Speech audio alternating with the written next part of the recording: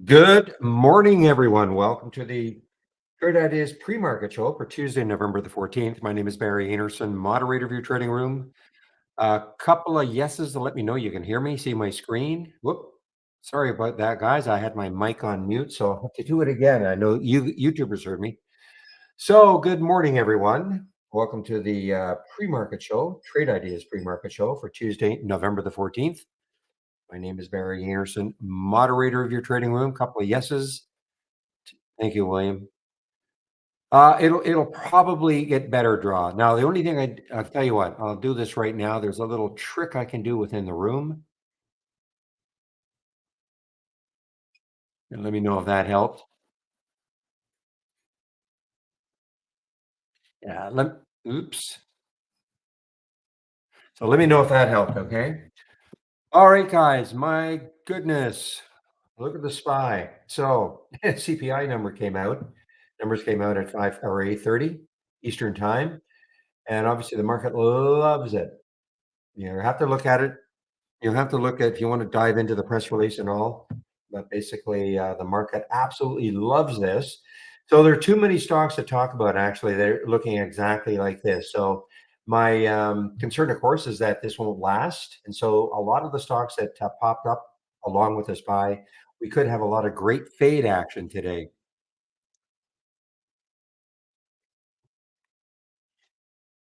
Well, let's take a look at some of the stocks that are, I think, kind of independent of the SPY right now. AIRE, AIRE. This is it's not an earnings play. Not an earnings play. I know there's going to be a reason for this one. It popped after hours yesterday. I just don't know what the reason is. I'm trying to scour through my headlines. At any rate, AIRE got all the way up to 17 cent. Wow. So that really is actually pulled back quite a bit from the high after hours. THRX. THRX. I think they did have some news. Oh, it's an earnings play, November 14th. Yeah, so it's an earnings play, THRX. It's a little gap, huge gap up for it. Now, look at the 384. That's the big high to take out somehow. I mean, it's at 303 right now. You can see if it can take out 384 at some point. Look at the gap.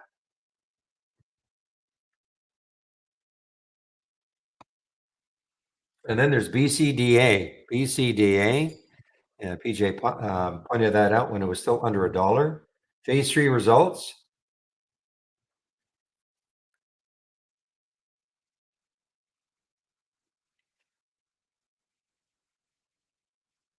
FDA approval of its phase three clinical trial. Okay, so low float, 11.9 million in the float. More importantly, right there is such a key area, 132. I mean, I know it's already up on 210%, but if it can take out 132, then your next highs are way up here.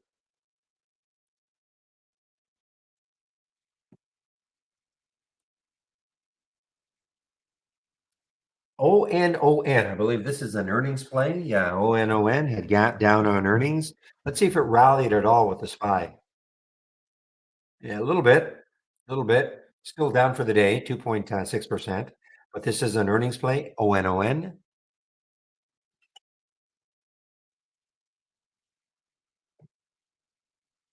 INVO, another earnings play.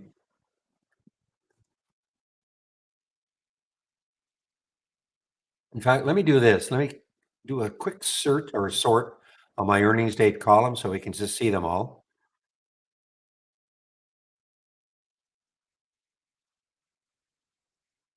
Okay, now just scroll down. So there's the THRX. I didn't talk about the PROK. No, I'm hearing a firm. When I say I'm hearing a firm, this is in the gap up. This is in the gap up. But again, it's basically mimicking the SPY. So what are you going to do?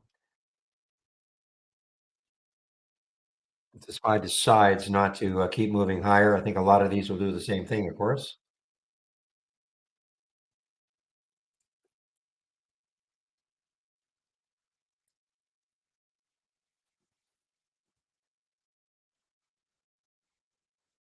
HROW, this is another one that caught my eye. HROW is an earnings play. It has not popped with the SPY at all. It's an earnings play, HROW, down 23%.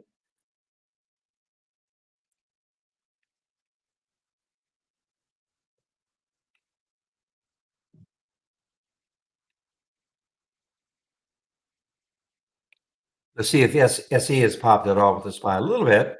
Another earnings play. SE is another earnings play. It is down 8%.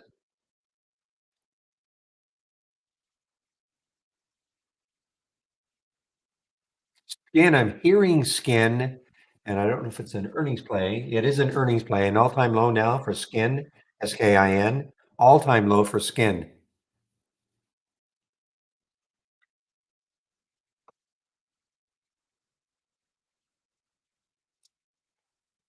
CSIQ is another earnings play. We do have a lot of, actually, we have quite a few earnings plays today still.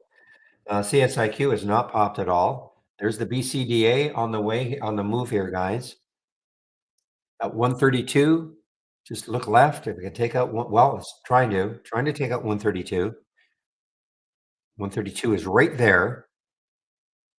You can see my weekly chart. You can see there's the high. And then after that, nobody's saying it's going to get up to 254, but that is the next high on the weekly chart.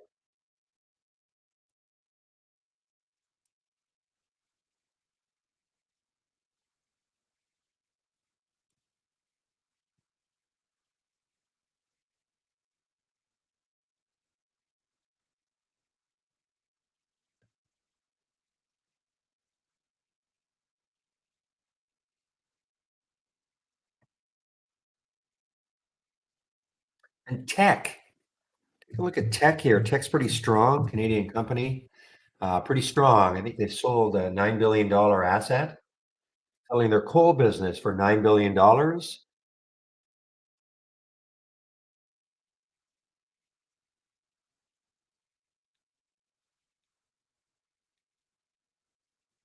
there's a nice pop for tech. BCDA continues now, guys.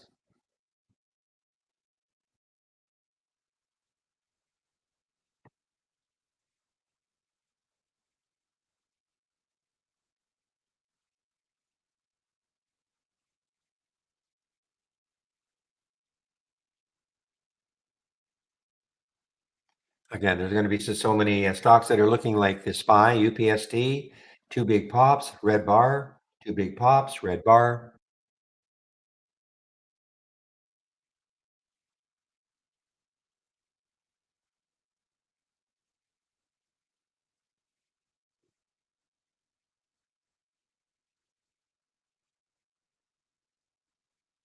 Oh, wow. I'm still blown away that Travago is down here. The only reason I say that is I still see them advertising like mad on TV. This is now a 57-cent stock, Travago. Wow. And my new favorite stock, guys, Duolingo. Duolingo. I think it's making a new high. This is an all-time high now for Duolingo.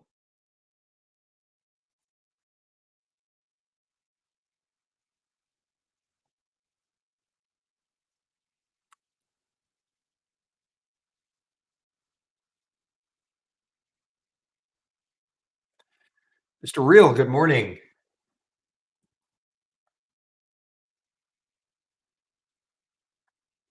Okay, let's take a look. Maybe some other little earnings plays. Azul is an earnings play, airliner.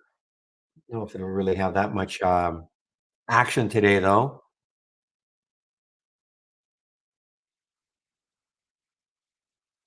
I'm hearing W, Wayfair. I'm sure it's just moving with the market.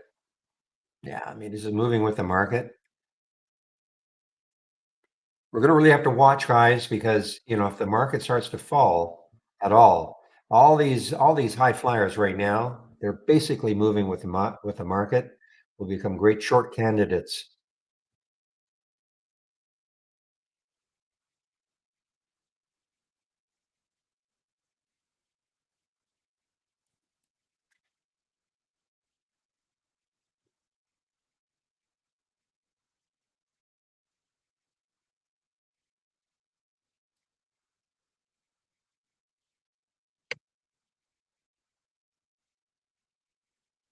BCDA continues to move. That 130 break was big deal for it. I mean, it already was up over 200%, but breaking 132 now.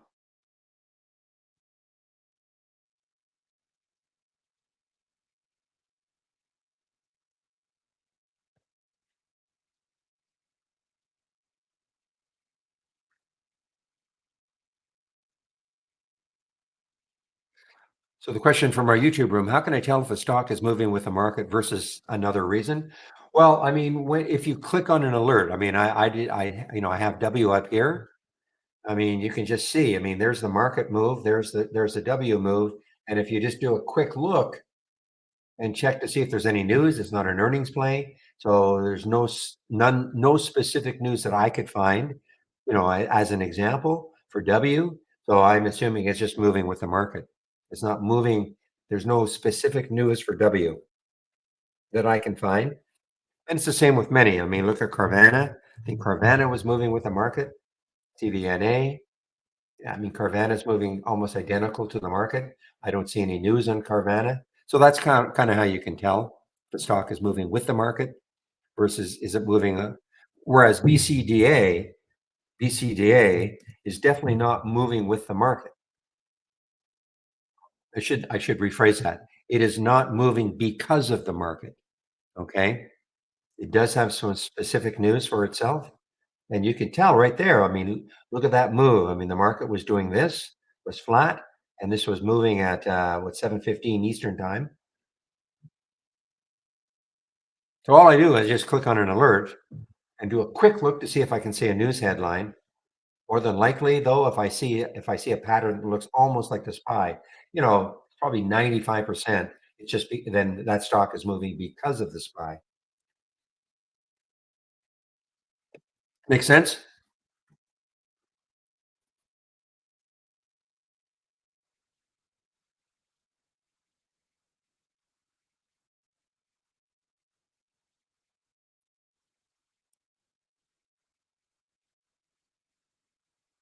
All right, guys, I am now going to take a look and see what sort of upgrades and downgrades we have this morning.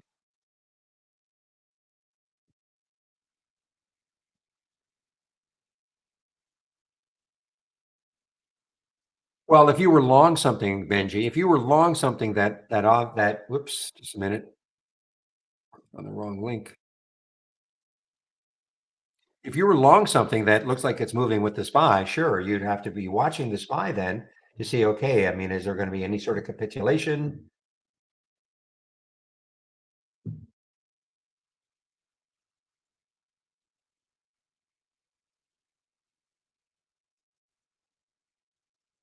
All right, guys, I'm going to put some of these upgrades and downgrades this morning and take a look and see if there's anything interesting.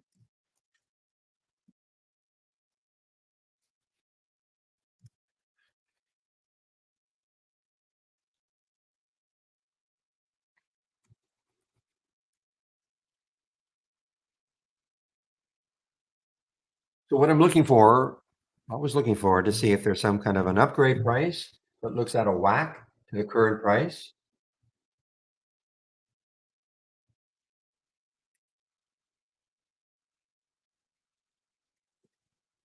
or one company that's being upgraded by multiple analysts.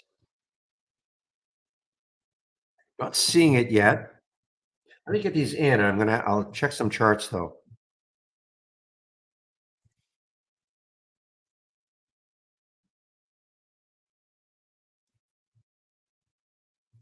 Okay, so here are some of the upgrades. So what I want to do is take a look at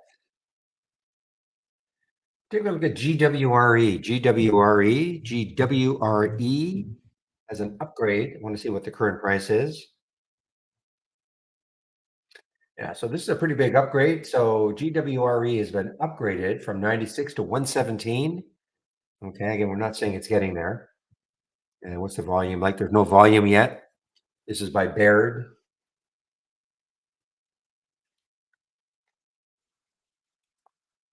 Yeah, so I'm really not seeing anything that exciting. Let's take a look at the downgrades. And we have about the same number of upgrades as we have downgrades this morning. However, oh my goodness, now we've got one that's been downgraded by multiple firms. Problem is, it's already so beaten up right now. Anybody want to guess what it is?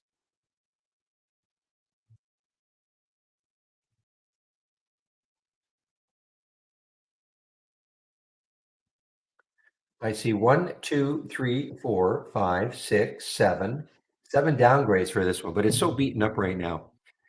And the answer is Skin. It's an earnings play. Skin is an earnings play today. It's a sub $2 stock now. So when I said the upgrade list or the downgrade list was looking pretty long, seven of those were taken up by Skin.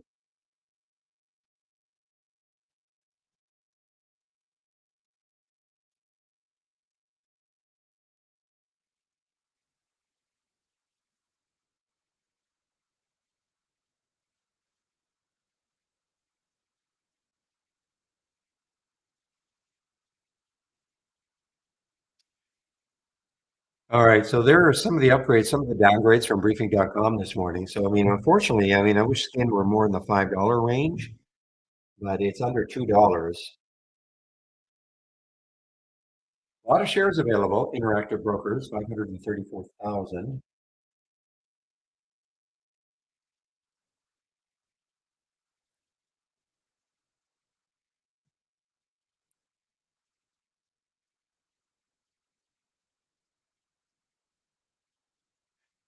Okay, now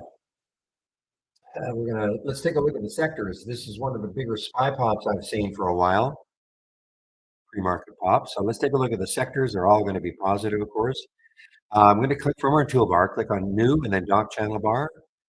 Scroll down until I see Show More, and then find Sector Status.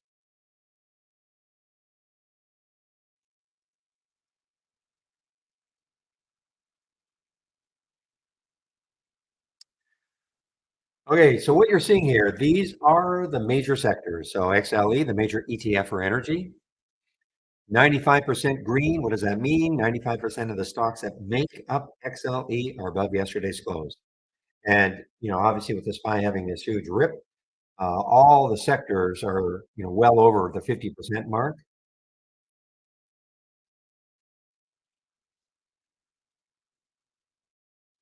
Now, the market was a little bit mixed yesterday. Dow was up a little, Nas was down a little, SPY was down a little. Again, let's take a look. I just want to see the ones that are below the 200-day moving average and see if they're getting closer. XLE now. So there's XLE, guys. There's that blue line on my daily chart. That is the 200-day moving average. You can see that it's getting close today. Still close below it, but it is getting close today. Maybe today we break above. Take a look at financials. XLF was just hanging around the 200-day moving average. Still kind of hanging around, but nice pop. So maybe we're going to clear this today.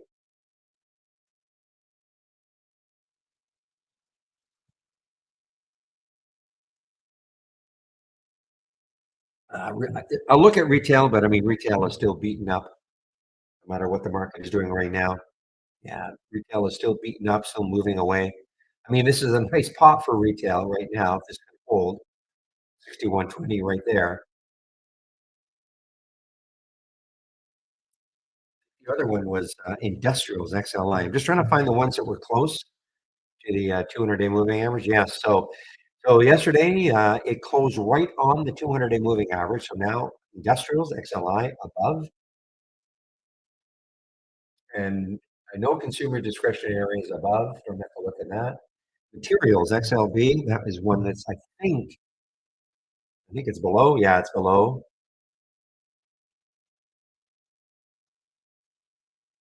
And then we know that communications and tech, of course, soaring above. Look at this. Get better there. So that blue line, that's our rising 200-day moving average. Look at the prices rising. And that's communications. And XLK, I think it's an almost an all-time high. Yeah. Right now, all-time high for XLK.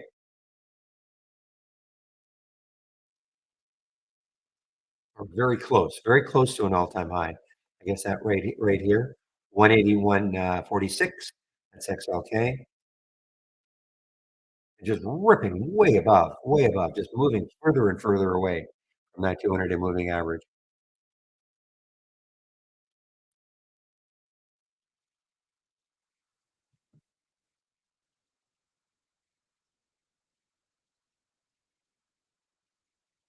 This one from yesterday, guys, LIW still strong.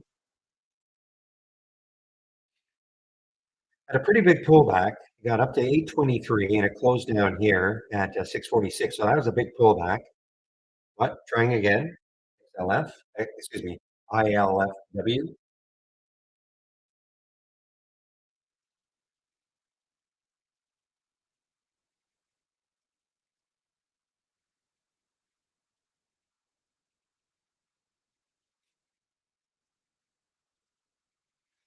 There's a Duolingo.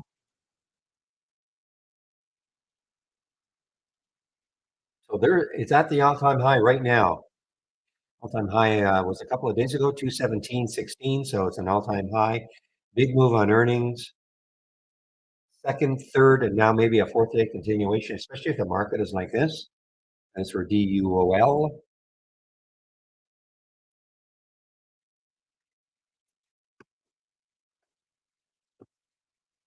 the big one will be that first 15-minute candle, guys. Can we hold all these gains, or are we going to, get a giant red one to tend to wipe out some of this? And if that's the case, keep an eye on anything that was moving with the SPY.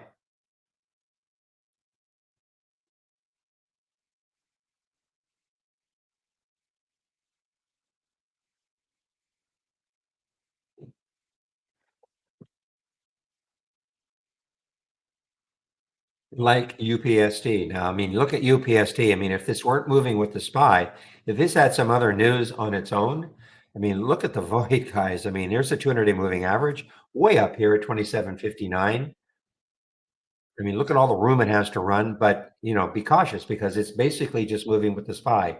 Any SPY weakness, pretty sure, is going to cause stocks like UPST to have weakness that have basically just moved with the SPY.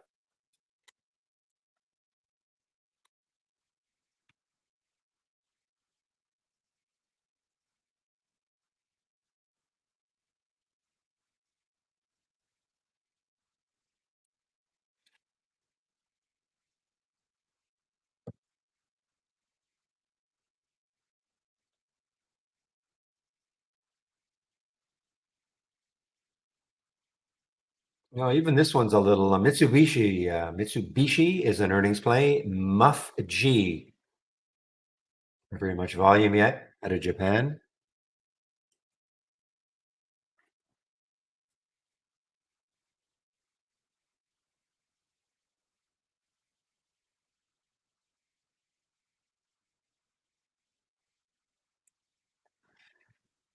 So, William, that means you'll keep it open till about what, 411 or just four? That's okay. I mean, whatever it is, of course.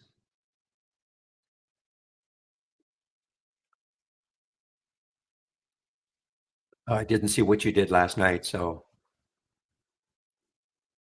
and after, okay. Okay, so Benji, question is how do you get an independent window? So what does my SPY stay as a SPY, even though I'm clicking on other symbols? Okay, so basically two options in our charts. If I right click on a chart, go to the chart you want, so right click on it. Okay, and excuse me, this will pop up. Go to properties, go down to properties, and another box will pop up. And one of the boxes says symbol linking. Just uncheck it. Okay, uncheck the symbol linking, and then that's why your SPY, that's why you can have independent charts, not just the SPY, of course, but any other chart. I've got some thumbnail charts on my other monitor. And it's just because, again, right click your chart, go down to properties, box pops up, and there's symbol linking, uncheck it. Uncheck symbol linking, okay? That's how you do it.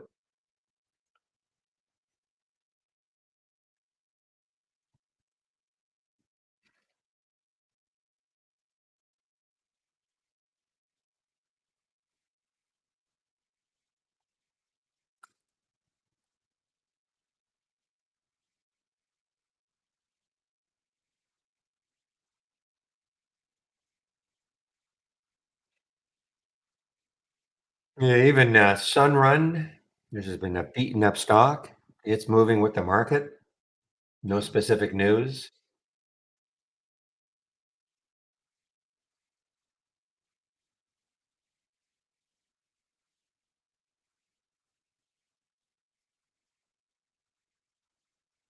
So with this BCDA, I'd be really watching to see how well it holds this 132 level. And maybe that forms a base, sort of a jumping off base again. Did get up to what, 148, pull back a little bit. There's the 132 is right there. That's the high back in July, that week of July, 132.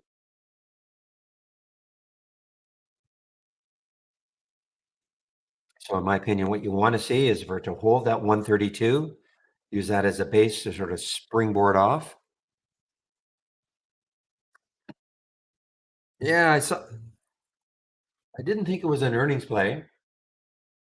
No, it had the big move after hours. I know. I couldn't see any quick news headline for it, real. Maybe we have it. It's a recent IPO.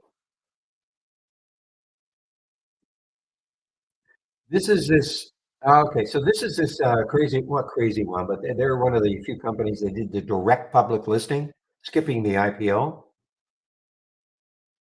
Of course, it got up to $600. That's right, I forgot about that. But I don't see any specific news on it now.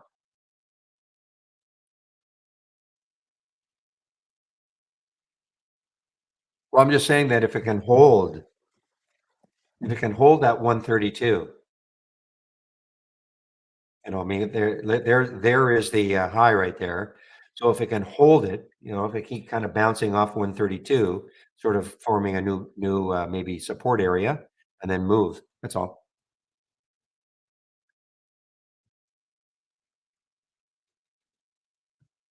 It's all about holding it.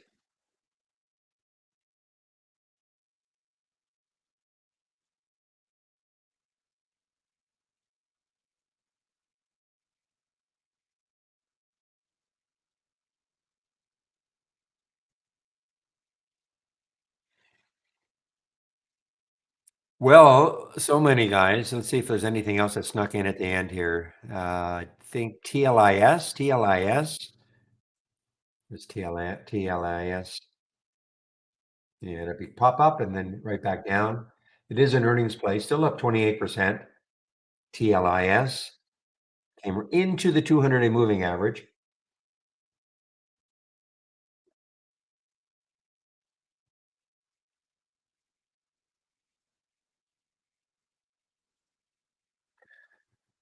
Okay, guys, we have 1 minute to the open. Let's have a great trading day, everybody. Now, typically, I do not trade in the first 15 minutes.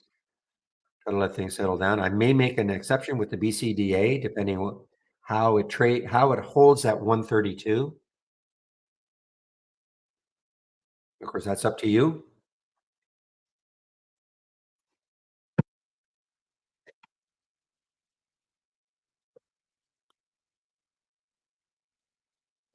It's too bad that skin is such a cheap stock with all those downgrades, downgrading off earnings.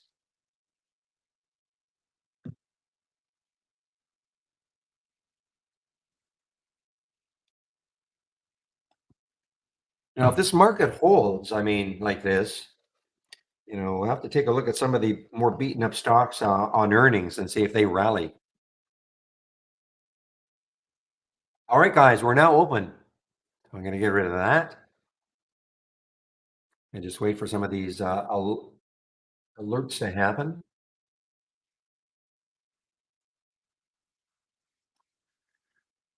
So Andrew, by the way, I am sharing my layout. So if you wanted to have a look at my layout, but it all depends on your trading style, of course.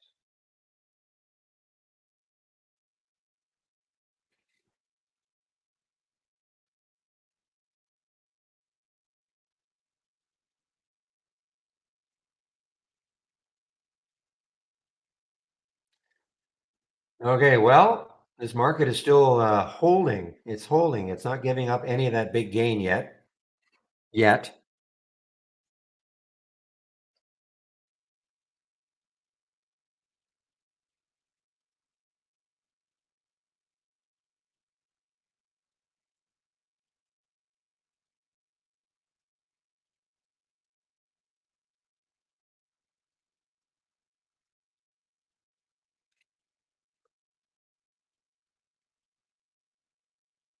Okay, guys, I'm just kind of watching if anything is kind of fading a little bit off that spy pop. I don't see that yet.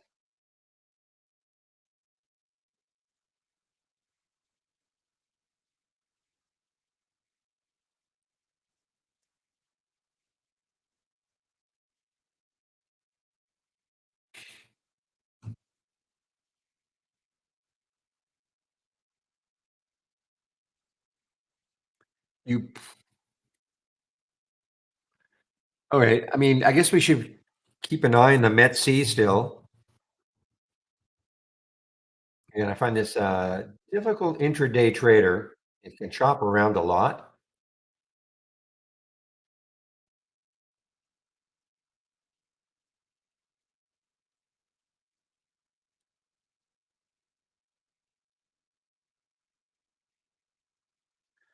Well, again, if you're a little less conservative than I am, ONON showed up at 9:30, right when the market opened. Potential short 24.80, 24.15 now. Just don't like taking trades in the first 15.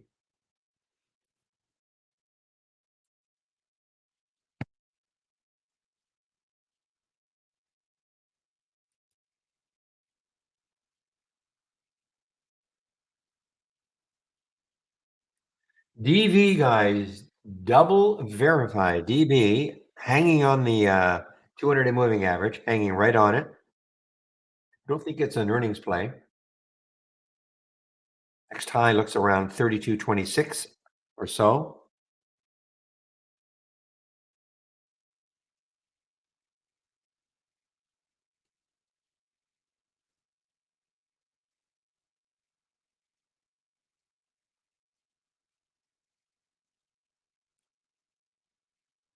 No, I saw VIPS. VIPS is an earnings play. Actually, it was negative. I think negative at the beginning. I believe. Yeah, look at that. So what a rally for VIPS. This is an earnings play. China stock.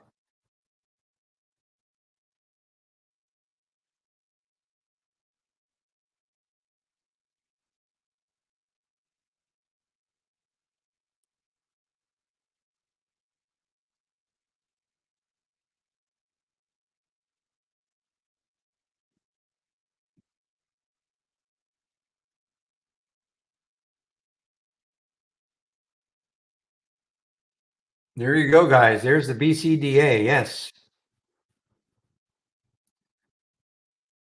So here's the halt. Okay. Now, again, this is from Interactive Brokers, nothing to do with trade ideas. Okay. This blue screen you see here.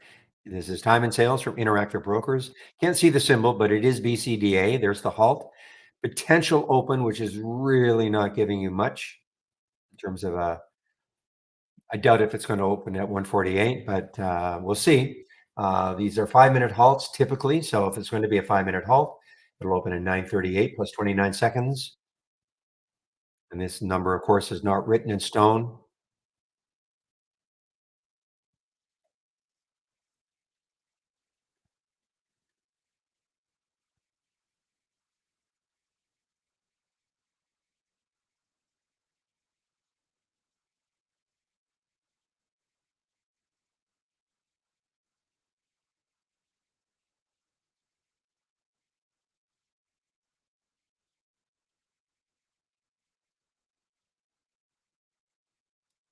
Market, this is impressive, guys, so far with this market. I thought maybe it would start to give up some of that big 830 pop, but not at all. Not at all. It's just holding, holding, holding, holding. We're 5 minutes in, 5.5 minutes in.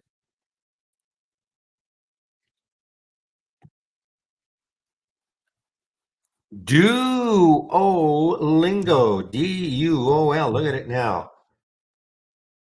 Talk about a great 4-day continuation now on earnings.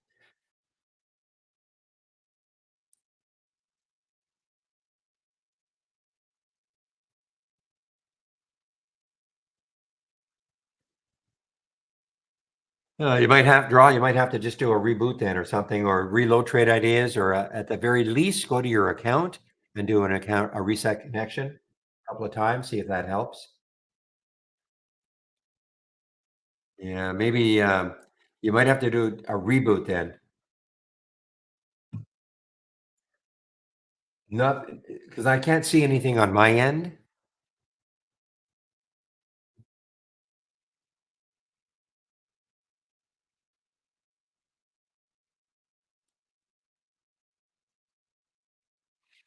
All right, I'm 150 now. What time is it? 9:36. So in maybe 2 minutes, if it's going to be a 5 minute halt, this will open. This BCDA.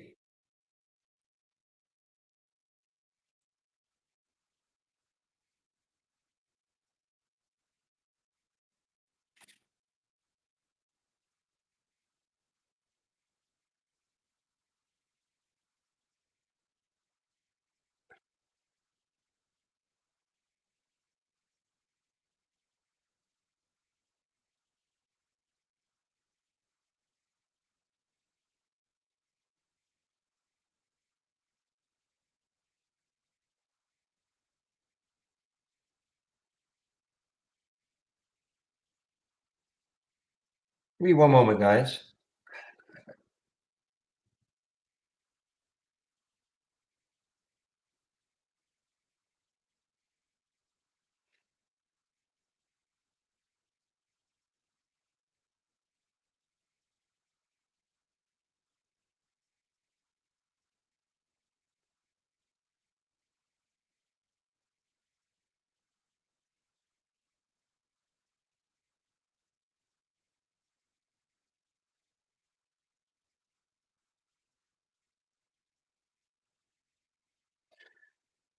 Okay, well, market is still strong, has not really given up anything yet.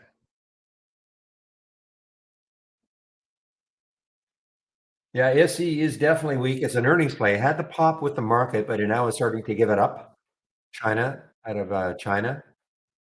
Sorry, Singapore. Sorry, Singapore.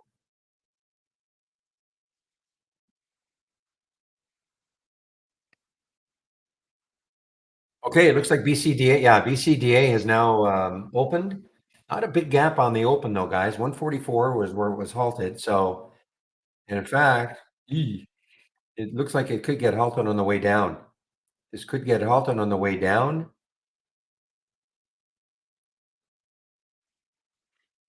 I think we're going to see a halt. There we go. There's a halt right now. Yeah, so that was short-lived. I'm surprised.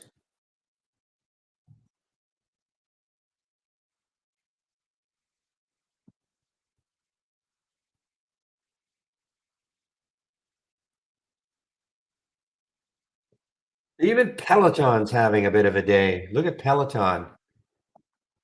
They're still advertising like 517 is the next high looking left.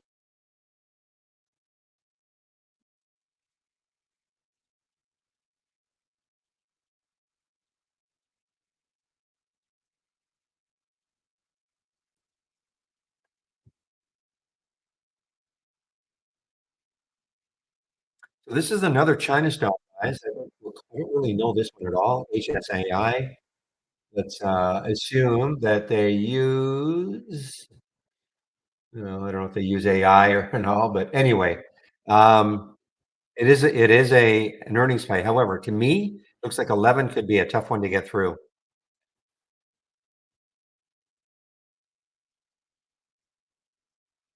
Boy, look at this ILMN. I got this one thumbnail. This has just been ripping with the SPY, ILMN. It was an early play a couple of days ago. A terrible result, but trying to come back. The high 98.56. That's the high of a couple of days ago. I'm gonna stick an alert right above that.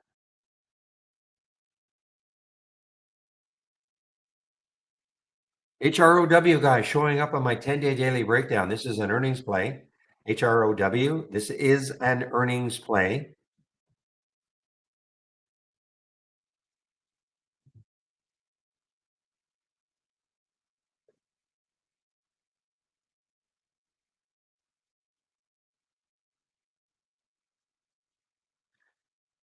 Batai BTAI showing up on my oh, it's down for the day too. This is an earnings play also. BTAI down for the day, but trying to rally now.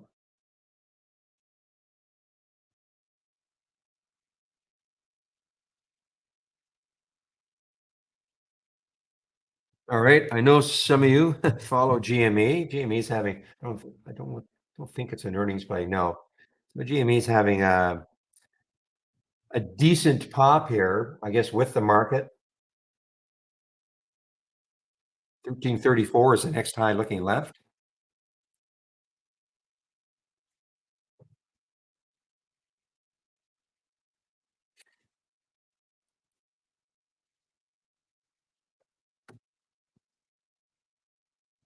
Another one that's popping here, guys. Almost positive now. CSIQ. Basically, we're moving with the market. Not exactly though. This is the 8:30 action. This is the first candle. So, but rallying with the market overall, I guess. CSIQ.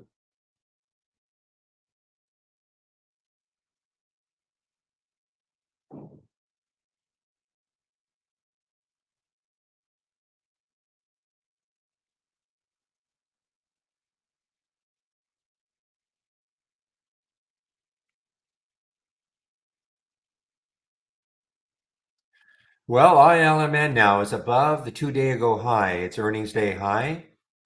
ILMN.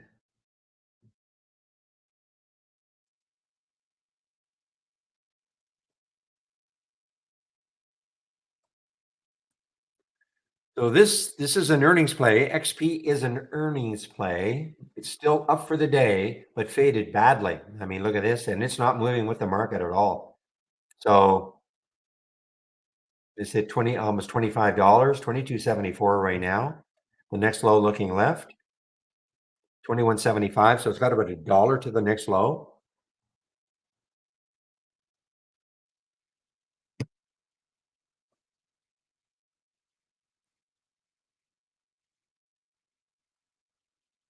Okay, HROW. I have to check to see what would happen if it took out 9. Check this monthly chart to see what sort of action there is. Looks like the next low is 751 on the monthly chart. So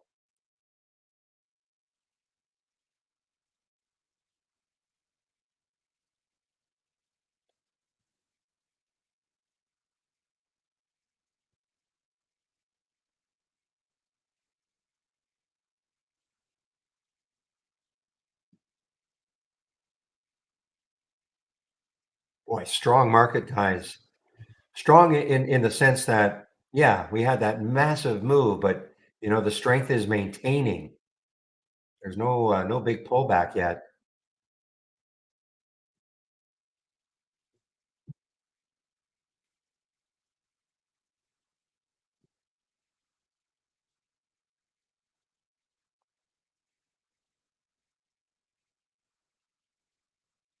All right, guys. BCDA may not be over. It's still slightly above that 132. That could be a support level.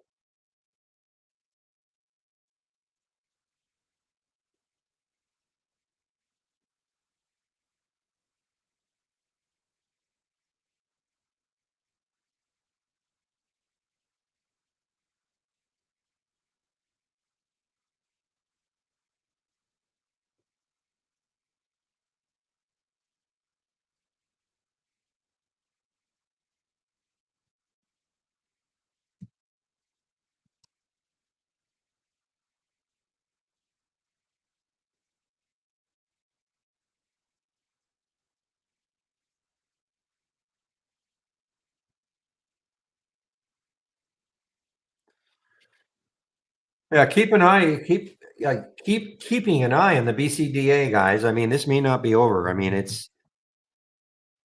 as long as it holds over this, in my opinion, anyway. This little level. I have to get back to a weekly chart. This 132 mark.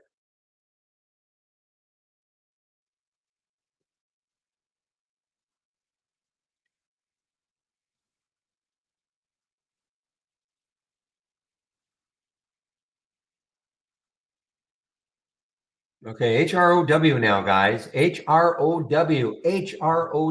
looks good. It had a little move over 9, but it's now fallen down below 9 again. It's a little bit spready. You got to deal with that stupid spread.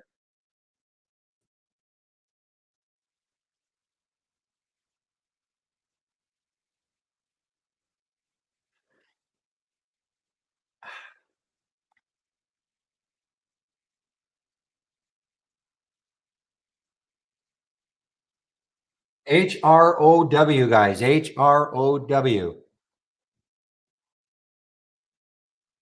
In a nice big way. Look at this now, guys. HROW. Had the alert at 940. Did not take it there. I wanted to wait a little bit. Getting close, got close to that 945. I like the whole number break. Problem is that spread. You got to be on top of this, okay? Because that spread can get crazy.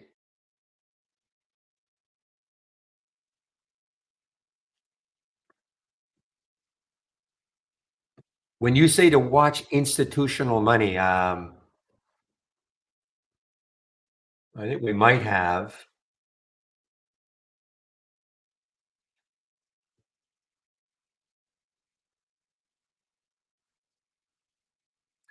held by insiders and held by institutions, okay? But how often this gets updated, I'm not sure. But we do have a couple of filters held by institutions, held by insiders, okay?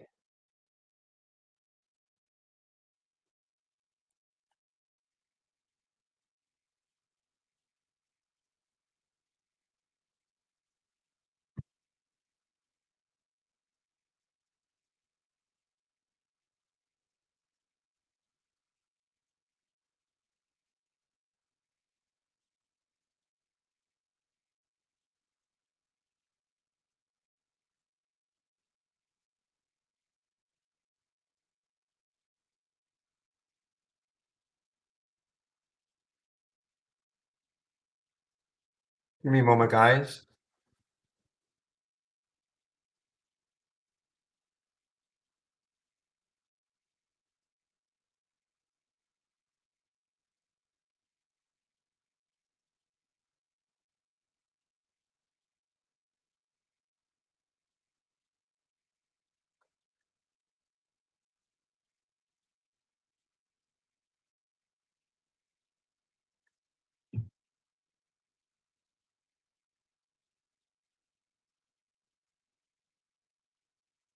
Give me a moment, guys.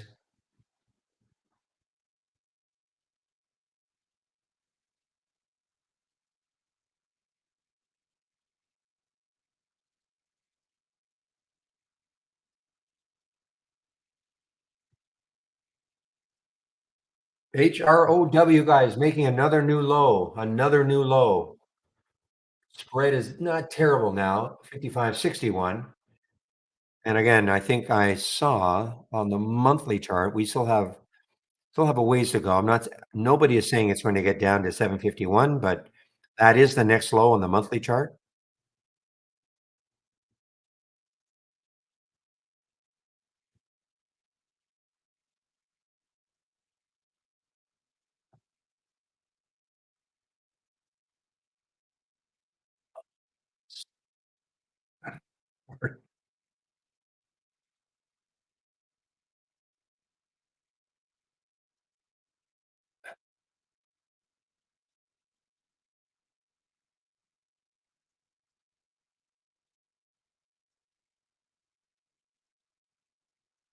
What's the other one here? Onion had a nice move down and then it popped up, I think. 24. I know it's not onion. Okay. Before somebody jumps all over me and said, that's not onion. ONON. 24.80. And it got down to, yeah, it was nice. I mean, it got down to 24.14 and then it popped. I'll be watching this later though. I mean, this is certainly weak compared to the market. I believe, yeah, it's an earnings play also. And these are scans that I am sharing.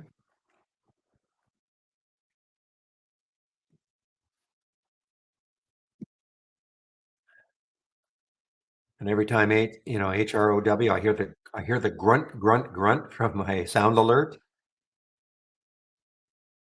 How's AI doing? 29.80. Yeah, I mean wow. I mean, look, if it takes out 32.70 is the next high. 32.70 is the next high on the daily chart for AI.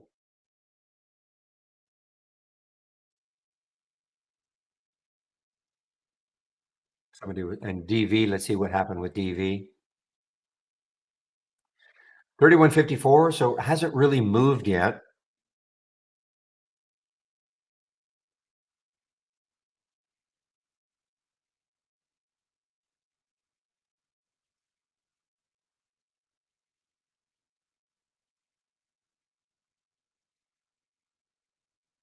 I'm not sure, Brian. Let me check. I asking about the Zoom.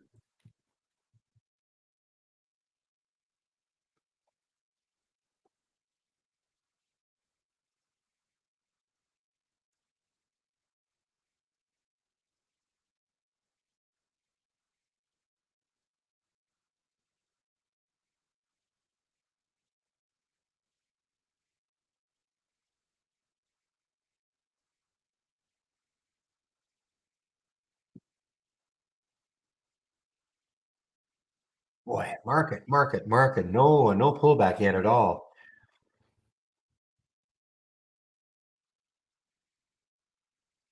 So I'm just trying to get an answer, Brian. You can ask me questions, though, of course.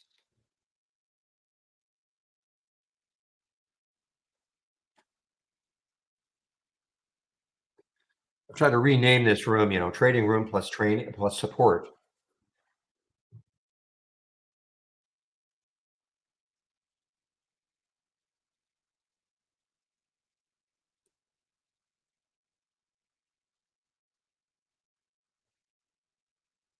Yeah, so no Zoom, Brian.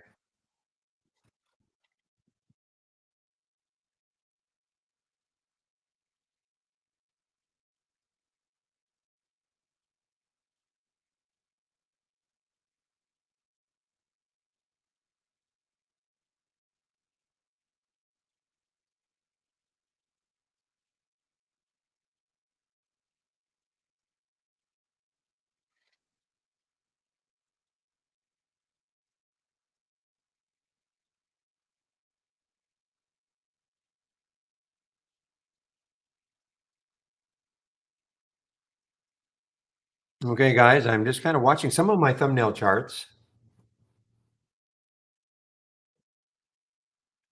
PSFE. Now, as I've said before, if you see the same stock in the 10-day daily breakout and in the option activity, pay close attention. So let's take a look at PSFE. There's no guarantee. And of course, it's in the momentum scan too, but no guarantee it's going to rip. But yeah, so my problem right now is that for me, it's just too close, number one, to the whole number. And even if it broke the whole number, there's the next high looking at 13.11. For me, it's just too close. I would have loved to have seen when I look left, a big, at least a $1 until the next high. I just don't see that though with this PFSC. So I mean, listen, it might just power right through all this and through the 200-day, but it is an earnings play. So I mean, it should be active all day long, but it just doesn't set up well enough for me.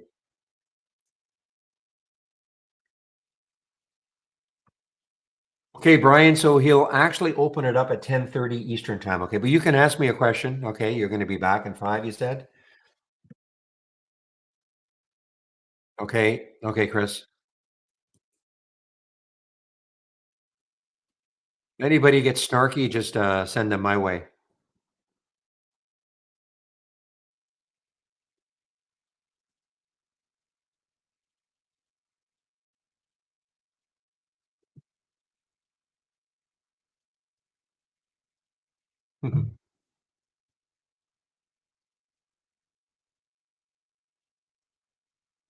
I'll try to bathe them in Canadian kindness. Do I wait for no, I don't wait for candles to close. I'm more of a person when it hits the price, I'm gone. And whatever my price is, okay? So it's got nothing to do with the candle. That's me. Okay, that's me. I know Steve has a different, but he's more of a swing trader. Okay. I know Steve waits for the candle to close. But for instance, let's just say I was in this one, this PSFE, and my stop was at I don't know, 1197. I'm not gonna watch this thing go all the way down there and say, "Oh, I got to wait for this to close before I get out." That's me. I'm using this as a, maybe an exaggerated example, but no, I don't wait for the close of the candle.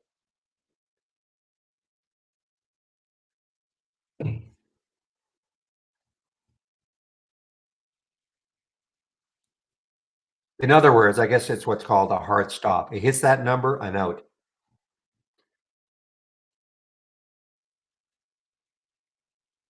Yeah, as Hall said, you can have huge movement of 15, maybe not as much in a one, but no, I just have a hard stop. If it hits that price, I'm out. THRX, guys, THRX is an earnings play. Now, I said yesterday, I said earlier, yeah, 387 is sort of is kind of the area. I'm going to stick a price alert there. It may not happen today. It may not happen ever, but if it can take out 384 at some point, then you just look left, look at the room it has, to try to fill in.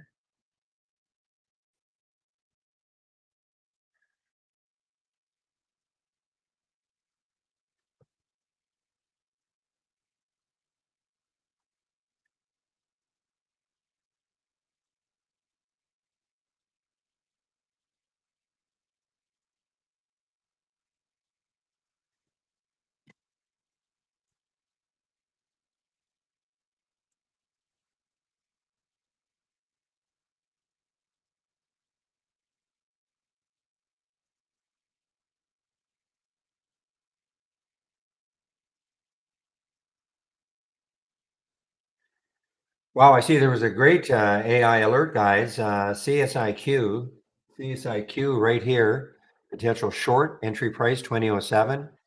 Before it pulled up a little bit, it got down to 1873. So keep an eye on the CBLT. Again, this is all part of your test drive. Okay, you should have this window up and running. All you have to do is click on New from our toolbar, and then Premium AI Strategy Trades window. And that's all. Don't go to the channel. I think it just overwhelms you with too much information. This is the only window you need. You'll have an entry, you'll have a stop. You don't have to get in right at the, I never take a trade unless I click on a chart. I want to see what's happening.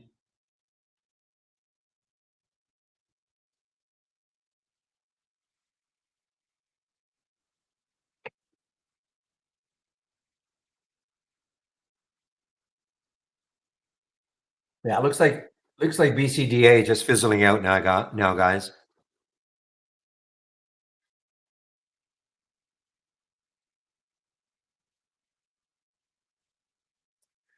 ACIC.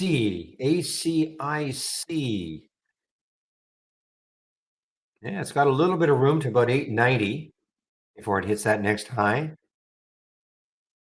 880 actually.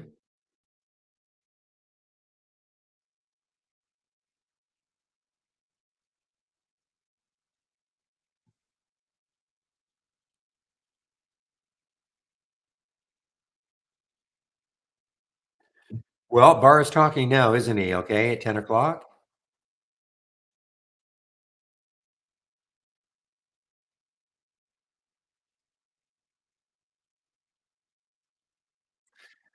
And sure, I also think though that he's into a lot of swing trading. Okay, so it's not so much day trading for him. So I think that's why he can kind of let that.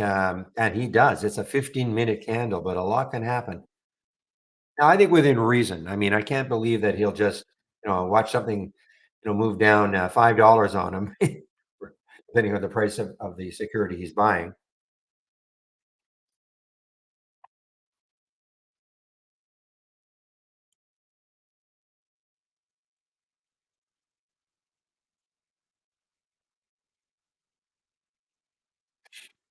Okay, so this ACIC did show up on the 10-day daily breakout, and it showed up on the option scanner, but it's not. Let's see what happens going forward. It's a low float. It's an earnings play, released earnings after hours yesterday. Not a big reaction. Give me one moment. I'll be right back.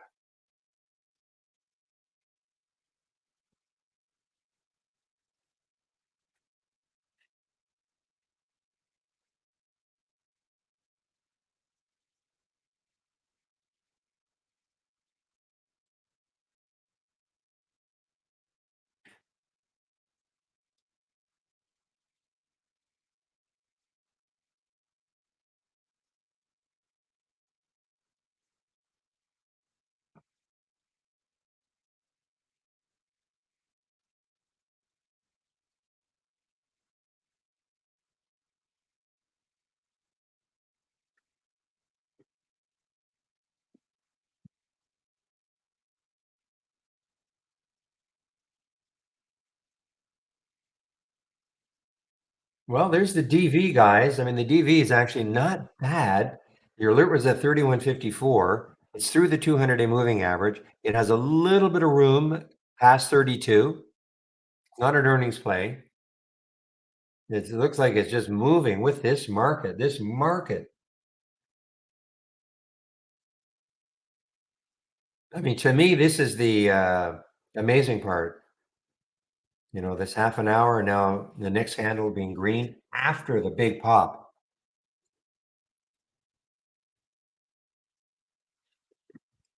Well, Home Depot doesn't. It's an earnings play. Is Home Depot an earnings play today or tomorrow? November 14th pre-market. Yeah, so it's an earnings play through the 200-day moving average.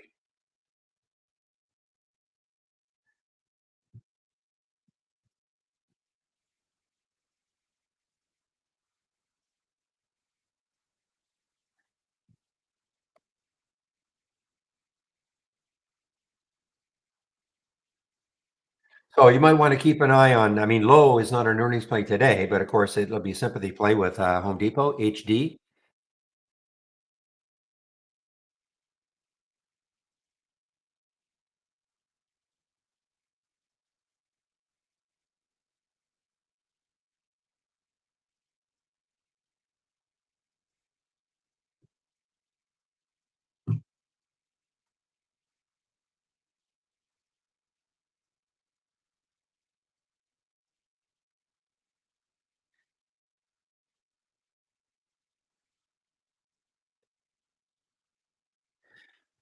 Oh man, I would love this one. I mean, this has just got the nice, well, it's not got a lot of room. It's got some room. 18,880 for ACIC. All depends on where you put your stop if you took this trade.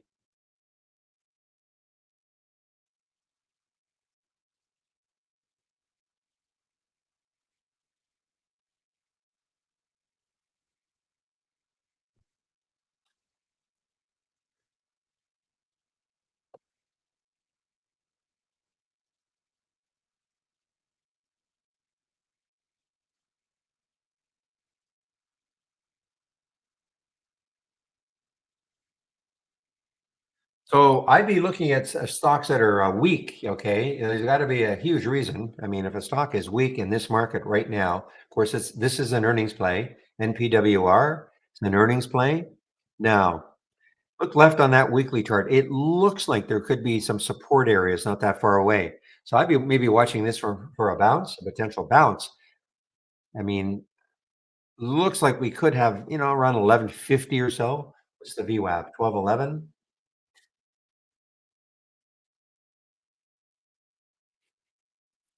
Well, if you're looking for bounce plays, this is the day because the way this market is, I'm not saying this is going to bounce, but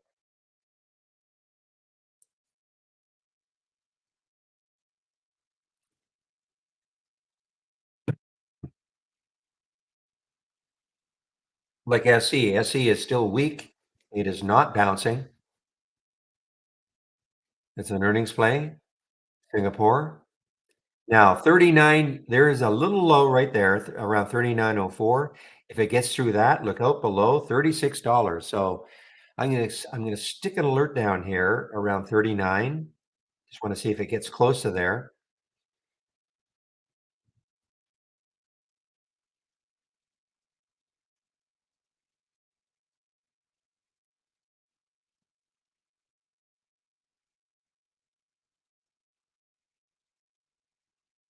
Well, meanwhile, PSFE is just ripping here.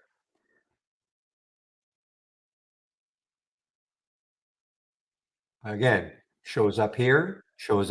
Abnormal option activity, 10-day daily breakout. Of course, it's showing up here. But if it shows up in the 10-day daily breakout or down the downside, and in the option scanner, really pay attention.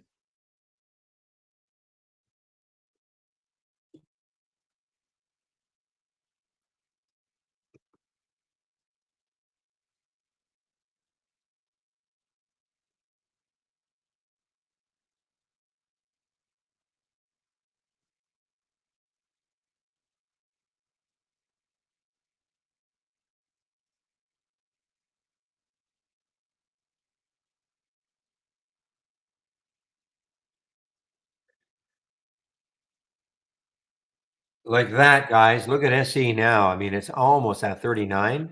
Might, in fact, when I see this, it might be. So keep an eye on it. A breakdown through 39. This is, absolutely an alpha stock trading on its own, not trading with the market.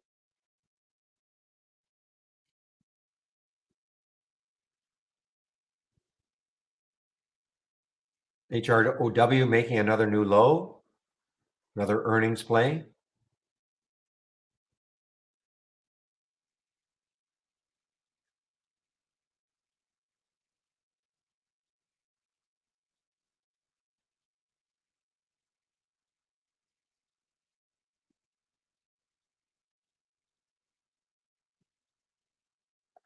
RMK. Let's take a look at RMK.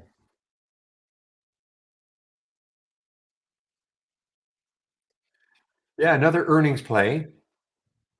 Didn't really appear in my pre-market, I don't think. I remember the volume was light.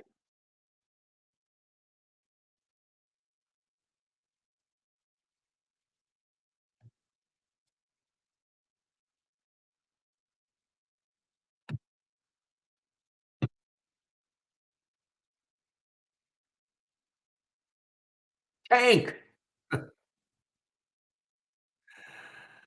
How are you? Haven't seen you for a while.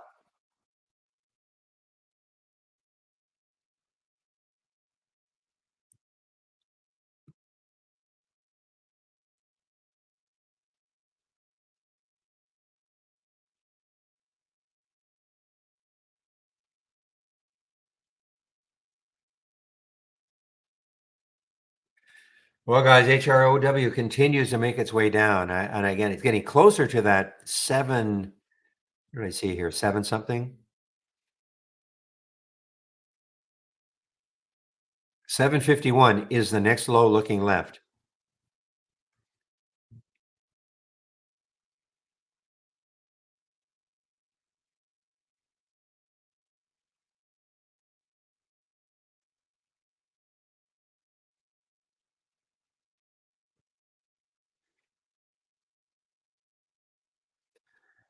Oof, there's a big fade off for Invo. I noticed it showed up on my 10-day daily breakout, but it's a big, big trade. It doesn't trade options. I can see right now. Yeah, zero options. So this stock is not optionable. So it wouldn't have shown up here. Showing up here.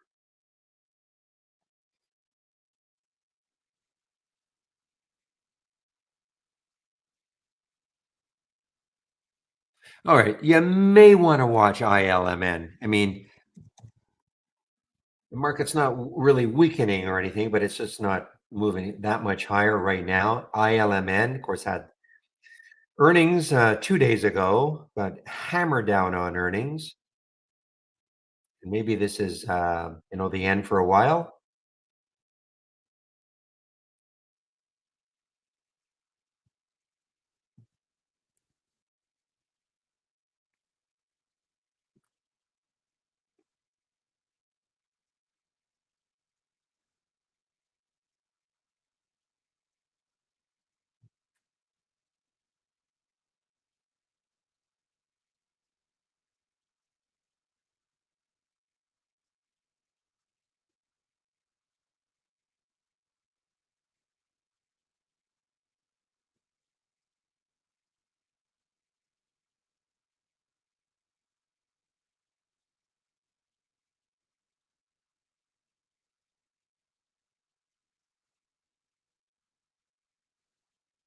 Okay, guy. Wow, this is almost an all-time high. CAMT, CAMT.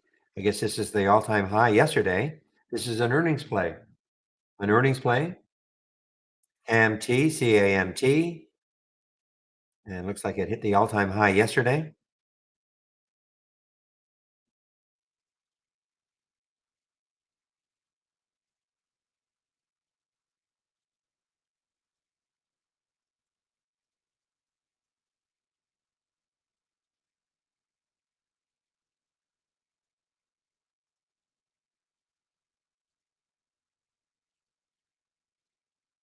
Here's another earnings play, guys. ENR. ENR is another earnings play. Nice. Actually, no. 36. Well, 36.78 is the next high in the weekly chart.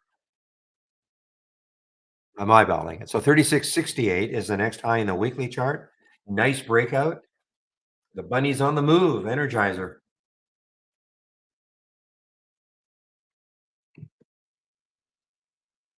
Meanwhile, HROW,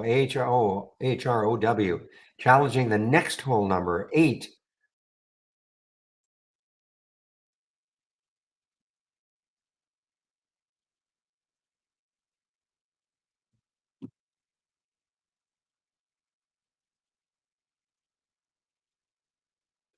All right, SE now below that whole number, below that right there. So the next low looking left on the daily is way under here, $36. So I want to see how well this holds underneath 39. And that is SE, earnings play out of Singapore.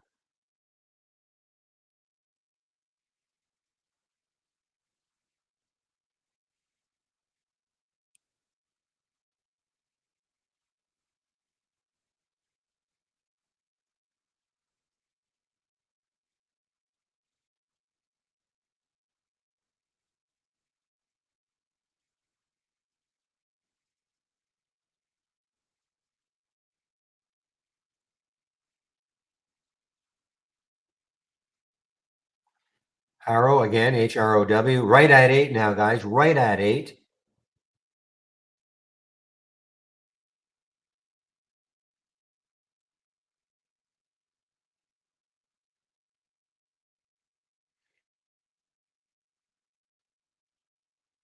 Watching SE, SE, okay, guys, SE try to get over 39 briefly.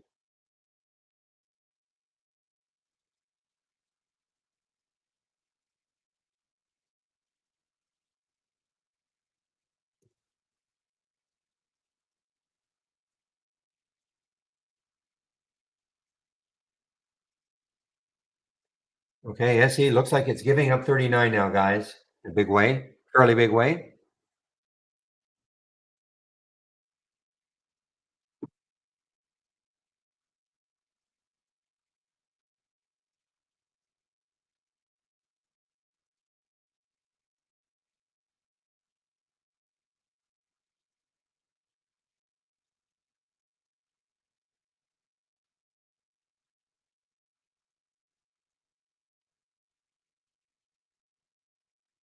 All right, BCDA, BCDA. Don't lose sight of it. This could be one of those that, at some point in the future being maybe in a couple of hours, It has sort of a resurrection. I like the way it's holding that 132 still. That's a high in this week right over here back in July. And I'm going to stick an alert in the 140 level because, again, it might be just resting for a while. It could be several hours that it just hangs around.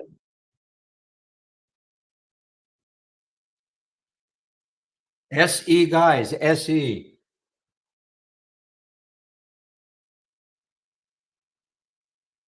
For me, the key was breaking underneath 39. I'm sure Real might have been in it early.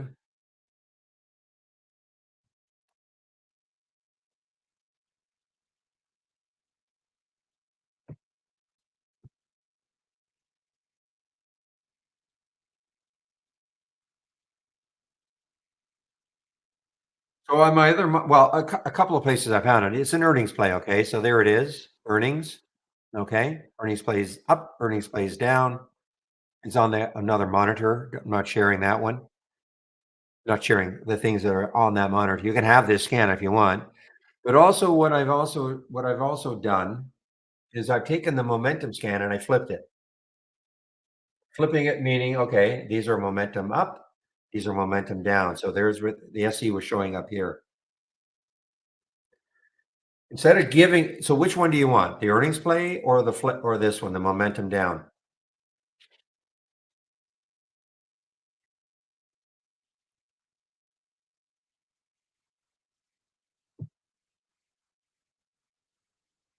See, there's a question I can answer.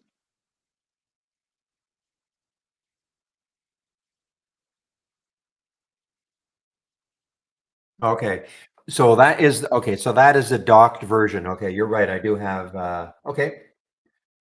So I can give you this one too. Now, this is only looking at earnings, okay? Only looking at earnings. So it'll still be pretty active this week, somewhat active next week.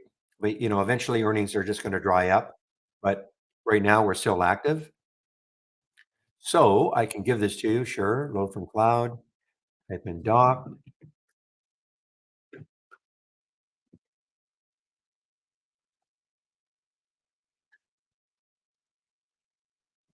Docked earnings layout share.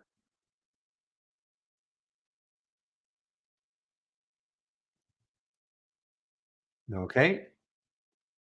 So this link I'm putting in is this scan that top list that you see.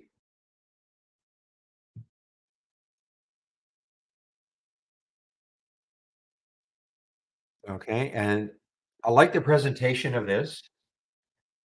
If I do, wow, SC guys, boy, that 39 break. Nice initial call by Real for sure, alerting us to it. I did see it in the momentum down, saw it in the earnings play. I did not act on it though until it broke 39. But just to give you an idea how this is color coded and what to me is kind of interesting. Look at XP. So there's XP. You see it's green. And what I do is I sort on the position in days range. So when you say, and so I've these are the same scans, or the same. It's the same top list. Let me show you what I'm talking about. So instead of my having to expand this so I can see everything, then I can see the ones near the low of the day. These are the ones near the high of the day, because I don't really care about the stuff in the middle. You might, that's fine. What I care about are the stocks near the high of the day or near the low of the day. So I basically took this and I duplicated it and then I sorted on the position in the range, in the day's range. So in this way, I sorted on the position in the day's range so I could see the ones near the high of the day and these ones near the low of the day. So but this is to me the interesting part. Look at XP. XP is in green. Okay. So even though this is showing up on the earnings plays down, XP is still positive for the day, but look what it's doing. Okay. Giving it up, pulling all the way back. So that's the way it's color coded. And on the flip side, not that there's anything spectacular, but CSIQ is down for the day, but it's in the it is attempted to move higher, okay? You can see what's happened. It's come off the bottom.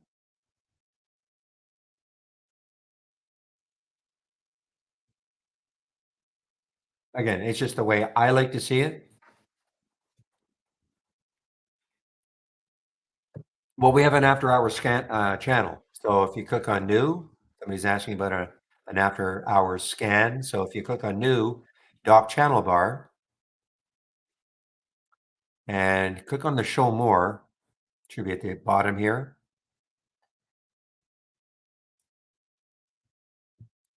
Or it's not. Where is it? Where are you? After hours right here underneath pre-market. Okay. So there's an after hours channel you can look at. Okay.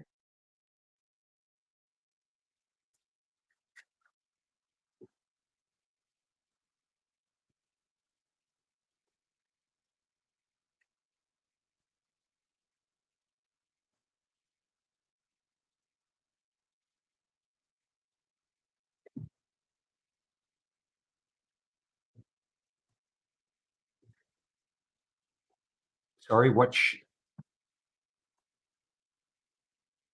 shows?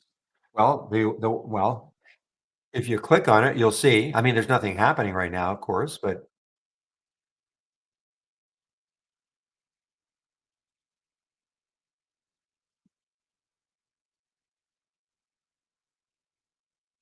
well, you'll have to just look at them. These are going to be races, I guess. It's only races, but post-market losers, post-market gainers. Okay. Well, pre-market will keep running. I don't think it's going to stop. I don't use it. I mean, I use my own pre-market stuff, but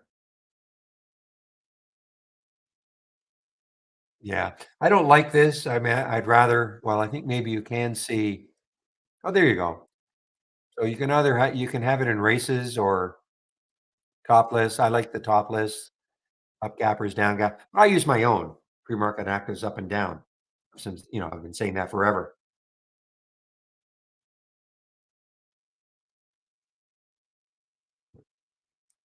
So I guess even in the,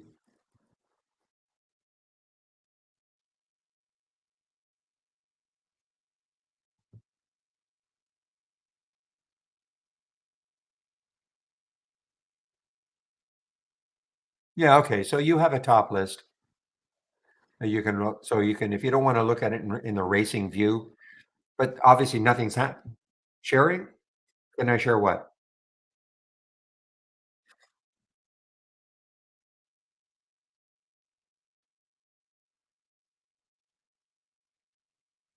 Yeah, it's on my homepage. Oops, up there.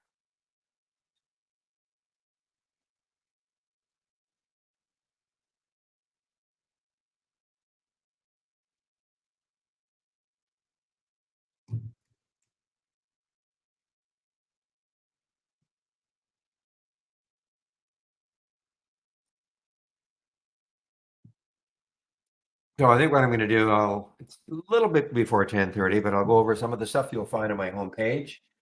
Okay, so you're looking for my pre-market stuff. So just click on my homepage link.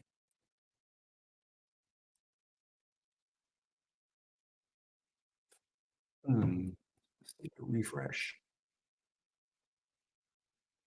There we go. Okay, so here are my scans. So if you click on my homepage link and you're looking for my scans, here they are, right in the middle section. So here are the pre-market actives up and down. That's what I use. You can use the pre-market channel, but this is what I use. I've sort of fine-tuned it to the way I like to see things.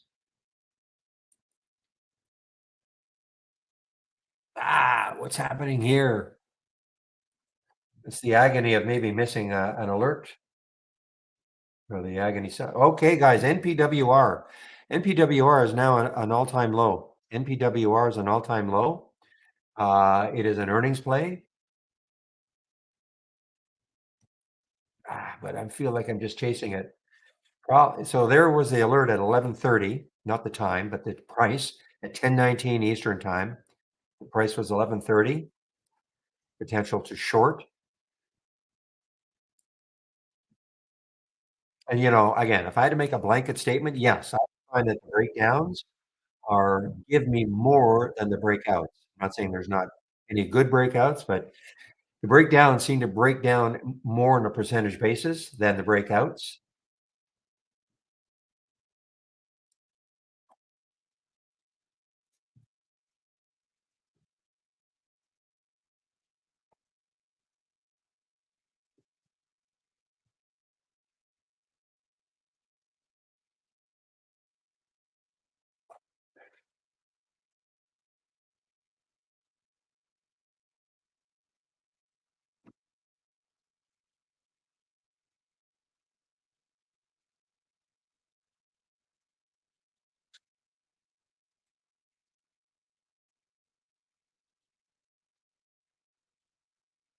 All right. Definitely keeping an eye on this. I mean, market's not gonna help at all.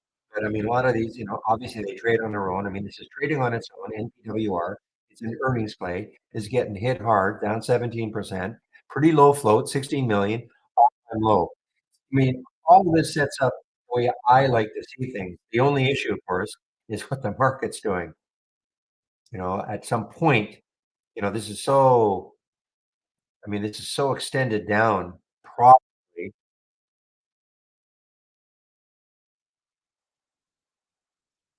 Yeah, Metsi is doing its thing again. I just find it too difficult to intraday trade. Maybe today will be a little different. I mean, again, look at these bottoming tails.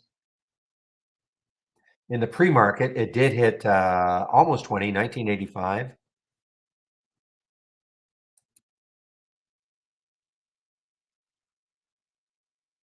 Yeah, see another attempt at that whole number or the next whole number.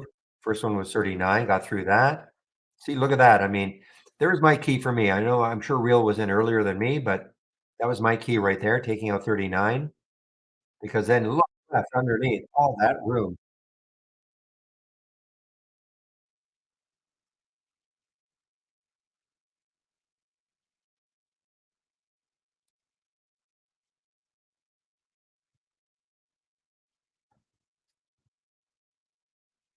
And now it's showing up here on the option scanner.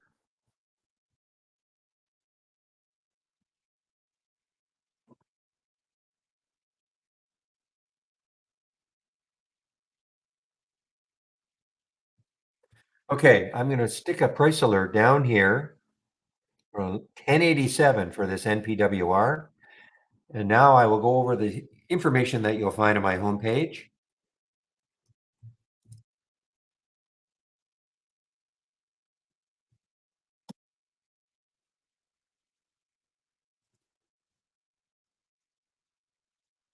All right, if you click on my homepage link, this is what you're going to see, right? You'll be right at the top here. Now, that promo of 30% is gone as I thought it would be, but still a pretty good one. Barry 25. You'll get 25% off the first month only or the entire year. Same thing, guys. Don't take out a yearly. If you don't know this program very well, you can always start off with a month.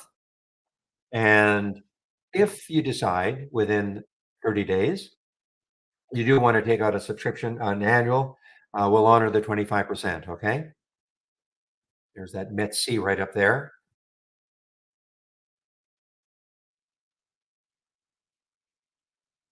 And this promo will last certainly, I think, past Thanksgiving, American Thanksgiving. Okay.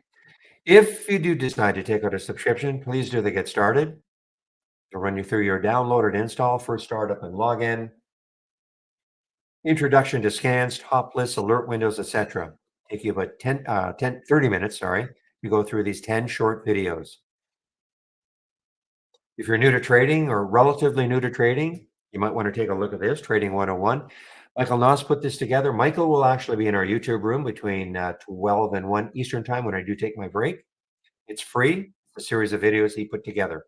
Daily stock of the day video that I do, it's free, of course. Trade of the week is free. It'll be sent to you before the market opens Monday mornings. Trade of the week was Fubo. Let's see what Fubo is doing. FUBO.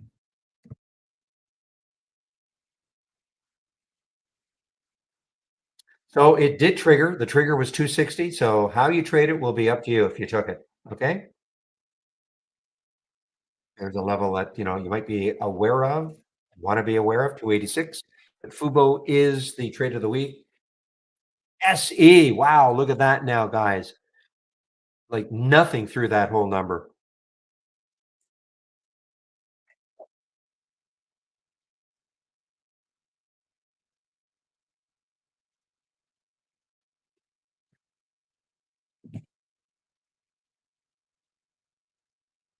That's a question for accounting, Luis. I can't help you. Okay, I bow out anytime it's if you were a monthly, if you were a monthly subscriber and want to take on an annual, that 25% would certainly be valid. But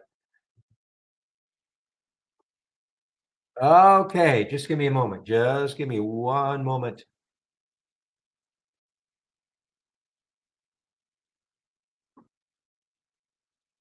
CPI numbers, CPI numbers came in, and I don't want to hear it's a bunch of lies, it's fake, it's false. I don't care. The market reacted this way. Okay, 8:30, the CPI number came out, basically flat. They were expecting maybe a little bit more, so the market is jumping. Of course, hoping that maybe inflation is getting somewhat tamed. So that's the reason.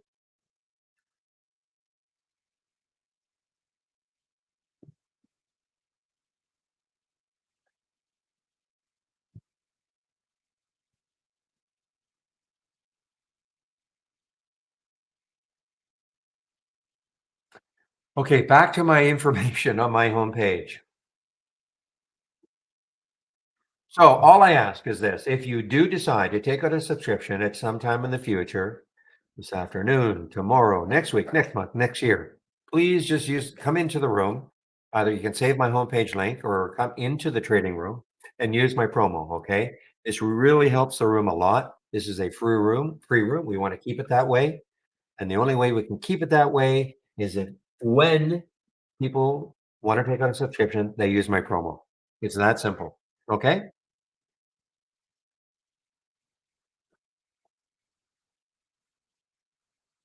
Now, here is the education section. This is our user guide. So again, it's like any other user guide, lots and lots of information. Most of it you probably won't care about. Okay. Getting started. We've already talked about that, the 10 short videos. I would look at alert windows for sure. I would look at top list windows for sure. You might want to look at racing and price alerts, price alerts, price alerts. I would absolutely know how to put a price alert on a chart. I think it's so important. Okay.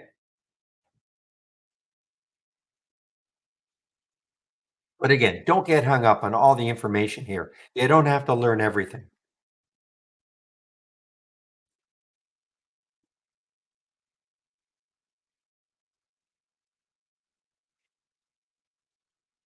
Moment.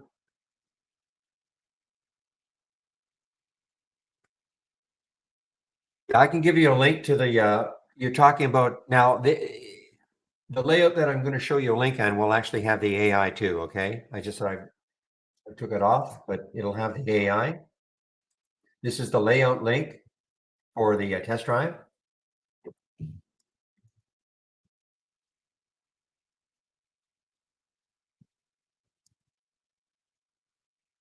So anybody who wants my layout. Now, remember, if you have a layout up and running, make sure you save your layout to the cloud first. Okay, you can only have one layout loaded at a time. So make sure you save your layout to the cloud first. Okay.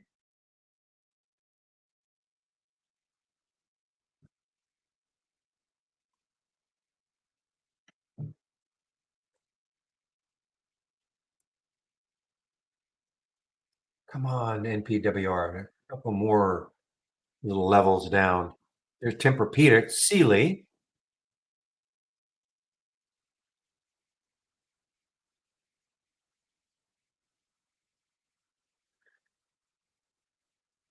It's interesting, isn't it? I mean, my three trades today have been shorting.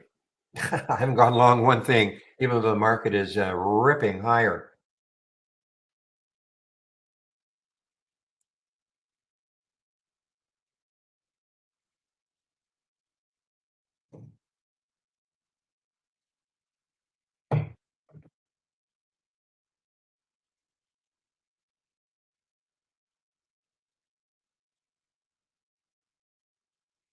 Right.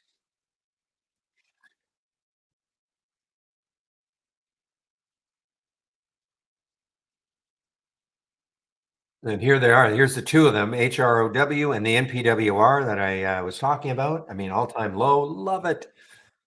And then the SE, which was not a 10-day daily breakdown.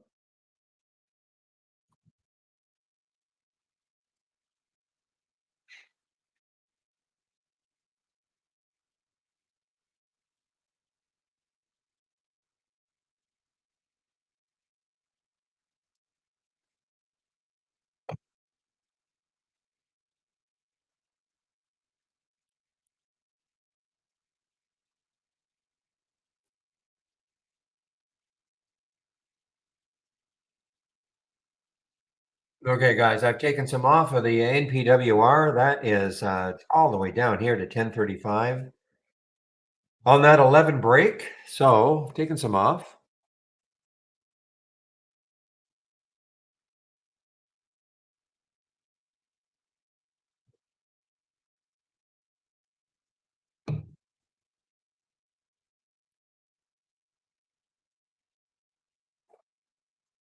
Watching intensely on the SE. See if it has any further breakdown underneath that whole number of 38. It still has a lot of room. You hear me say that if you're new to the room. By the way, if you're new to the room, I should always welcome people who are new. Welcome to the room. This is the format Monday to Friday between 9 a.m. and 3 p.m. Eastern Time. I do share my screen and live on the mic. And again, I call this now a support room also, so you can certainly ask me questions all day long. Don't feel that you're interrupting me. If I'm in a trade that requires my full attention, I'll certainly let you know, but we are here to help.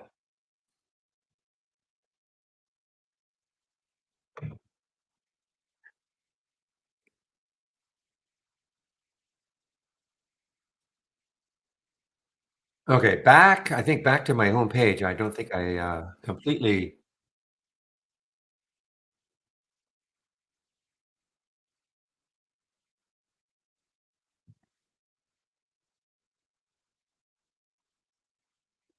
Okay, so I went over the user guide. There's the getting started series, and here we go.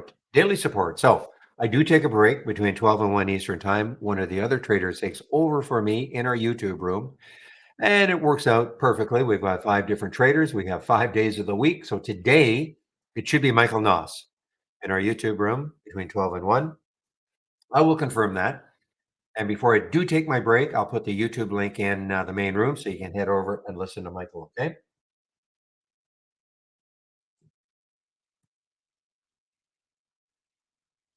And again, last, but I don't think least. So if you're on my homepage and you're looking for my scans, all you have to do is scroll down a bit. Second section is my scans. So these are the ones that I'm sharing. Pre-market actives up and down. That's what I use in the pre-market. That's going to show me the gappers. Here's my momentum scan that you can see right over here. This is the abnormal option activity scan right there. This is the single stock window that I use. Single stock window for me is just at a glance, I can see the things that I'm interested in. Okay, this is customizable. These are just filters that we have, but this is what I'm interested in. Doesn't have to be what you're interested in. The halts resumes right over here. But I do have other scan. Well, of course, and I'm sharing this one too. You just can't see it, but these the 10-day daily breakout and the 10-day daily breakdown. So I've separated them. Okay, so the into the individual windows. Some people don't like to short. That's fine. The DR stands for don't repeat. So basically, it allows me to say, okay, what happened from that first alert? So I can see that NPWR, I had an alert at 10:19 Eastern time. The price was 11:30. Over here, I will see every time NPWR made a new low, I will see it. So you can see that was almost a dollar move from the original alert, which I did not take at the original alert.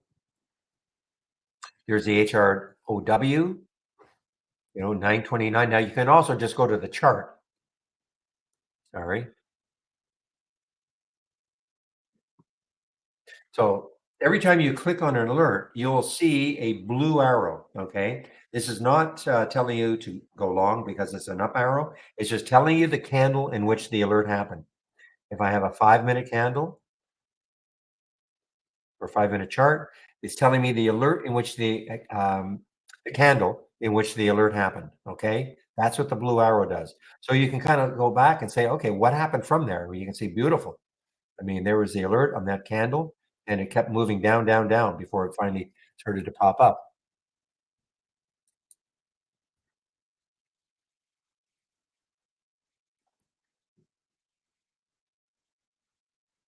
So those are the scans that I am sharing.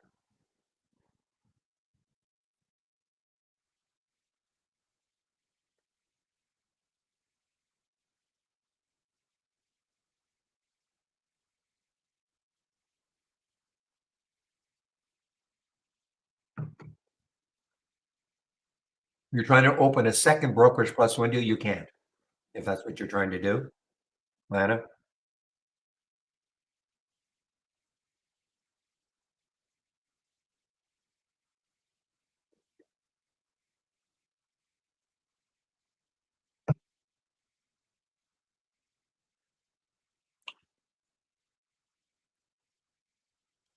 Okay, guys, let's talk a little bit about what Trade Ideas is all about. Okay, again, we have new people, so just bear with me. So what we are is a scanner. And let me explain what I mean by that. So this is an alert window. That's why it says in the upper left hand corner, it says A. I'm going to right click on it. I'm going to show you what this scan is looking for. So I right clicked on the window, I click on configure, and then if I click on summary, this tells me in English language what the scan is looking for. So there are a lot of screening programs you can buy out there. You know, some really good ones. But we screen, but what we're really, really, really good at, real-time alerting. So in this particular alert window scan that I set up, this is the screening aspect. So if the stock is between $1 and $100, the current volume is at least three, meaning it's trading at least three times normal up to the time of day. It is time sensitive. Here's what gives it the volume or excuse me, the momentum. The volume in the last minute is at least 1,000% of normal, etc. So if all of these filter values are met and the stock makes a new high for the day, we get a real-time alert. We can see the last time that happened. Well, recently at 10:43, which is basically the time now. Okay. PXMD met all these filter requirements and made a new high for the day. And that was 4:45. Okay.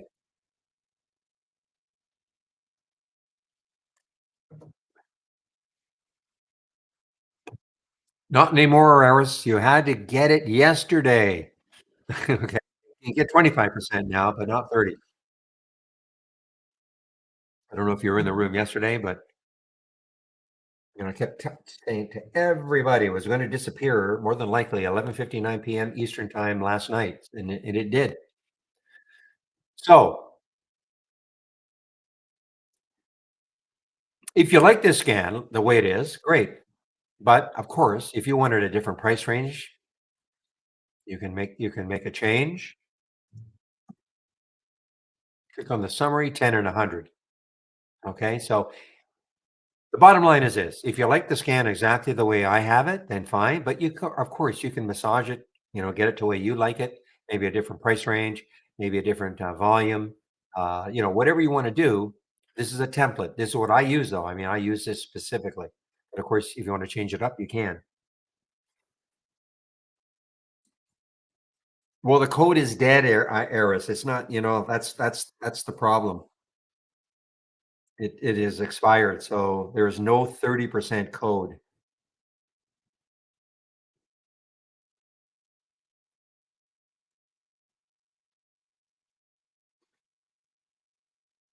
Now, if you want to build your own scan, of course you can. Instead of clicking on summary now, I'll click on search. Now, these are all of the real-time, excuse me, all the real-time alerts that we've got. starting off with the two most popular, the new high of the day and the new low of the day. And I'm going to keep scrolling down. Do not get hung up on how many we've got. Okay. You don't have to learn them all. Most of them probably won't make, a lot of them won't make any sense to you, and that's fine. You don't have to learn them. Okay. And these filter or these icons, these are the filters.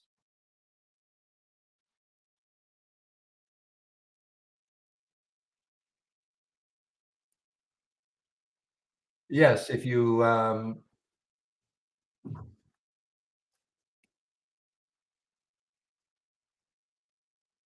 okay. So just click on my home page. You click on my home page, that link there. Be brought to the top, and here's the promo to use, okay? Barry 25 for 25% off.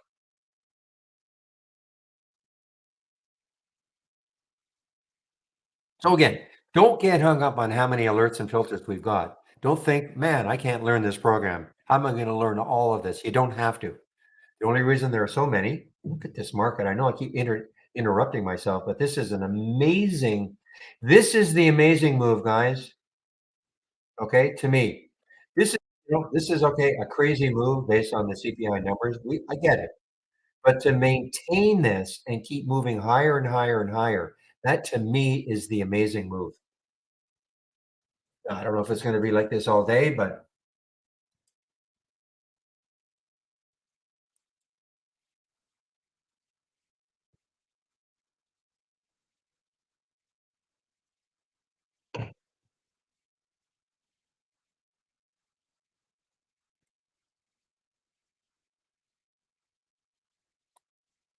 where is my first alert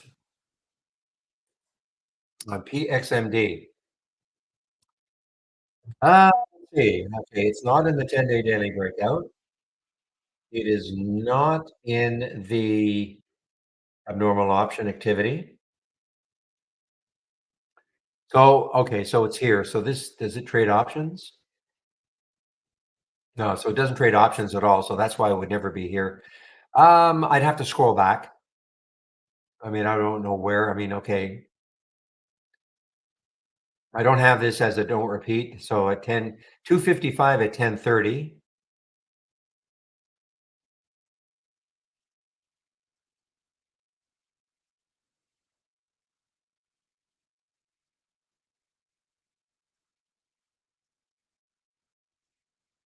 Yeah, so it looks like 2:55 at 10:30.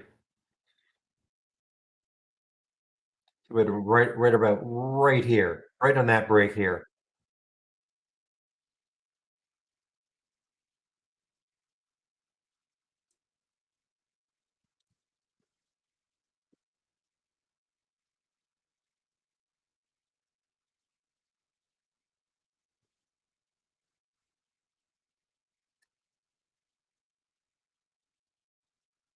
Okay, guys, attention now to.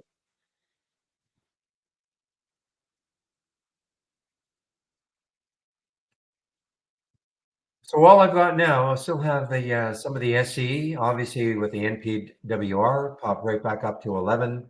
So it was an okay trade. I mean, it gave me kind of what I was looking for. And the SE just keeps giving though. SE did not challenge the 39 or the 30 39 level again, but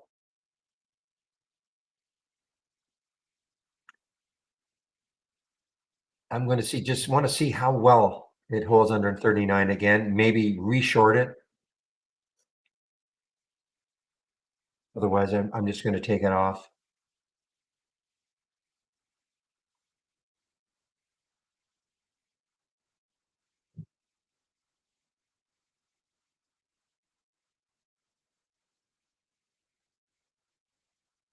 Yeah, so now we're actually starting to see some bounces from the ones that broke down. We're seeing some good bounces now. I mean, eventually, now the market is taking an effect, even though these are mainly earnings plays, and usually they just kind of trade more or less on their own. But we're starting, I mean, the market is just so strong right now.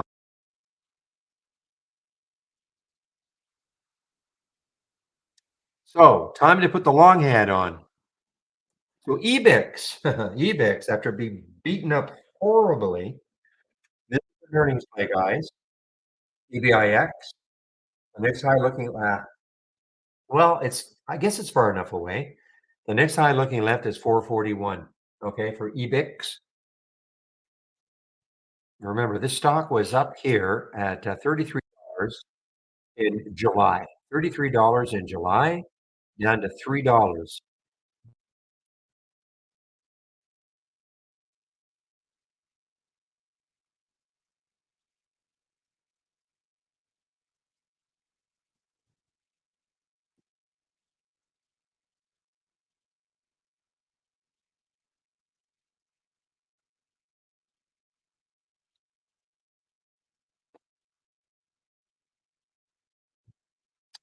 O'Reilly was disappointing for me because most of the time I had no shorts available. So they've been freed up now, 73,000 shares now. But yeah, I mean, the next high looking left is yesterday's high is 25.73. That's a dollar away.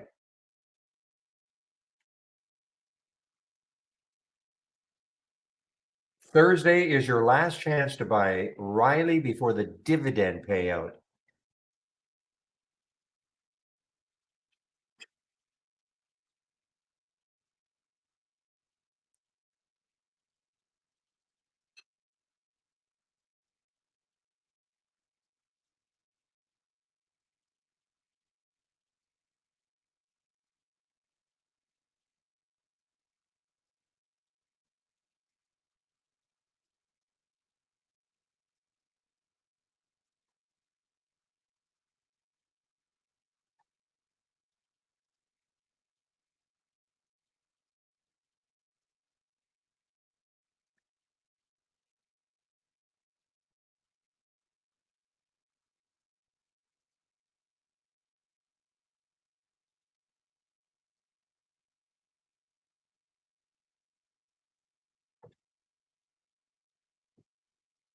Uh,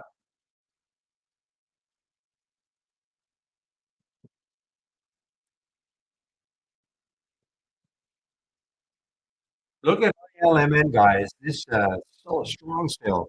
Wouldn't surprise me if it takes out 100 at some point. ILMN. Oops, I typed it in the wrong.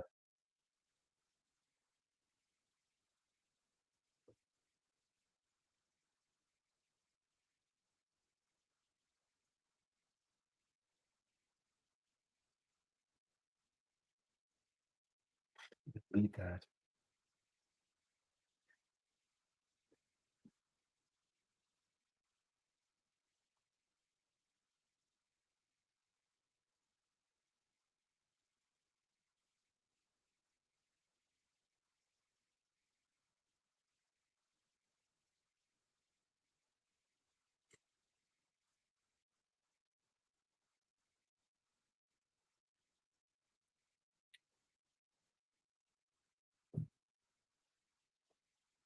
ILMN, guys. I mean, this is now high of the day.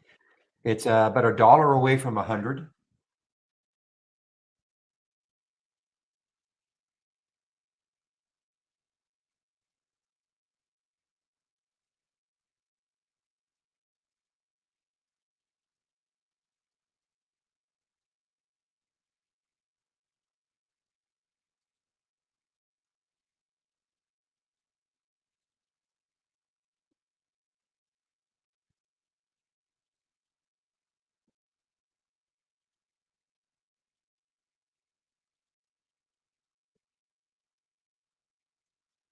Right, look at that bounce for NPWR.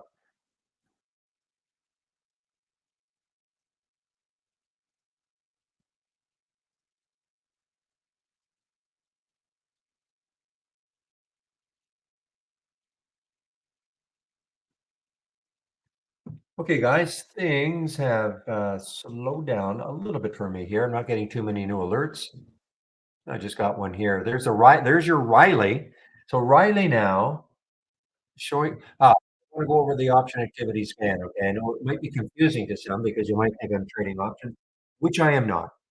So what I'm looking for, we do have some filters relating to options. Okay, but not what you think. Let me just show you what they are, or maybe not what you think.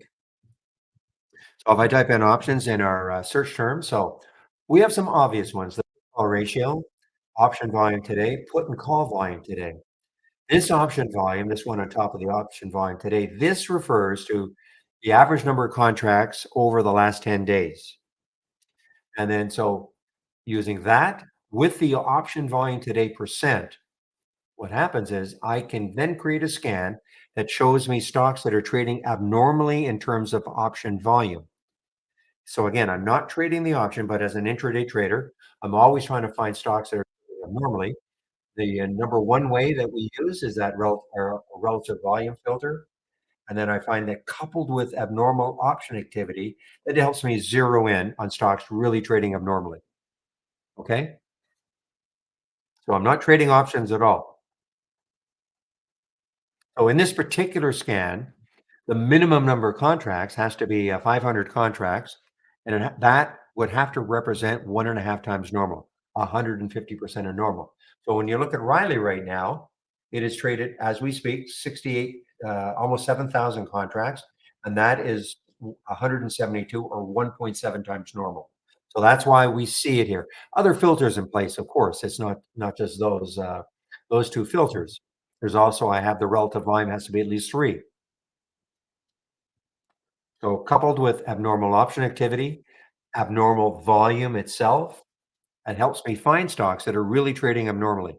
And if you're an intraday trader, that should be your main goal.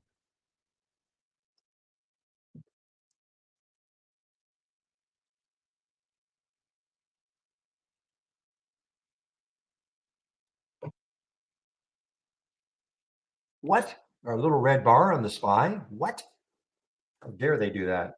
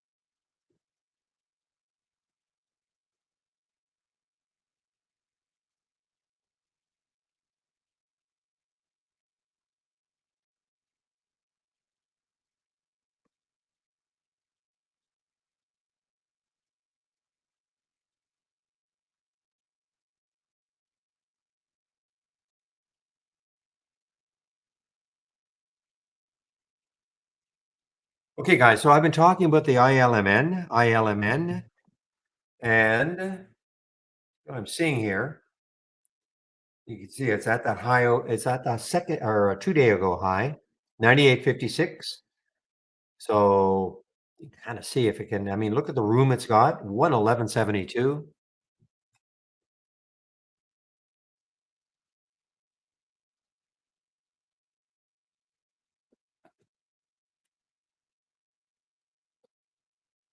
All right, let's take a look at some of these things that are happening up here. Oh, Axe yesterday was in the option scanner, I think, on the way down.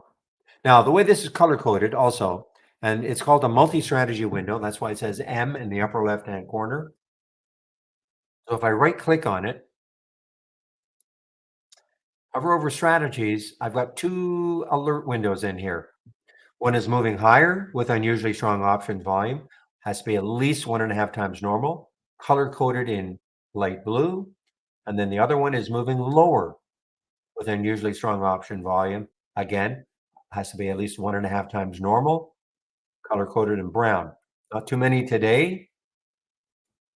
There was only the one.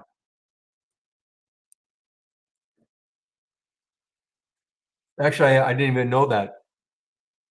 So SE actually showed up on the option scanner too. But see that? There's only one.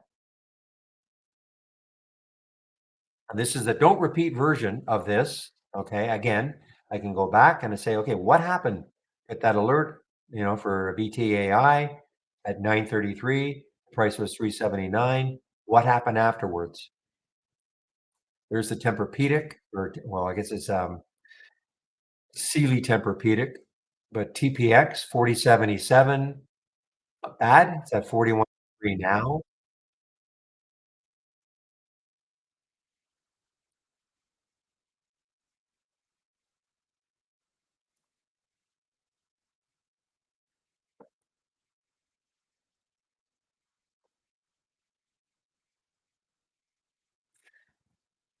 This is a pretty good one from the AI yesterday.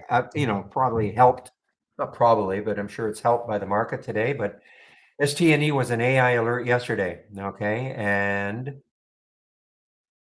STNE, this was an AI alert yesterday, closed right at the high of the day. And it's second day continuation off earnings. I was mentioning this to people yesterday. Those who, kind of likes potentially trading or just following an earnings play the next day.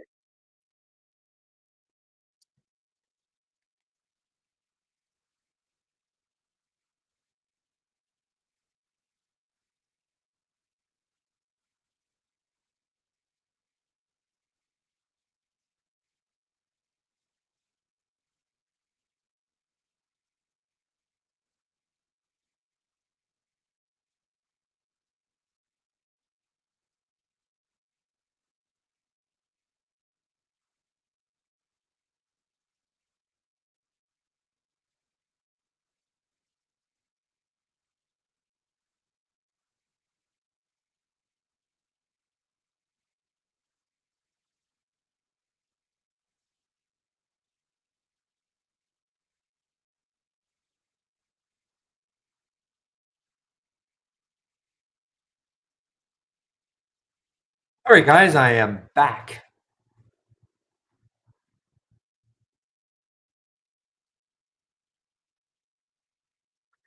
I'm going to nag you guys on this one. The BCDA.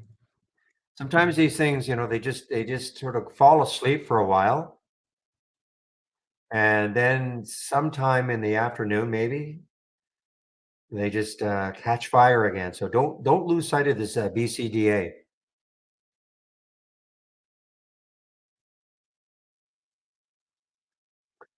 Didn't realize that though. The 200-day moving average. I mean that could stall it, though it's got, I mean, look at this, 223%, 102 million traded, only 12 million in the float. This will probably easily trade the float 10 times today.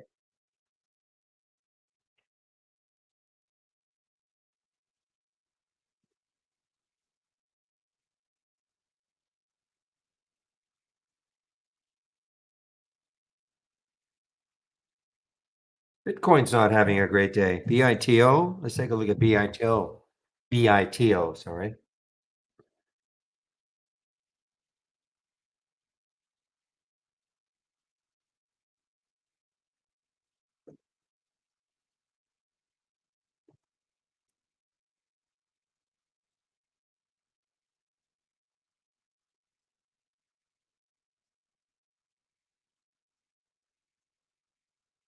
Ah, another new low for HROW. I'm not in it anymore, but another new low now for HROW.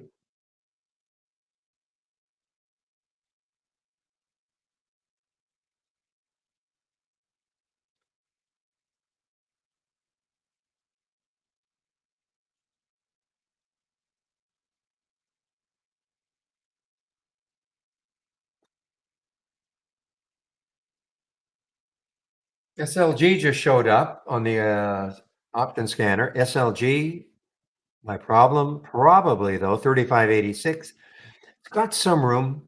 35.28 right now. The next high is 35.86. I guess it's got some room. So Vuzi, which is beaten up horribly, is having trying to bounce a bit here. I think it was as an earnings play. Yeah, this was the earnings reaction, and then this is a secondary collapse after earnings. Trying to come back a little bit, VUZI.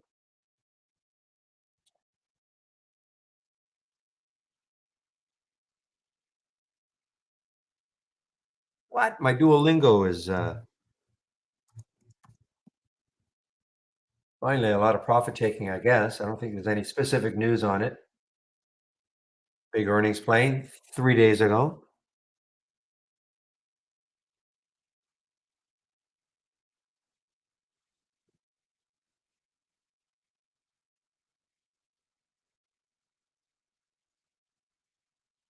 So, guys, I'm at the point. I've had a pretty decent day. So, um, what I typically do now is, if I do trade, I will be reducing my risk, probably cutting it in at least in half.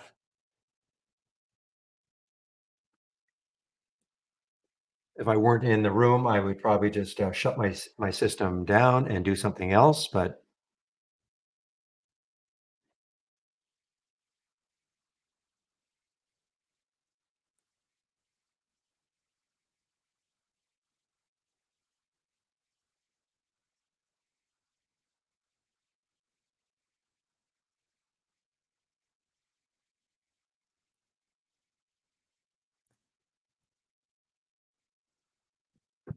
boy, XP is just teasing right at its close yesterday, guys. XP earnings play looked pretty good at the beginning. Had a big pop in the pre-market, way up to 25. Has given up what, $2.80 of that.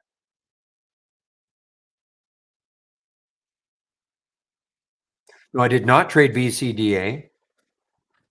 I had three shorts: HROW, NPWR, and SE. Three shorts. I was saying, in a day where the market is just ripping, did three shorts. Did not trade BCDA.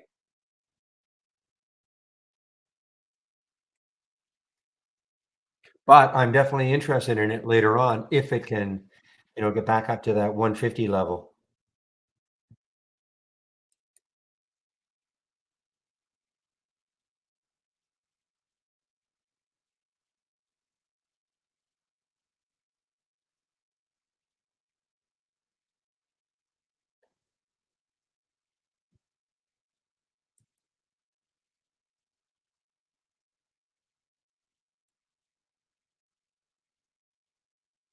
I mean, TPX wasn't terrible from the scanner.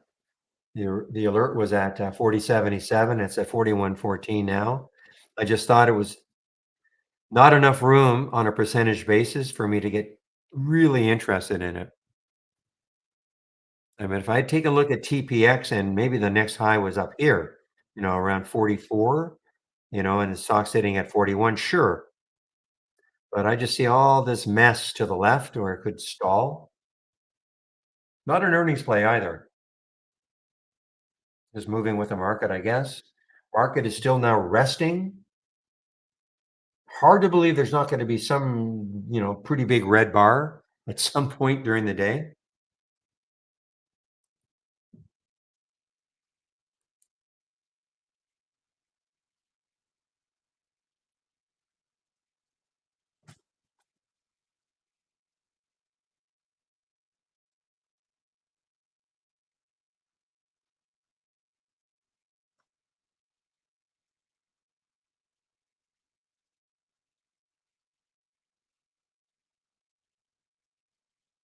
So onion, ONON is almost at the high of the day.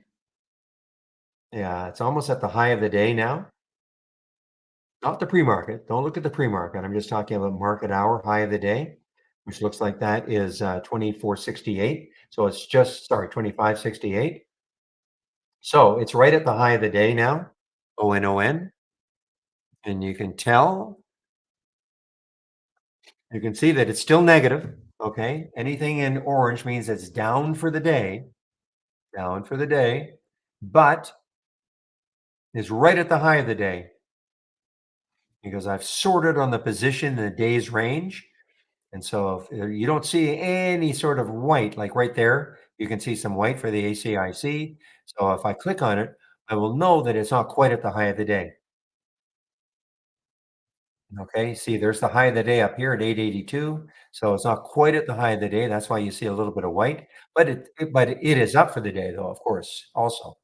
That's why this is in green. I find it more interesting the ones that are in the different color, and yet, something that's still down for the day, but near the high of the day. Down from the day, meaning, where is it with respect to yesterday's close? So it is below yesterday's close, but it's in the high of the day. High of the day doesn't mean, of course, that it's going to be at the high of yesterday's close.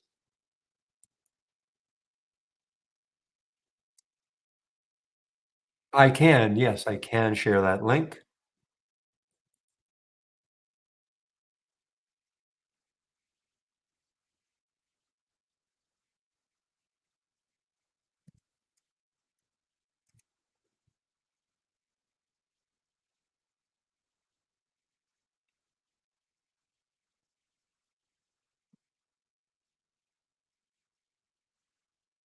Out of curiosity, how many earnings plays next week? I mean, we still got a ton of earnings plays this week, okay? 300 or so. It just in relation to the past couple of weeks where we had, I think, 1,200 one week and 1,300 the other week, but we still have a lot of earnings plays. Next week, let's take a look.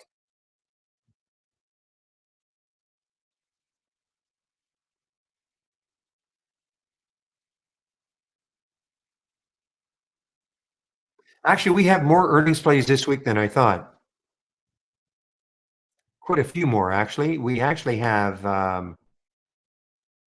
yeah, about 550. So they're a lot more than I thought. So that's still a lot of earnings plays. So we're still in earnings season. Next week, okay, so next week, it looks like we've got less than 100. Okay. So this is really it, guys. So if you looked at this one next week, you might get only a few, in which case I'll just retire it. I will retire this one until next earnings season.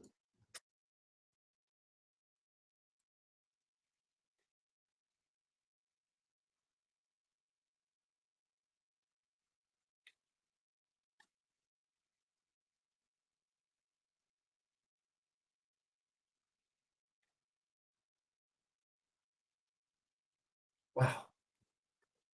Yeah, as you say, no big red bars allowed. Look at that market. Look at this.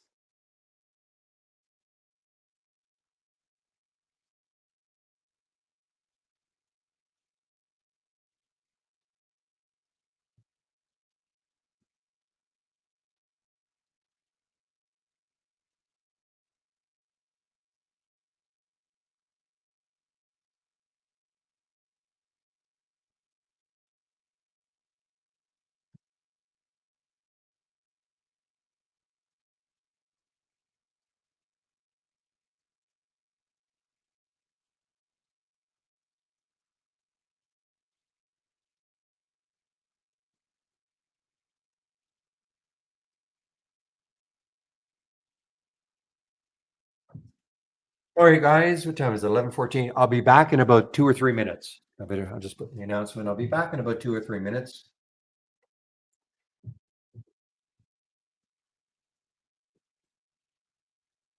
Yeah, I'll say 11:20, but it should be earlier.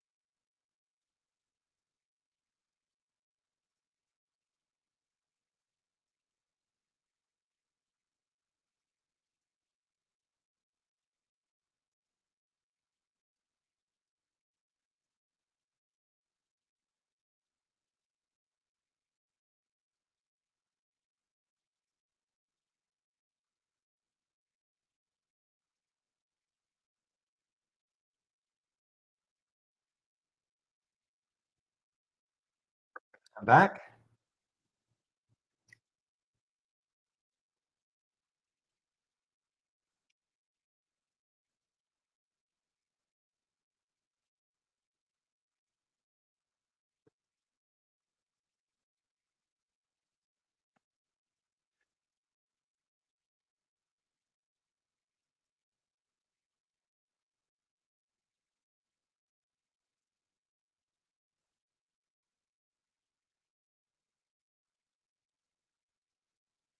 Okay, guys. Let's see what is happening.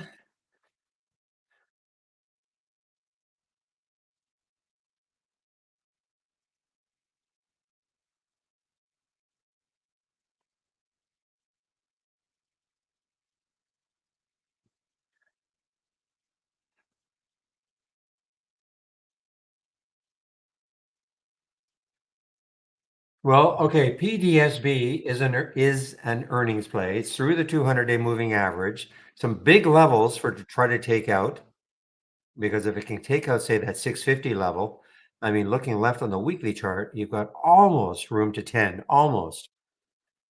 So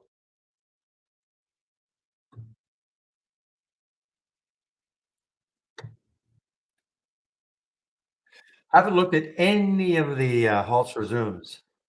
So ADTX halted right now. Ooh, okay, this could be interesting. Ooh, this is going to be a big open, guys. A big open. So this is the time and sales from Interactive Brokers, okay? Nothing to do with trade ideas. So there's the halt at 580, 642 is the potential open. So this is a, big, big open. I remember this one now. Craziness of getting up to $67 on that day.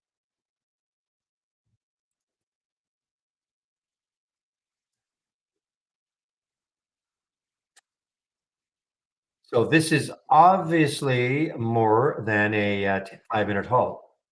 So if it's going to be a 10-minute halt, this will be opening in about in 24 seconds or so.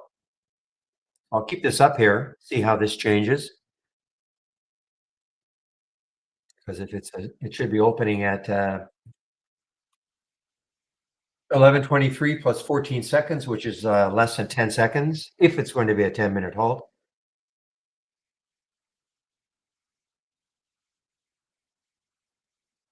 And there we go. Wow, look at that pop, guys.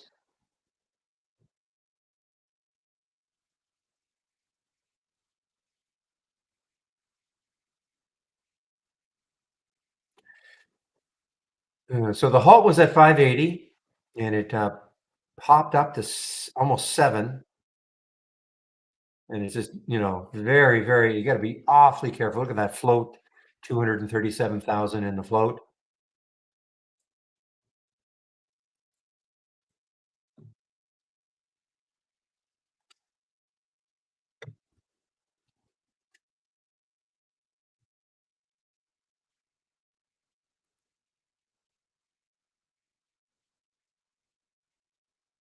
So hopefully anybody who took that early has traded out some of it anyway, because you never know what's going to happen.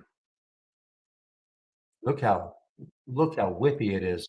Here's your spread, 637, 635, 660. It is whippy. Oh, that one, this one, ADTX, ADTX. I forget that you and others probably don't see my screen all the time. ADTX.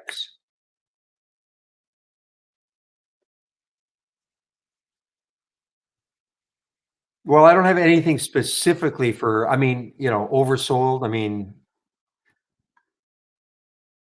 or no, I don't really have anything specifically. I mean, depends what you mean by oversold. Our RSI's under 20, under 30, under 25, MACD's at certain levels. I don't have anything specifically, no. I mean, you could say that the momentum down, stocks looking at this, you could say, well, big high momentum down. Does that mean it's oversold? I don't know. And also on what time frame? Talking about daily time frame, intraday time frame, but I don't have any. Okay, but probably be simple enough to create one. But what do you consider oversold? Say on the RSI.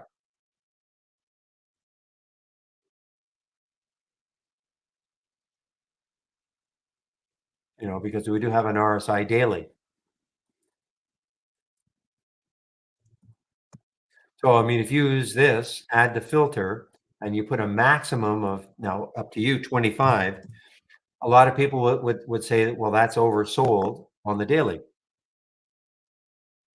Okay, and then add other filters, a price range you want, minimum volume that you want, things like that.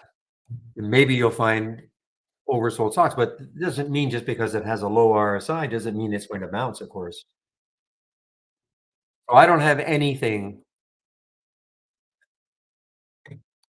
The only other thing you can try, not only, I mean, there's one other thing, I suppose. I do have something called bouncers toppers. Okay, let me find it.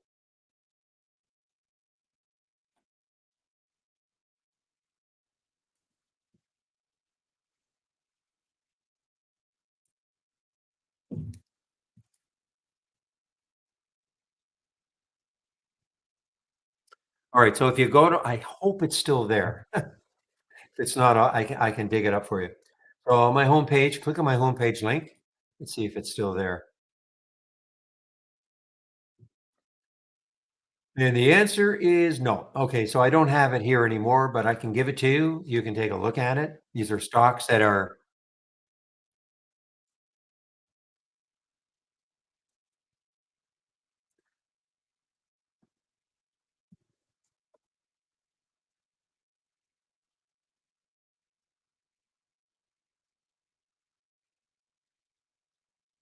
okay. Now,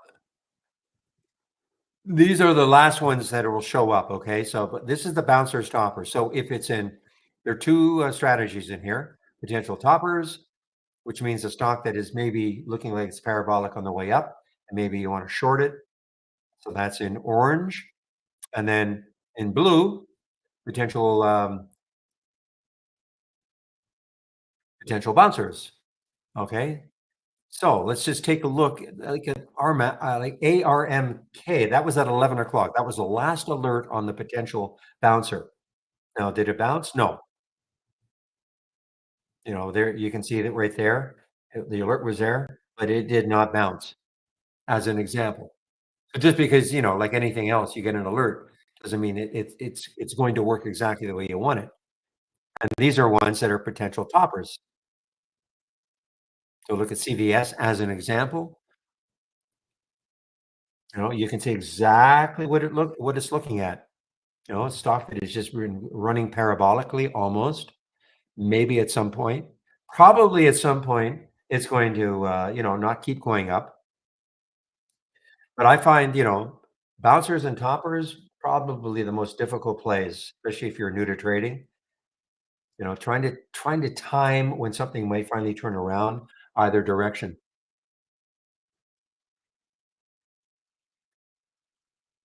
Difficult for me anyway. I don't typically try to trade those,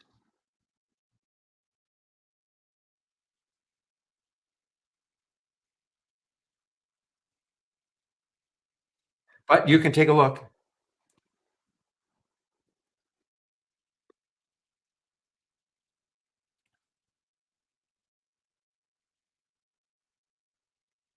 Oh, I'm sorry. I didn't put the link in.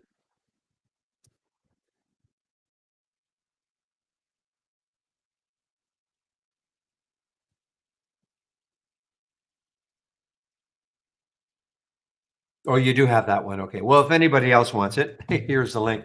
Now, of course, if you only want, if you're just looking for stocks that are potentially bouncing, then all you have to do when you right click on the strategy, it says uncheck the topper. Okay, uncheck it. If all you want to look at are stocks that are bouncing, you just uncheck. This is a like this one, there are a couple of multi-strategy windows. The usual reason to use a multi-strategy window, if you don't have a lot of screen space. So if you have one monitor and you have several alert windows and you want to maybe take all the alert windows that you've got and put them into one multi-strategy window. Because these things, these right here, these are just alerts. These are just scans, alert scans. Okay. That's all they are. What I do though sometimes is I'll take similar scans, and I'll put them in a multi-strategy window. These are similar, one's looking for the ones on the way up, one's with the very same filters, the other one's looking for ones on the way down with the same filters, types of filters. So, same thing with the, option activity, moving higher on the 150, moving lower on the 150%. So that's what I'll do sometimes is I will, take those and I'll, combine them. Yeah, you can try. Question is, if our provider doesn't have any float information, you can try the dilution tracker.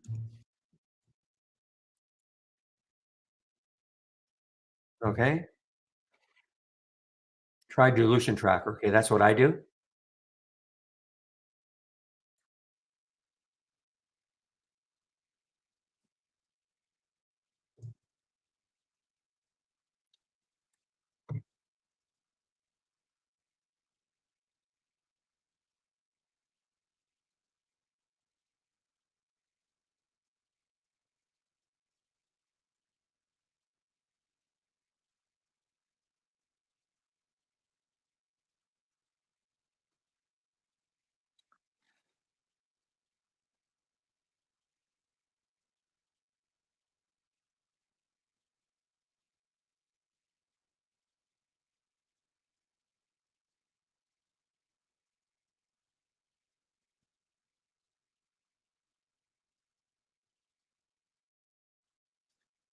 Yeah, so I'll keep this one up and running. I used to use it a lot more actually. The bouncer's topper. So look at the TSVT. So there it is. Is this oversold? I don't know. You know what I mean? Like it's not just okay. This is oversold. Buy it. All that this scan is looking for. Let's just take a look at the filters I'm using and the potential bouncers. I can open the window.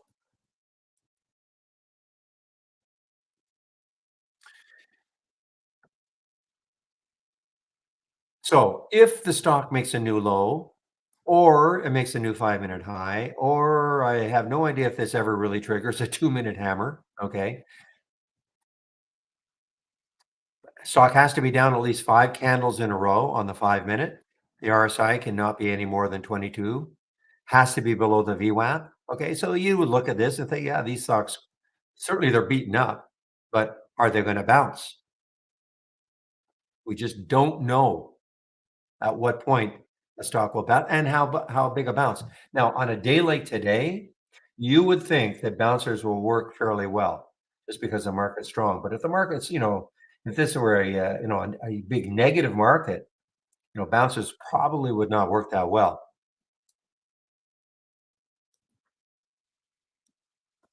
And you can see because of the market, you're getting, remember, everything in orange is a potential short potential.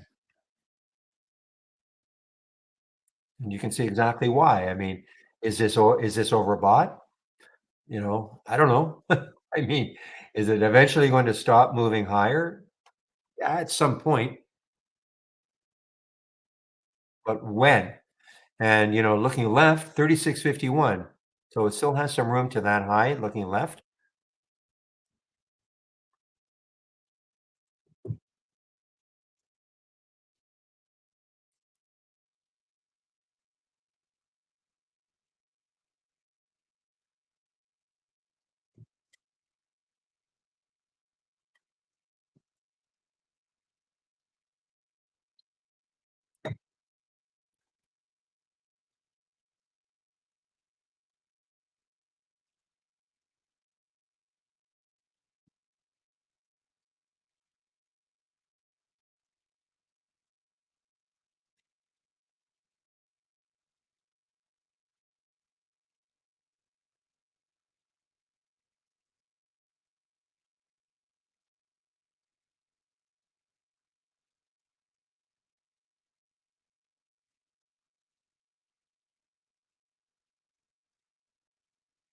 Give me a moment, guys.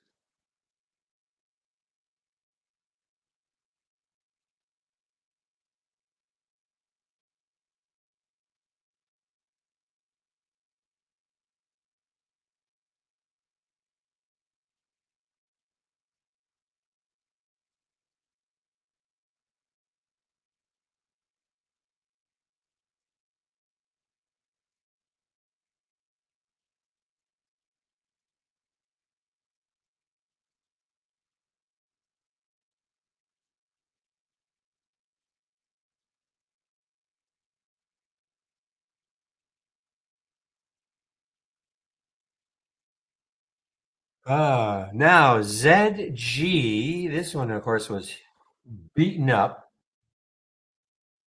along with the Zillow. It is trying to have a comeback with the market. I mean, basically, I doubt very much this is doing this unless there is some news. There is actually some news, some specific news for it. So the Zillow Group shares are trading higher after PHH Mortgage announced that it entered into a mortgage subservicing agreement with Zillow Home Loans. Okay, so there was some news. So this is trading more or less on its own.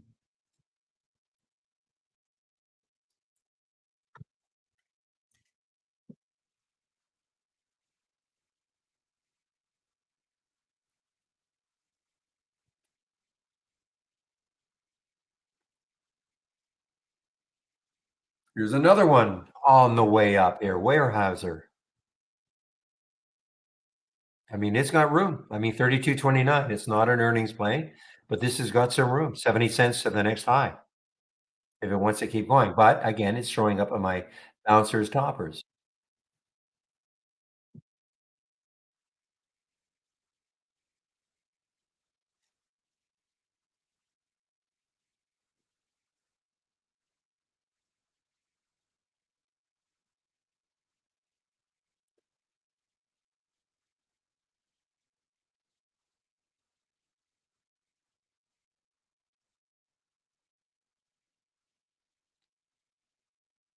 Whoa. Not in it anymore. I was thinking about reshorting it, but I did not reshort SE. Was thinking about it, but I did not do it. But it is now making another new low.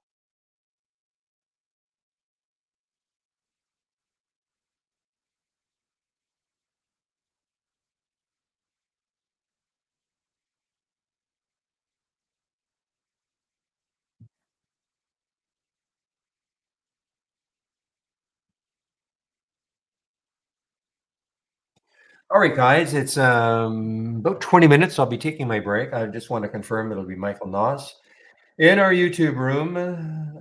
Is it Michael?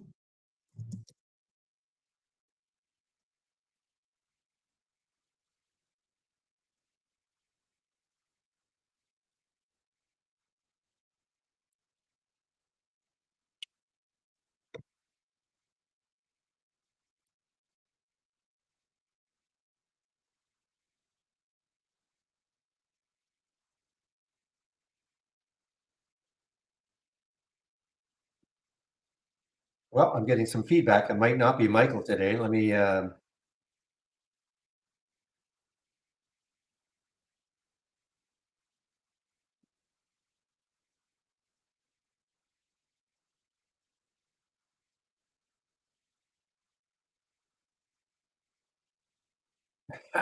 Okay.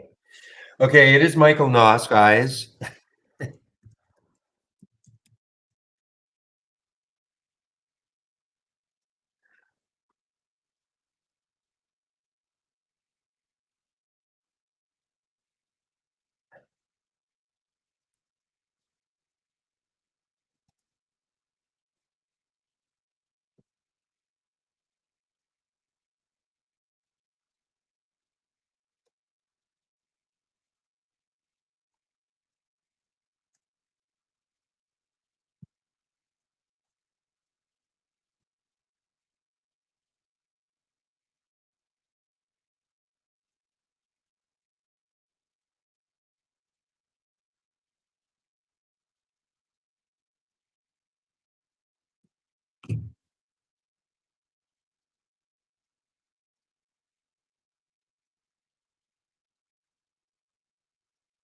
You know, it's also having a nice little comeback is Verve, VERV. This is something I have thumbnail, not showing up any one of my scans, but Verve, yeah, shoot. I mean, look at this. The high yesterday was a hammer down on earnings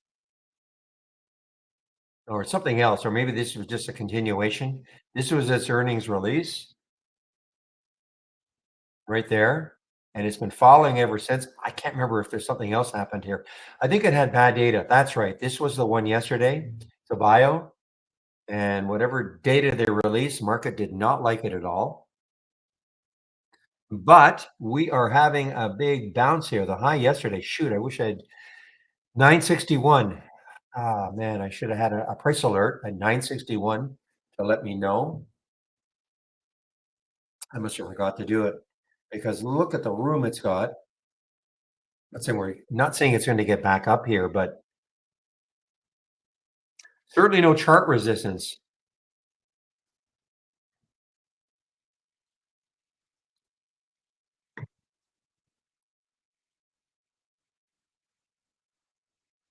All right, it is Michael Noss. We'll be in our YouTube room in about 15 minutes. Okay, so before I take my break, I will put the YouTube link in the main room.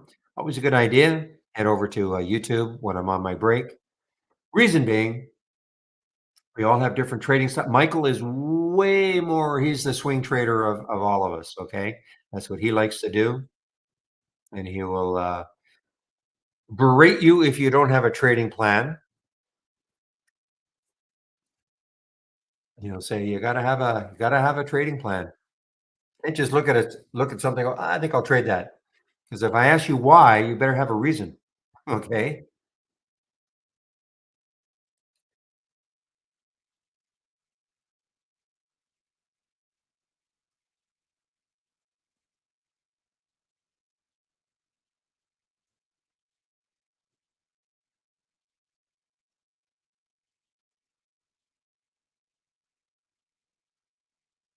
Mm. ACOM, a big construction company or engineering slash construction company out of the States. ACM, big earnings play for it.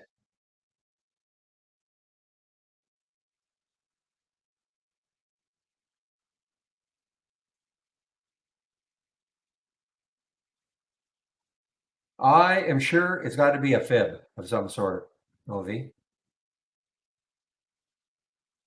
Not a lie, but a fib.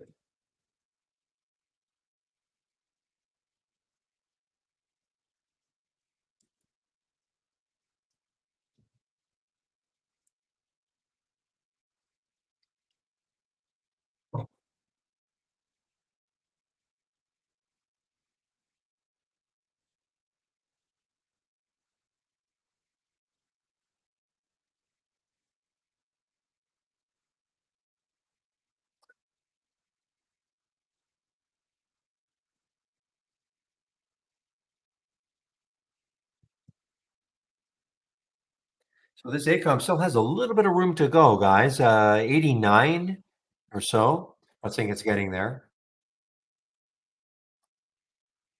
Eh, don't ask my wife about them.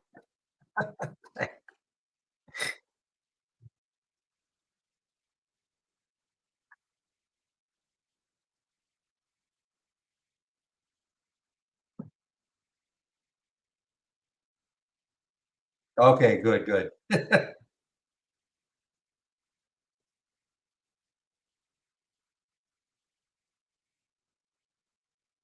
They're a very different company from Stantec in their organization. Hey, they've done well. Don't get, as a company, but they're a very different sort of an organization.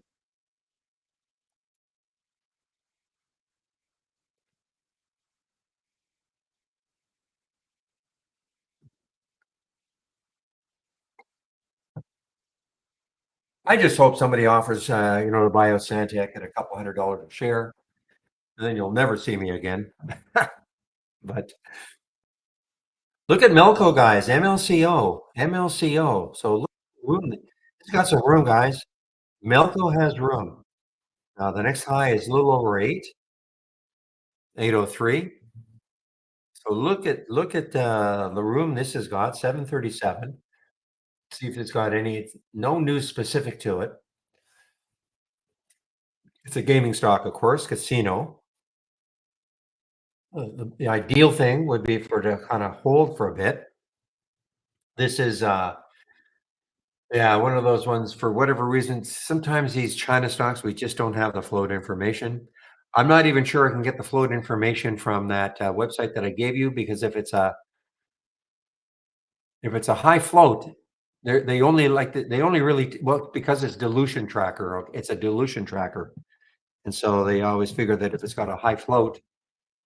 Yeah, you see, so it says, like, dilution may not matter for this one. Why we don't have float information, don't know.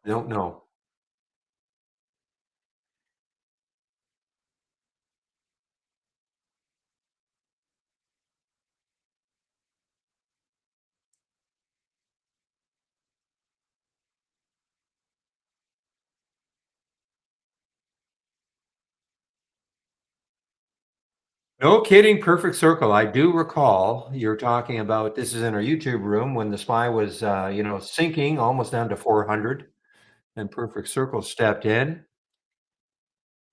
and bought it at around 410, the SPY.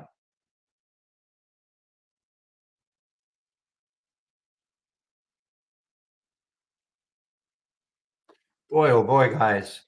I mean, I'm not in these anymore, but I mean, again, on a day in which the market is, ripping here, ripping. Look at these, this HROW and the SE.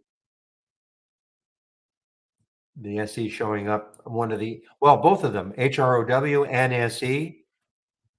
How many times do I say, if you see them both, well, of course, you don't see this in the breakdown. So only HROW you see in both these scans, in the breakdown and the abnormal option activity.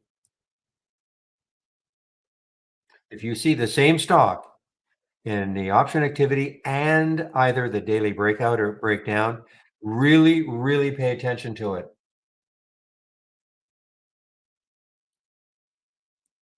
I had half a mind just to keep the HROW, but I didn't. I needed a full mind.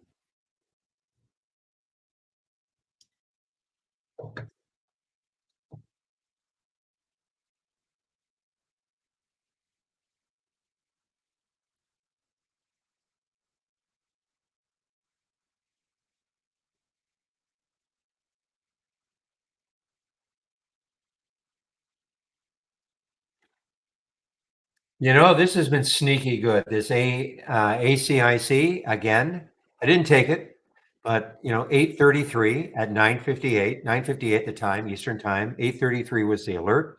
There it is in the 10-day daily breakout, and in the 8:33 the same time. So these are different filters in place here, but coincidentally, it was exactly the same alert for this one stock. What has it done now? 889, 833, 889.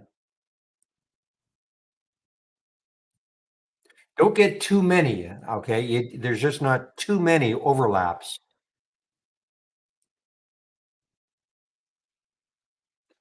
and you'll almost for sure see them here in the momentum. Almost for sure.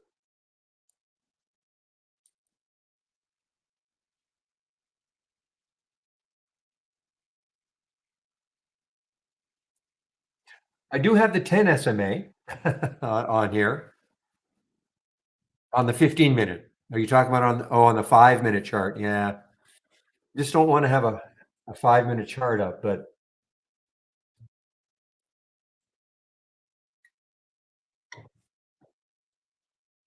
okay, you know what? Just for you. Just for you. As long as you let me have my, 15-minute chart.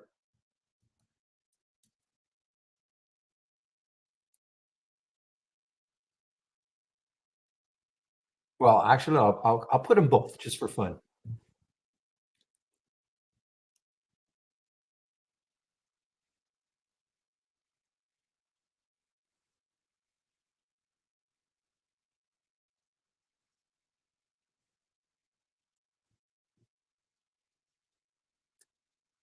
And I don't want the blue, so what color is gonna stand out?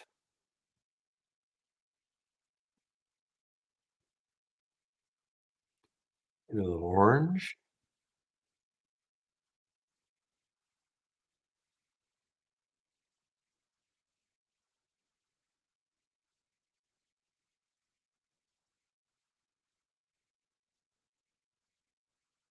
Okay.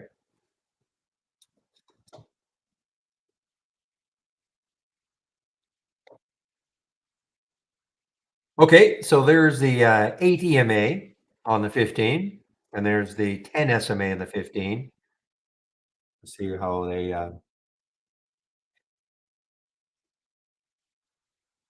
how important is the relative volume in the market? I don't know how to answer that. I mean, relative volume I mean, I don't care about the are you talking about like the market, like what the SPY? I don't care about that. All I care about are the individual stocks, with high relative volume. So if you're talking about how important overall, like the overall market relative volume, makes no difference to me. So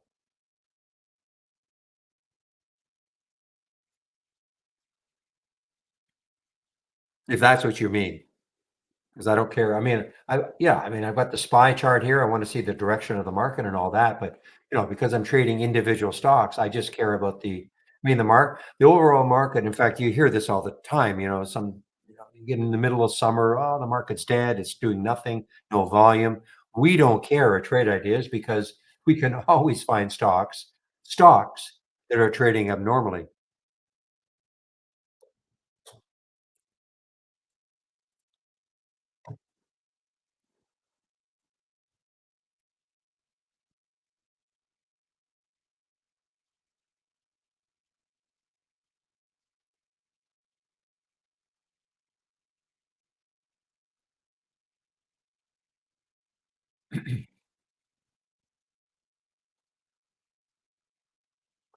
Alright, guys, 11:53. So what I'm gonna do, I'm gonna put the YouTube link in the main room. Okay, so Michael is not there yet, but he should be there in about 5 minutes or so.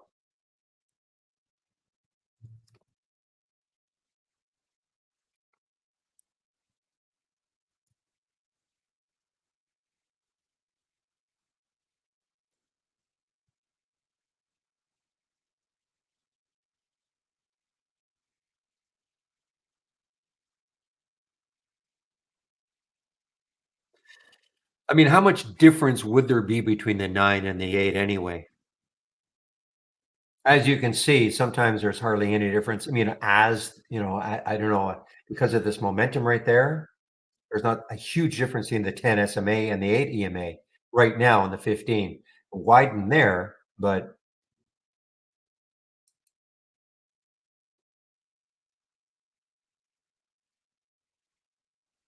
well, what's having a big, sell-off now, guys? I wonder if they're doing a financing or anything else hit is METC.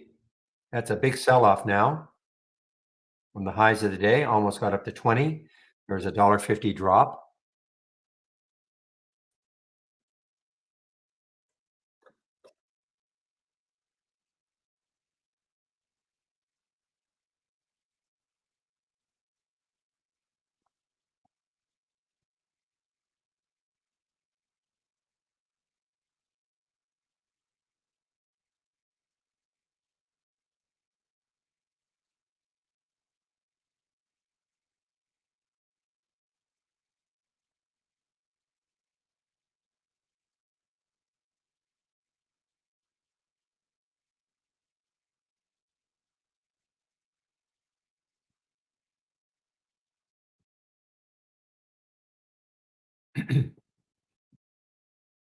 Okay, guys, I'm just gonna get my announcement in. I'm still here. Just wanna make sure I put it in though. So I'm still here until Michael shows up in about 5 minutes.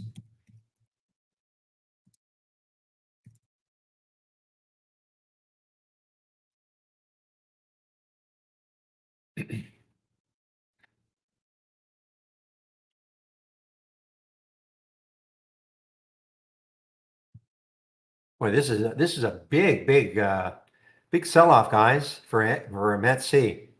I don't know if it's just profit taking or what the story is.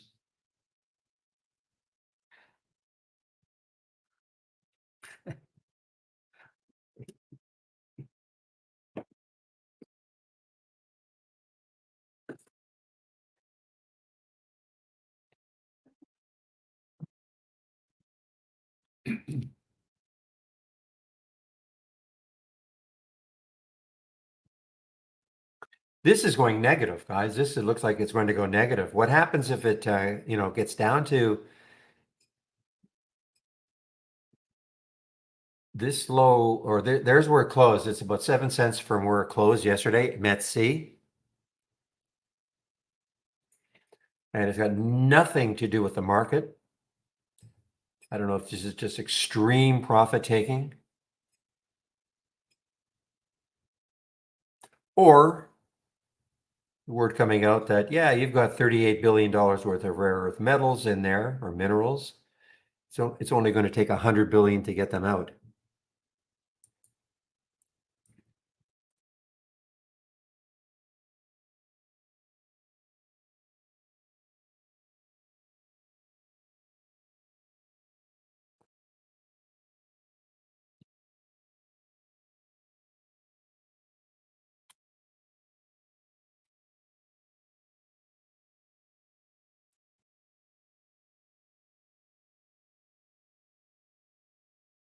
Boy, getting closer and closer.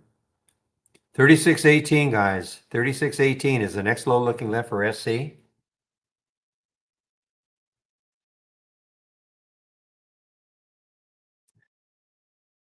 The Illuminati, ILMN, excuse me, is I think it's right at the VWAP. Not quite. 97.64 is the VWAP. So it is just also at the 10 SMA, also at the 8 EMA on the 15-minute chart. Will that hold it?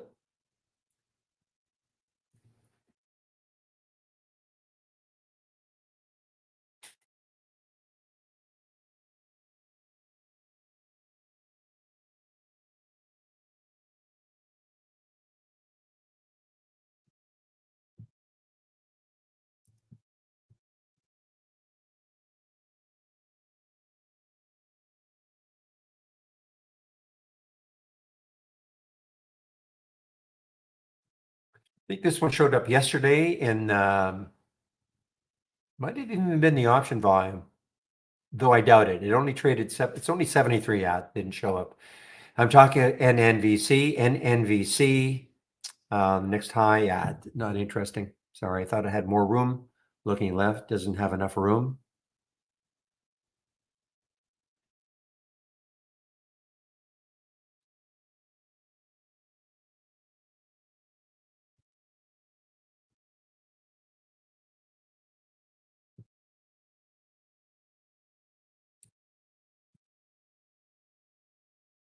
Yeah, I mean, here's another one, guys. It just continues to, no, okay, maybe now it is topped out. So there's the UPSD showed up at 1148. The price was 25.35. So, that was a pretty good one when you look at this. If you think the market is finally starting to, get tired a little bit. So there's the UPST. 25.35 was the price at 11.48. What did it get up to?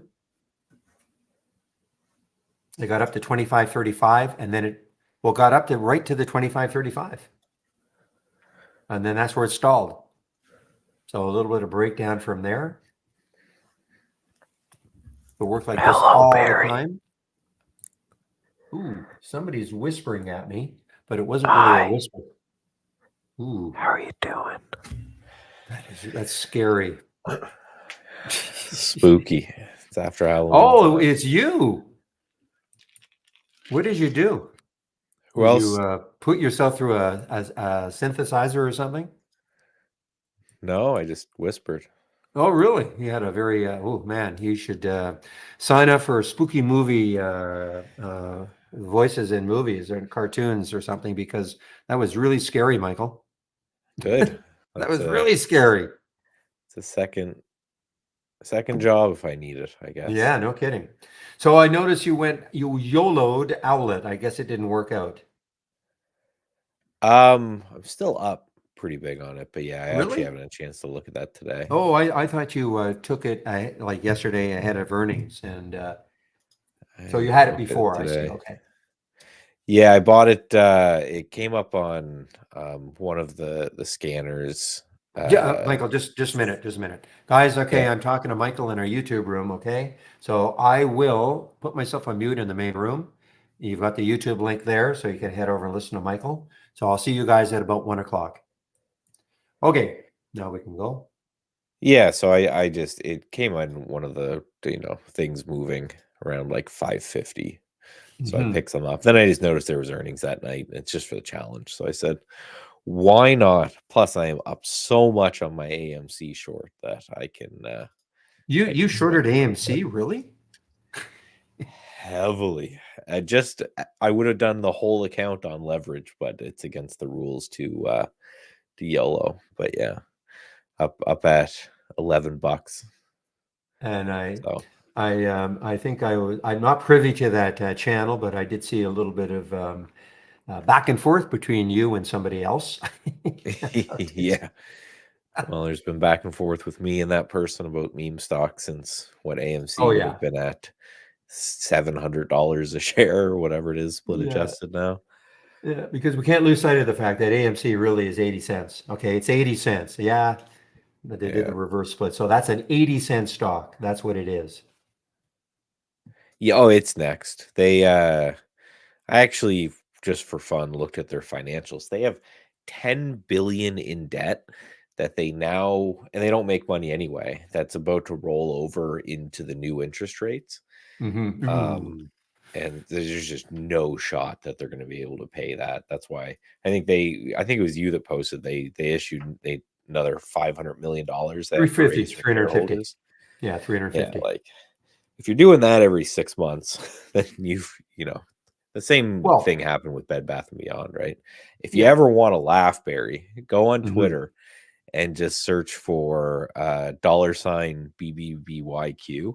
There's a whole group of people who still believe that this thing's going to turn around and that they're going to make a bunch of money, even though the shares have been like deleted. Hmm. Um, there's a group that I don't know how they fell in some weird conspiracy that even though the company doesn't have to pay them somehow, that they're going to. Yeah. It's wild. It's Well, wild. I did. You posted a link a while back of this guy. It was a long, Yes. long YouTube, and he is Yeah. like he's going around to the various locations, and he's Hmm. crazy. He's just He's crazy. But lost he his seems to be entire the head son. cheerleader. Yeah, well, he's one of them, but Mhm.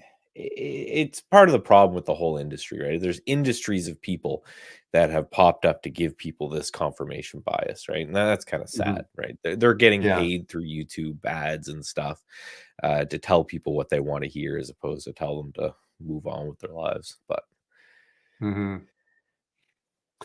All right. Well, I'll let you take over. I guess have you taken the screen? And the answer all is right, I yes. have. I will chat soon. Have a good one. Okay. Bye. Okay, everyone. As always, give Barry some much needed time off while he goes and drinks 24 beers straight. Um, the what we were just chatting about there is the trading challenge, which if you haven't participated in, there's still time as long as you have an account and as long as you're um in the test drive, you can still play. You got some big shoes to fill, right? Someone's up 120% and this guy's up 114%.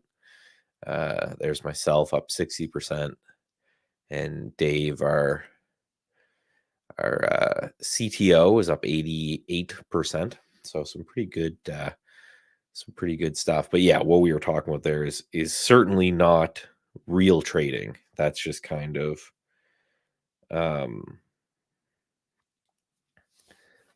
us messing around, right? You wouldn't trade a challenge or a contest like that like you would. Now over time, we're going to try to make it. We're building in systems and things like that to make it so you would have to trade them relatively close to the same way, because that's the overall goal. But for now, it's just fun, right? We're just having fun. We're in Slack, talking smack to each other about our holdings and stuff like this. So it's just a good old time. But yeah, I certainly wouldn't ever be YOLOing any of my real money. That's for sure. To undo a mistake with a scan, you just have to undo whatever you did when you're making a scan. There's no like undo button, right? Just make sure you're saving. Obviously, just like if you were, working on an Excel document or something, make sure you're saving early and saving often, and save to the cloud. Then you can just go pull it up from there. But other than that, you just have to kind of undo whatever it is that you did.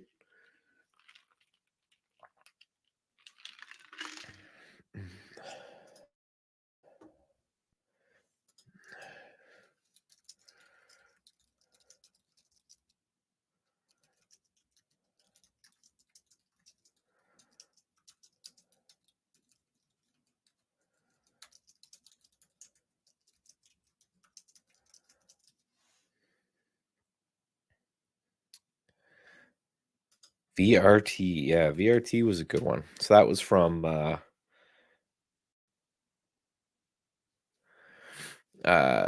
TI Strength, which again is my kind of go-to.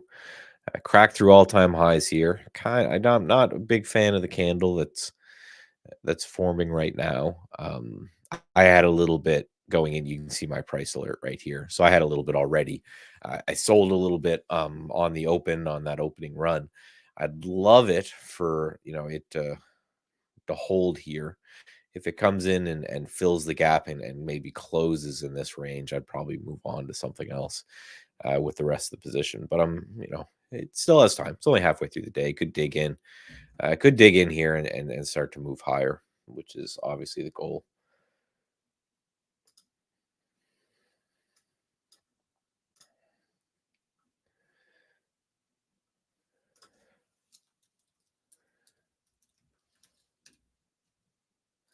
Yeah, I don't know what these guys do. Is it semiconductors? Powers, cools, secures, and maintain electronics that process, store, and transmit data. So some sort of semiconductor related type of thing.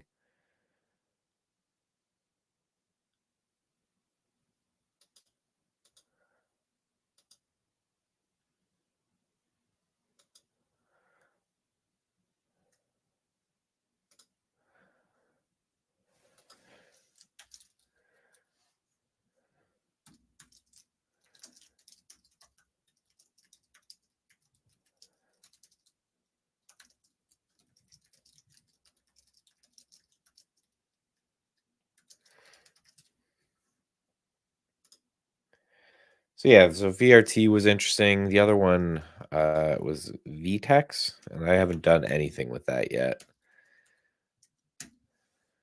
Not Verter VTEX.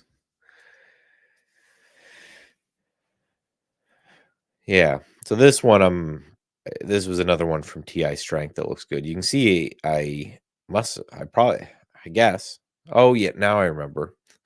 Anytime I have like an old price alert on there, I wonder what it's from. But this was an anchored view app pullback play, if memory serves me.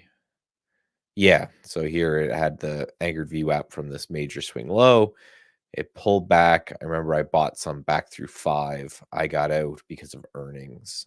Right. So anytime you see this yellow vertical line on a chart, this is earnings. And I just don't hold generally, unless I've sold like most of the position and depending on the security, like if it's Apple or something and I'm up big on the position, maybe I'll hold some through earnings. But this is a $500 million market cap company. There's no way I would hold that through earnings. So probably sold some, somewhere in this area. So from 5 to maybe 550.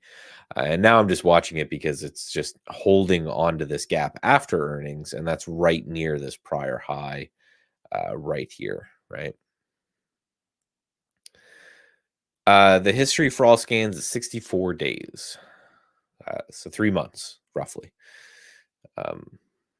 That's how far back you can look. The reason we just stop there is because when we're dealing with intraday data, anything outside of that can just get insane when it comes to both data and processing. Longer term stuff can just get wild. Yeah, so as I was saying with Barry, I haven't really had a chance to look at the market today. I've been head down working on some stuff that will definitely benefit you guys and be really, really cool at some point.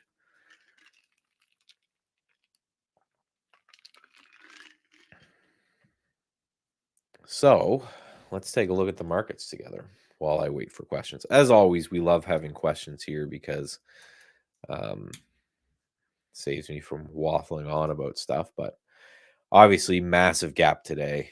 That CPI print, again, I don't follow them. I don't know anything about it. I just know when they're going to occur so that if I'm in positions, I can act accordingly. I had the only couple swings I've got going on over here. One to check. Foot Locker, I'm in pretty big. I think that's kind of like my main, my largest position right now, because everything else I've been in this uptrend for a long period of time. So if we have Foot Locker, basically just buying the anchored VWAP here that's holding this $20 area. It came up, it closed the gap and then pulled back, and it was holding around $20. Big push up from here is kind of what I'm looking for. So I'm long at pretty much $20 exactly. Right, stop at like 1950. So I'm risking 50 cents. And the way I look at it is that if it gets back to here, that's $3, right? So that's 6 times my risk. If it closes that gap and starts to, make a run for 25 or 30, that's like 10 times my risk. That's kind of what I'm after on most of my trades. The rest of it, part of the problem, and I've said this in a lot of the videos I do when I do it a Substack and all that kind of stuff, is that let me take these moving averages off. I was just testing something with them, but I like clean charts. And get rid of these. There we go. So yeah, I was lucky enough to be getting incredibly long, and I talked about this on my Substacks, and then when I did Trader TV and stuff, is the anchored VWAP from the bull market, like the beginning of the bull market here a year ago, came down. That held pretty much to the tick on the market. So as we were in this area on the SPY, I got long a whole bunch of stuff. So then as it's going, I'm selling partial of that. So I have a pretty full portfolio right now, which means I don't do a whole lot of trading, which is fine. That's a young me would be trying to constantly, right, oh, I need to buy something. I need to buy something. I want to buy something. An old man me says, hey, I should focus on other things while I just let the trades I've got from such a good price work out. Will there ever be a feature to go further back? Not planned.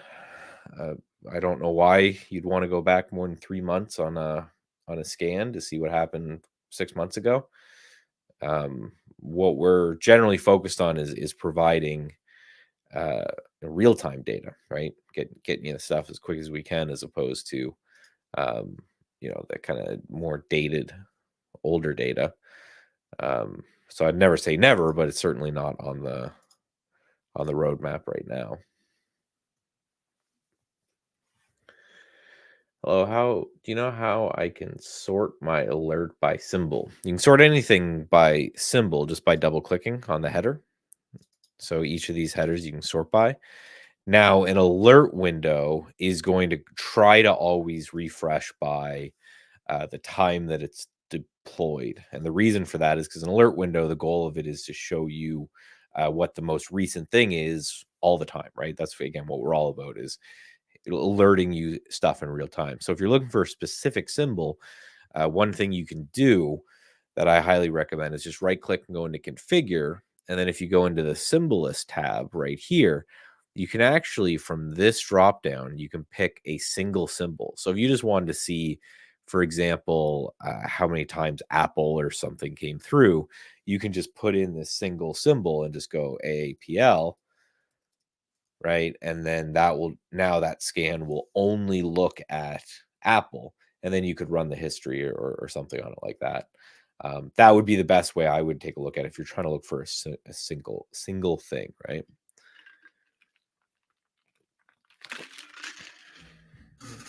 Looking at automating my swing trading strategy. Sure, yeah. So, um, simply put, and correct me because I'm sure you were sent the video that we have explaining this in detail, and you went through that. So let me know if I'm covering stuff that would have been covered in that video. I definitely recommend keeping the video that they sent you because you can pause and play and rewind and all that stuff. But all you're looking to do is when it comes to strategies, right here in the tab, you can just right click and then load your strategy from the cloud. That's the best way to do it. I always recommend saving to the cloud. Always recommend. It just is the way to do it.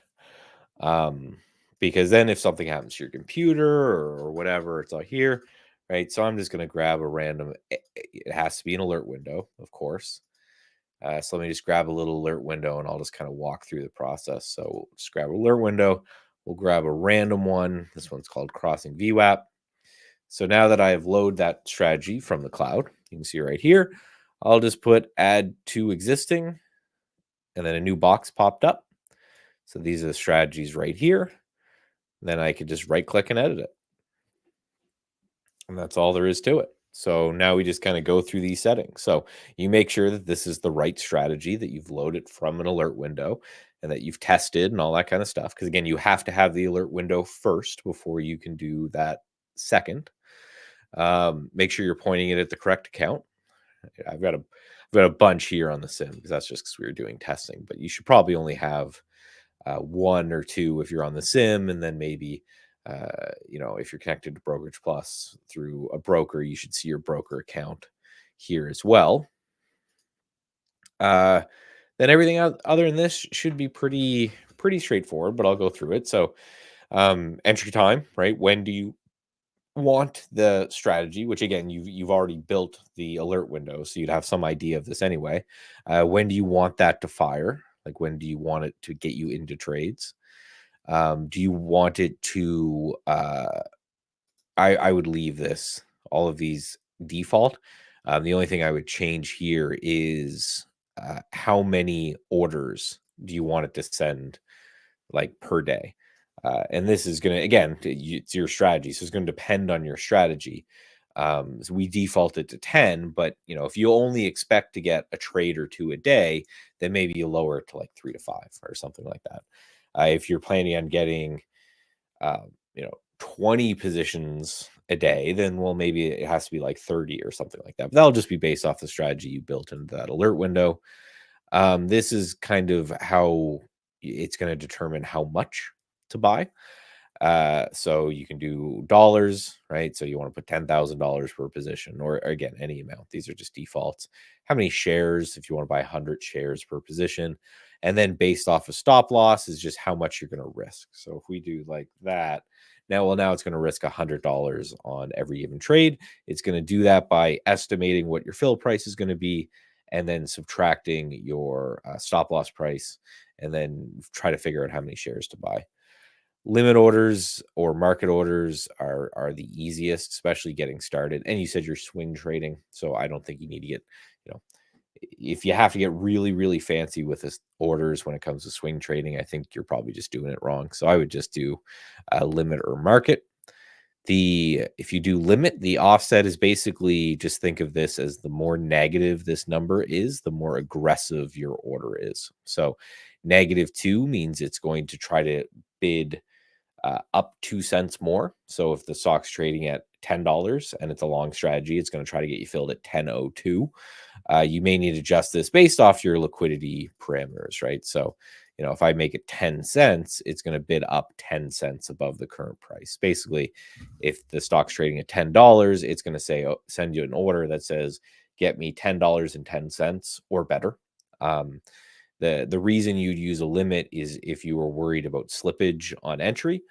Again, that comes down to that alert window you made. If there's a lot of volume in your trading strategy and things like that, then you don't need to worry about it. Like if you're trading like mega cap companies, then I'd say you just keep it at keep a market order, will be fine. Then risk management, again, this should be in the alert window that you built with the back test. You should pull this over. But stop loss, this is kind of your basics. Do you want to use $1%? So if I click percent and then I say, hey, I want to risk 5% on any position, then now it's going to put out an order to protect that 5% out of the money. But you just kind of you figure that out.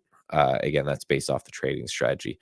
Same with targets. Whether you have a target or not, that's again strategy dependent. And then hold time.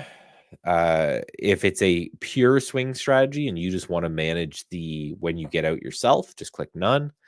Minutes after entry, this would be more for day trading. Like how many minutes do you want to hold the position at the time, right? Some people just say, hey, at 4:55, get me out. It's 5 minutes to the close.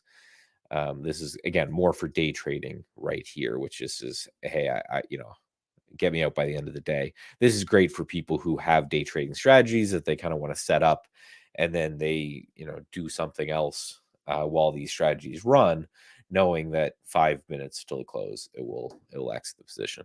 And then this is just at market open or at market close, and then how many days from now you want to hold it. Now, for me, for swing trades, I'm just gonna kill them myself, right? That's it. That's the whole setup. So the beauty of it is the hard part is the alert window setup. So if you've got that done, then the rest of it's fairly easy. Just make sure you save that alert window to the cloud and then hit file, load from cloud, and then grab it from there. Most of that's already going to be set up for you just through that alert window. Then the rest, is the nitty gritty little details that we just went over. And that's it. That's the whole process.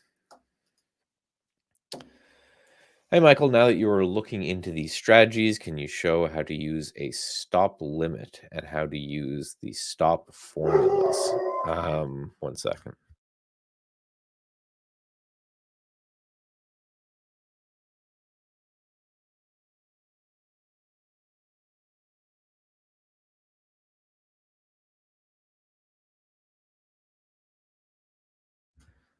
Amazon came up.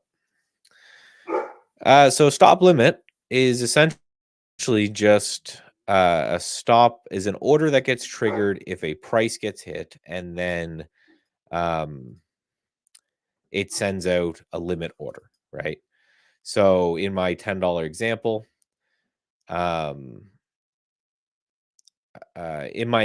it's basically if you want it to trigger when the price hits $10 and then you want it to send out a 10.02 or 10.10, you can do that. And that was just by saying, hey, I'm going to use the stop limit formula. But again, you have to set all of that up beforehand, right? So a simple one would be like below high, right? So now this will put out a stop order at yesterday's high, and then the offset is how much you want the limit order of the stop limit to go out, right? There's no way to back test this in the system, so be very careful because you're just kind of making stuff up at this point, unless you've back tested stuff in another system, right? And then for stop losses, again, the formulas, you just need to remember it subtracts price as well, right?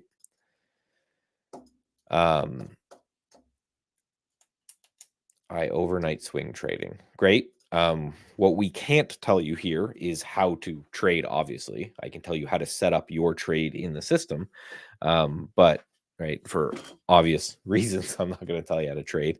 We don't want the government coming after us. So once you have your alert window set up, you just do the help docs or just rewind the stream a little bit, and then that's how to put it in the system. But you have to have the strategy yourself, right? We can't tell you kind of what to trade, right? Hey, Michael, I need some information on about how you help traders with a trading plan. Well, I suggest just hitting up first of all the free trading course that I have. So let me grab that. If you're new to trading, I'm obviously biased, but I think this is a great place to get started. Um, and then from while you're on that website, you can just sign up for my Substack and stuff. Um, you kind of have to wait, push up.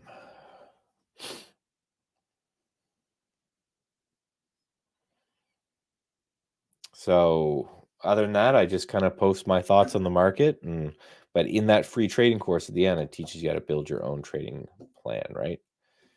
So yeah, so the strategy you outlined is just way too vague. You don't I swing trade overnight with a news catalyst. There's nothing we can do with that, right? So above are the free trading course. I am sure that when you hit support, I think they thought that you already had your strategy, but it looks like you're looking for help on how to trade. That's obviously, we provide a software for your trading. We don't provide trading recommendation, right? We can't do that. You need a financial advisor for that. Um, where do you specify the stop price? No, the stop price is set by the formula. The limit price is set with the offset, right? So, for example, if I wanted to have the system put a stop order at the high of the day on this candle on the SPY right here, I would use a formula that says, right, below this high, right? Because below high basically just meaning what's the value of the high to the current price. And then I have to put in how far above that I'm willing to pay if that order gets hit. I hope that makes sense. Again, these are really complicated, so I really don't suggest using them until you have something hammered down, right? So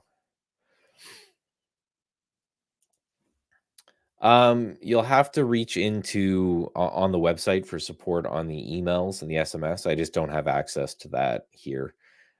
Generally speaking, it's usually a problem with the email provider. Sometimes they get locked or marked as spam or something like that because they do send out a lot of emails, right?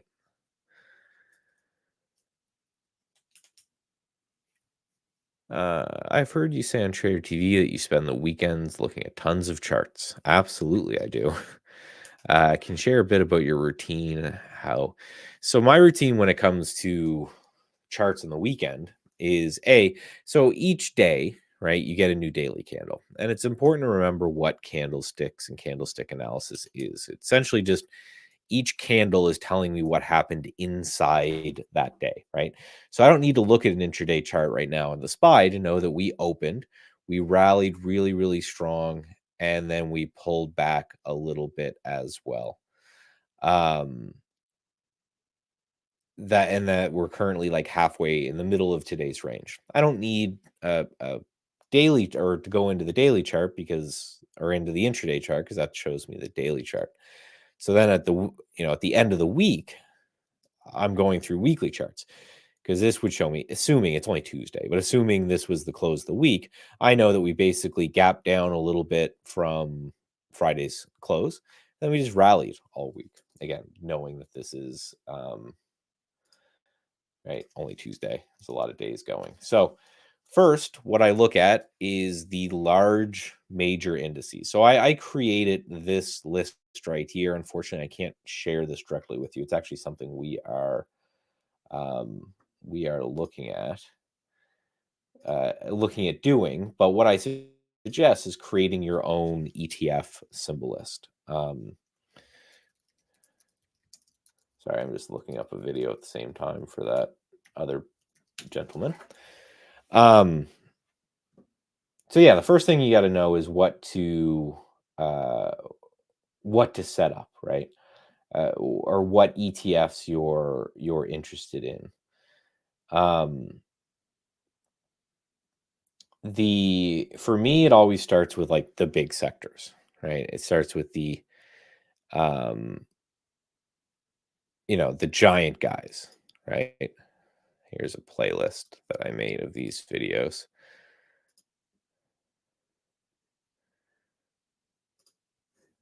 So here you go. Sorry, just posting this video for Anthony. So again, first step one is to find a trading strategy. That's the hard part, right? The rest of it's all set up, right? And again, for legal reasons, I can't say here's, buy this on this news catalyst thing, right? Um, so yeah, so the main charts that you're going to go through, like the S&P 500 being a big one, right? 500 of the biggest companies out there. Also, you can look at, and part of this is just kind of knowing these ETFs. If you hit me up on Twitter or something, maybe I can send you a document or something with them. But then I go down the cap scale, right? So SPY, the S&P 500, is the 500 biggest names out there. The MDY here is your S&P mid cap index. So these are the guys in the middle, $2 billion to $10 billion market cap, right? So right away, we can see if you compare this to the SPY, relative underperformance in the mid caps. These are the middle companies out there. IWM, them is the small caps. So these are under $2 billion in market cap. These are the little guys, and you can see weaker still, right? So already I've got one of the iPad Pro, I think it's called, that's got like the pencil that you can. So I'm always just jotting down like observations. I actually really want to get into an actual note taking app. I've heard like Obsidian's amazing, but I've played with it and I don't know if I'm smart enough to use it, but I would be writing down themes like, okay, the further we go down the cap scale, the weaker the market seems to be. So right there, that's already a cue for me that I should probably focus on larger cap names. Lastly on that one is IWC. And IWC is micro caps. So these are under, I don't know, what is the define micro cap? Between 50 million and 300 million is considered a micro cap. So tiny guys, right? Little tiny companies that are probably barely listed on the exchange. So I look at this. This is IWC is the micro cap. So again, I'm building themes and kind of writing notes all at the same time. Then after that, I'm basically just going through this list that you see here on the bottom. This list is again a list that I built. I can hit me up on Twitter. Maybe I can share it there. But it's a custom list. And if you don't know, you can take pretty much any scan and you can point it at a custom list. So you can, under the configure menu, you can go to symbol lists and you can kind of point that at a list here. And you can create your own lists and point certain lists to them. So, some lists that we have built, right? All ETFs is a whole bunch right there. We have some ETFs that you can put in. So you can see the one that says personal.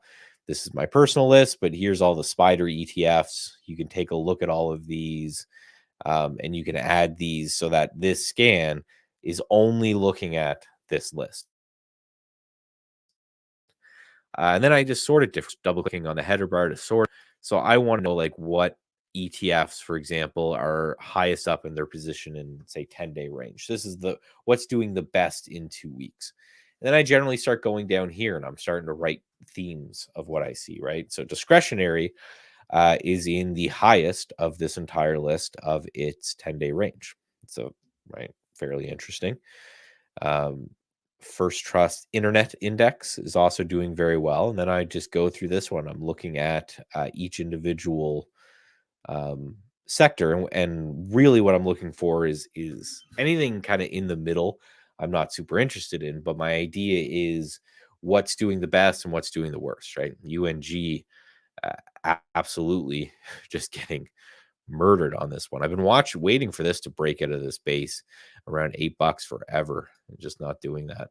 So you can start to just get themes, right? So we have OIH, gold, XOP, and UNG. So these are kind of commodities down here. We have wheat, USO, and then DBC is actually commodity index.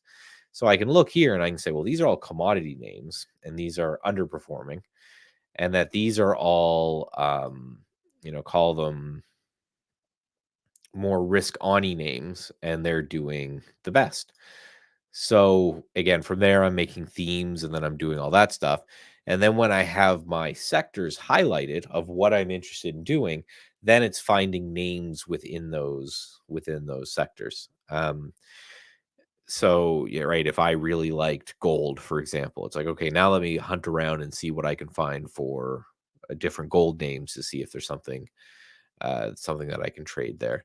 And then it's into TI strength. So again, TI strength is a relative strength algorithm that we created that scans the market every 30 seconds for this algorithm that I built. We have back tested results for this, all this kind of stuff. We know trading these names will give some relative outperformance to the overall market.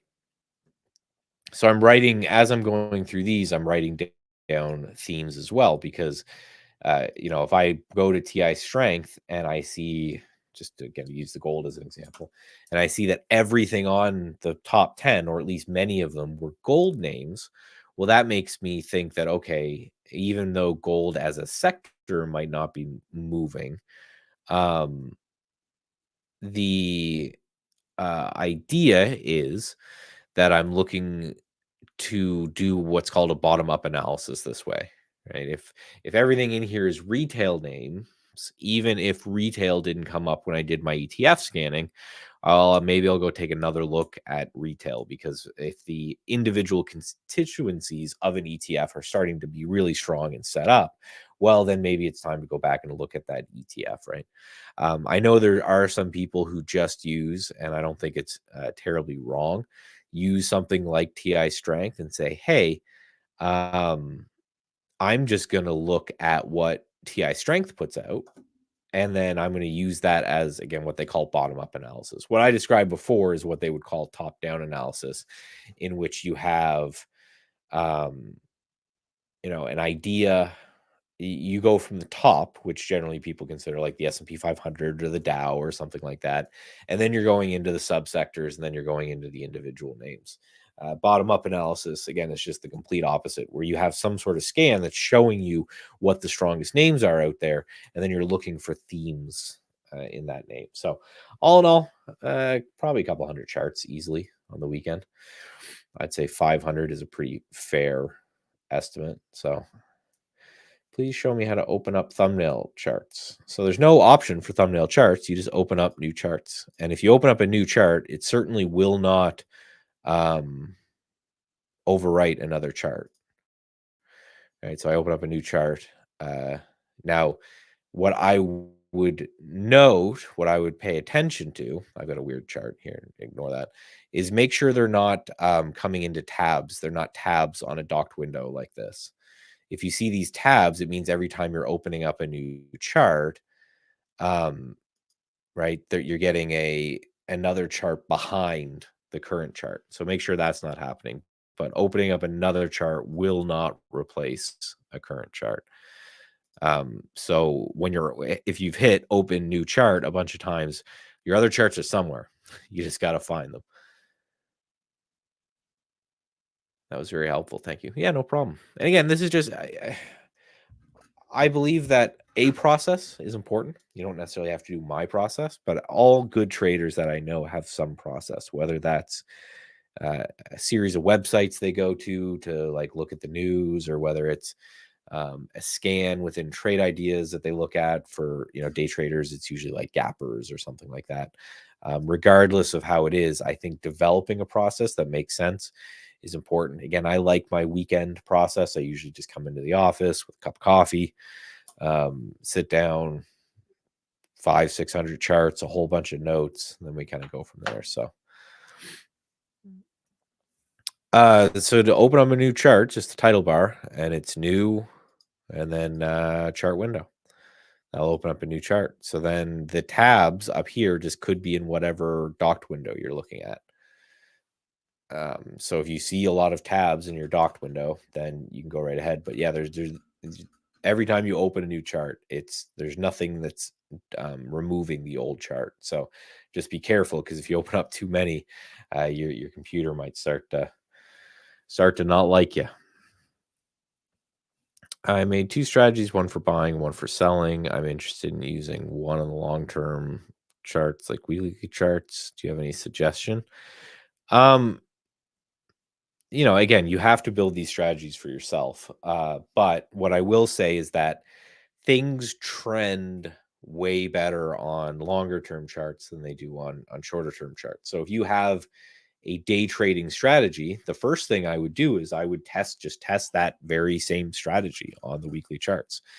If you're looking to buy breakouts or something, if that's your day trading strategy, just start testing it on the weekly charts, right? Take the same idea and start applying it to weekly charts and see if it works. But yeah, the only thing I will say about weekly charts is you can get in much wilder trends. I'm a swing trader, so I look at weekly charts and daily charts pretty much exclusively. Things can go crazy on weekly charts. Just make sure, obviously, you're sizing accordingly, right? So I always just bring up ELF on this weekly chart from 21 to like nearly 150. It's a makeup supply company, but I'm on a laptop. I need to get a desktop. No, you don't. I'm on a laptop. You don't necessarily need a desktop. And I know a lot of people that trade from laptops.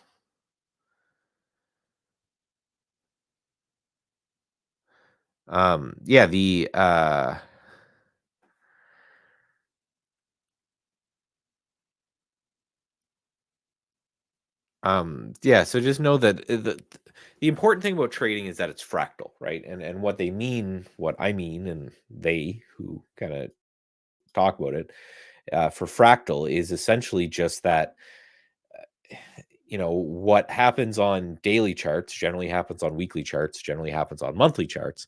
It's just your time frame and your risk parameters and all that are a little bit differently. So I would try the same things that you do on daily charts as on weekly charts. The only thing I really kind of tell people to just be careful about is weekly charts for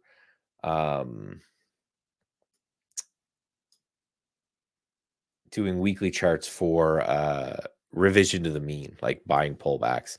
I think can be a little bit more problematic, just because you can see like trends can just be wild on weekly charts. My TI strength scanner has some different ones. BH showing up. It could just be I was on a test server playing around, so I built TI strength. So I just may have. I've been on different servers testing different things. Yeah. So I just refreshed it there, and BAH is up there now.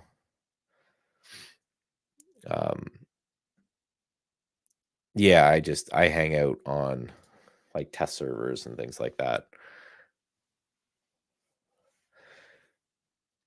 But yeah, this is my, and again, I will say I am heavily biased. But yeah, I love TI strength. It's just a weekly kind of trend following system. I use it for a large majority of my trading.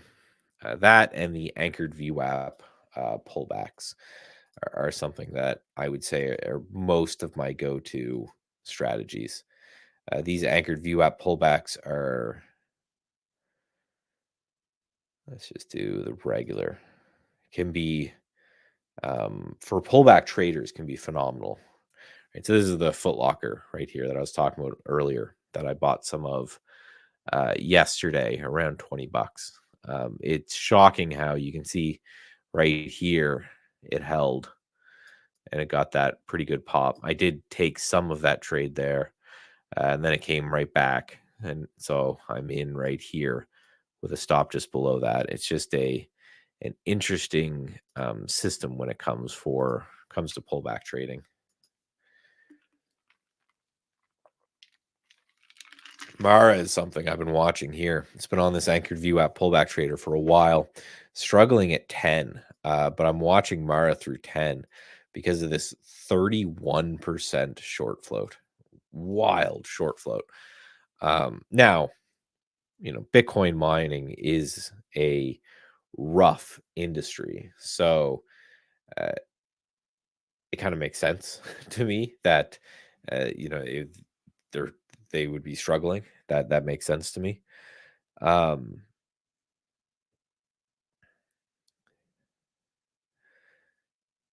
the I don't think it makes money. I'm trying to find EPS positive. That's interesting. Well, where Bitcoin where it is maybe.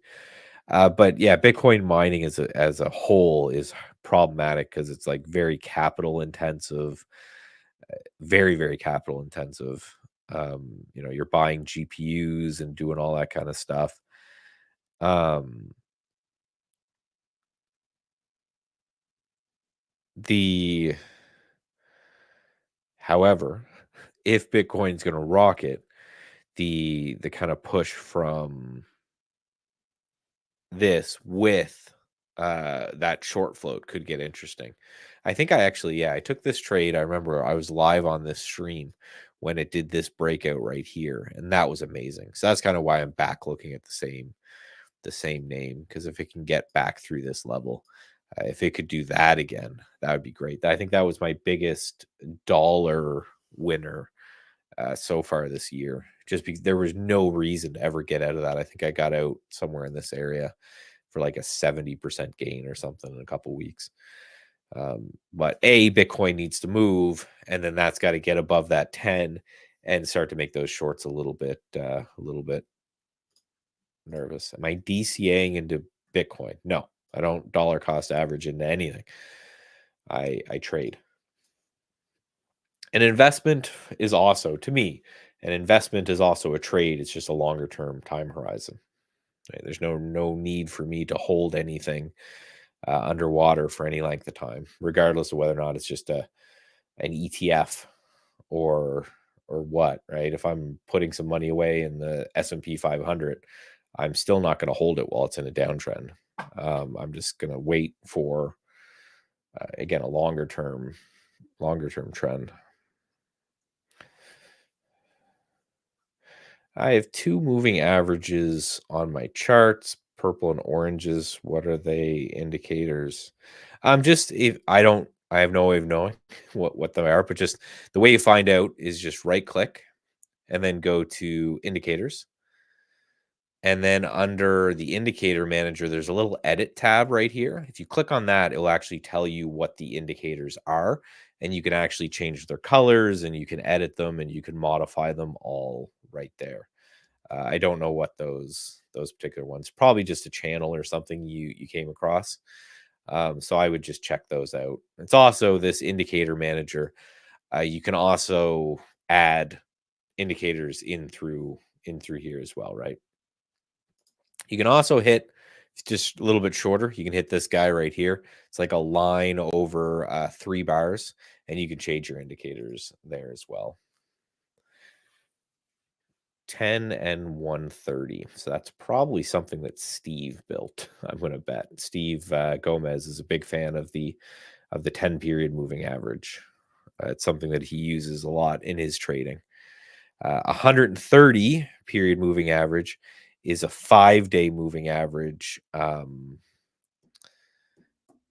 It's a 5-day moving average on the daily chart if you're on a 15-minute. That's generally why people use 130 period. It's a Brian Shannon thing. He just has a rule where he, as a day trader, he uses 15-minute charts and he uses the 130 period moving average.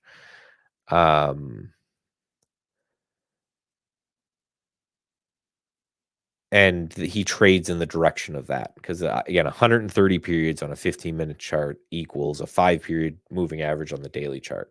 So he just kind of extrapolates it down. So he's seeing it on his 15-minute chart, and then he kind of extrapolates from there. He said, okay, I'm going to only trade in the direction of that 130 period moving average for his day/swing trades. Do you have any info on the anchored view app strategy? Well, the one that we have here is exclusive to TI. And the benefit that we have in TI is that as I click through these, the system is automatically drawing these anchored view apps for me. I don't have to do this. The system is doing that without my input. Now, if you want to learn more about anchored view app, I would highly suggest, let me look at my bookshelf here. Yeah, I would highly suggest Maximum Trading Gains with Anchored View App by Brian Shannon. Or if you just Google Brian Shannon, you'll find the book there too. He wrote the book on Anchored View App. So he's going to know way more than me. And all of the scans that we have in TI, we've actually built in conjunction with Brian Shannon, where what I did is I read the book and I spoke with him. We've chatted a few times. He's a friend. And tweaked and built these scans based off what he had in the book. So highly recommend that book.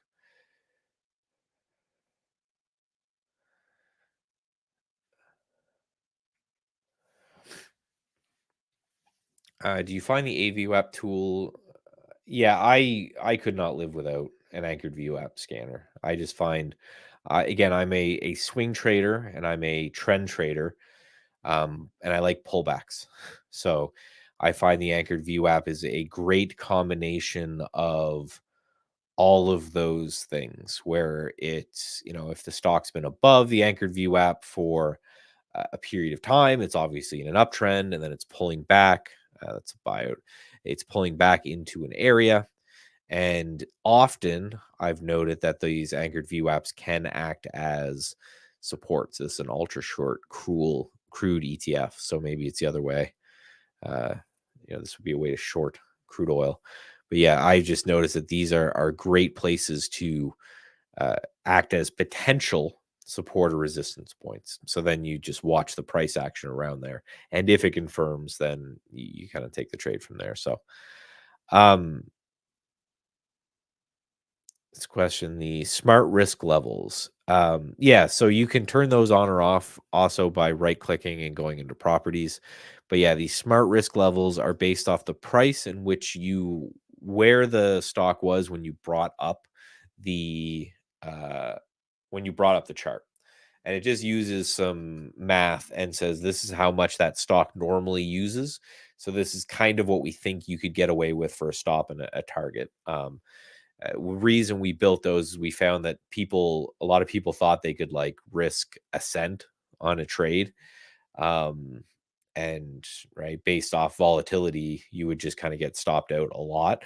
So we made these are kind of guideposts to say this is a good place to maybe look at a stop loss, and this is maybe a good place to look at a profit target, just based off how much that stock normally moves. So as you click through stocks, it will change the way you do it. But for me, I like clean charts. So I'll turn them on there.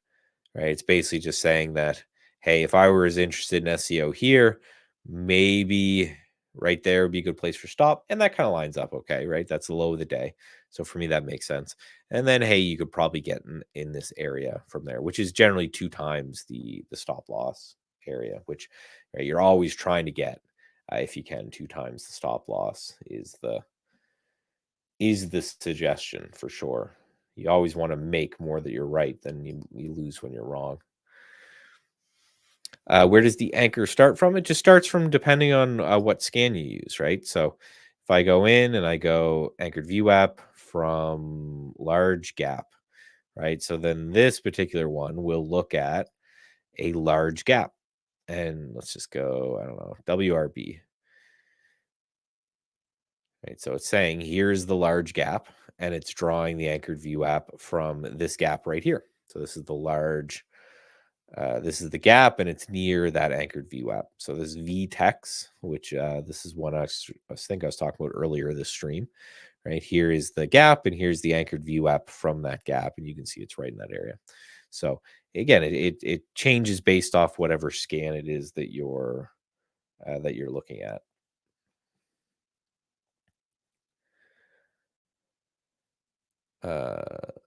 Smart risk shows dollars or any way to show prices. If you just hover over the area, that will tell you what the prices are. You can also put in your number rate, or in your single stock window. You can put in what's just called smart stop, just by right clicking, hitting configure, and just search for smart. So there's smart stop, there's the dollar amount and the percentage amount. So if I add these in, they'll add to the bottom here. So for this particular stock, the smart stop's 15 cents or 2.2%. Now, these dollar amounts, they're derived from, if you go to your tools and your options, uh, your AI trade size, right? So I have $10,000 per position. So that's why it's showing a $200 risk and a $500 profit. You can also change that. You could do, risk per trade. And you could say like $100. I want to risk $100 on any given trade. And then they're going to change to 100 and 200 when I click the next symbol here, right? So 100 and 200. So again, I'm a clean chart guy. I want them as clean and tidy as I can because I want to focus on the price action. Not a big fan of indicators or moving averages or any of that kind of stuff.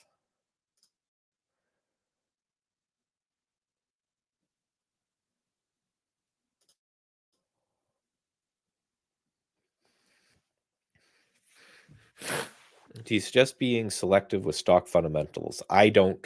I'm a CMT, so I'm a chartered market technician. I personally don't care about the fundamentals of a company. Some people can. I think the length of your trade matters. If you look at it in the extremes, say you're buying a stock and you're planning on holding it for 5 minutes, right? Obviously, doesn't matter if that's a profitable or an unprofitable company or anything like that, right? If you're planning on holding the company for years or quarters, and they're going to report earnings and stuff, well, maybe that matters a little bit more. But for me, no, I don't really care. A trend is a trend, and my experience is that fundamentals follow price. One example I give for this is just Peloton, right? Not much changed in the fundamentals of Peloton. It's not like a whole bunch of more people started buying or selling their bikes to cause this spike from $5 up to 150 and back to 5. Right. The fundamentals of Peloton started to suck after the pandemic was over, which was probably in this area, right? It's for me, it's easier, way easier, and way more profitable just to follow the trend, right? A company with great fundamentals will probably be in a great trend, and a company with awful fundamentals will probably be in an awful trend. The only time that I would say that those things split, and the only time that you should care that they split, is if you're like a value investor, right? If you're someone who's looking for companies that are incredibly overvalued, and then that's just not my game, right? I'm a trend follower, so I don't care if they're shit fundamentals or great fundamentals. I don't get paid off of that. I get paid off of if I buy something in an uptrend and that thing continues to be in an uptrend.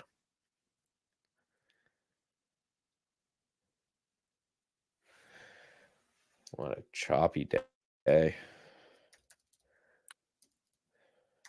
SPY. Jeez, the microphone's blocking my keyboard here. There we go. Yeah, so nice gap. But then ever since then, from the market's point of view, not a whole lot. Gapped up, ran off the open, and now we're just kind of chopping around here. I wouldn't be shocked if this is what continues until the end of the day. Right? We're kind of stuck between this range.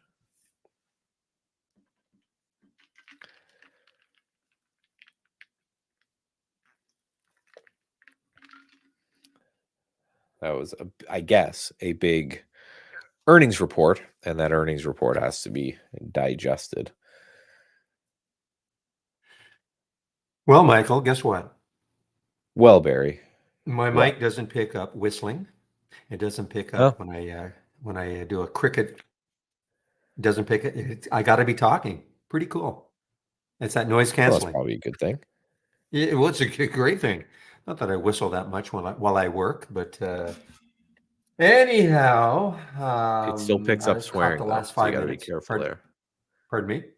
Still picks up swearing though, so you just got to be careful with that. Yeah. You know what? I've only said one mild cuss word since 2015 that somebody Wow. upgraded me on, and it Oh, was I've let out literally damn. Can you imagine? Damn. I've let out some doozies already today. So Yeah, I've just had to. When you come on, I usually block. Well, actually, you're the worst. Steve probably is second. oh, Jamie's. okay. Oh yeah, Oh, yeah. Steve is probably second. Chris never, even though you know what he's thinking, but never. Andy is always a gentleman, and Jamie is just that 2 a.m. FM radio voice. So yeah. he's not. Yeah. He's not The doing any of NPR that. voice. Yes. Okay, Michael, I will take over for you. Thank you so Cool. much. I'm sure you answered all the questions. I did, yeah. Okay, I'll take over. I'm back in. All right. Well, you have a good one. I will. Talk to you soon. Not the second room. Now I'm in both rooms, guys. Both rooms.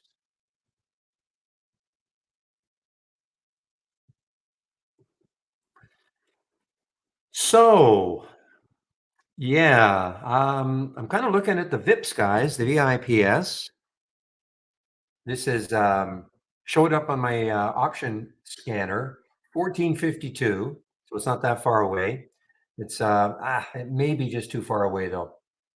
I'm looking at this the 8 real would say, "Are you crazy?" Because there's the 8 EMA, the 10 SMA, right at an intersection at 1514. So it's probably too far away.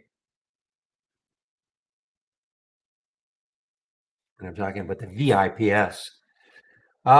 Market now. Market. Well, we've had a little bit of a downturn, but nothing major. The market looks like it's trying to get back into a positive territory.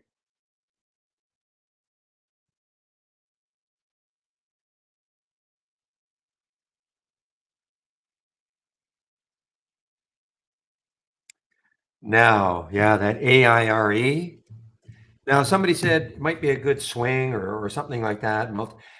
Okay, listen, it might be, but understand, of course, this stock went up to $600, $575 on nothing. Okay, this is never should have been a five. That was it that day. And of course, this is what it did. So you got to be awfully careful. I have no idea what the float is on that. Whatever it is, it's going to be insanely low. Let's see if that dilution tracker even has it.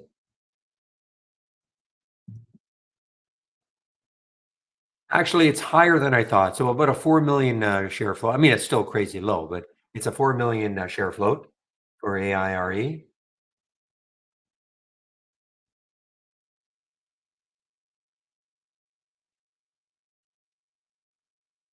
VIP's on the way, guys. I didn't take it, but now the other one I'm sort of paying attention to is the ONON.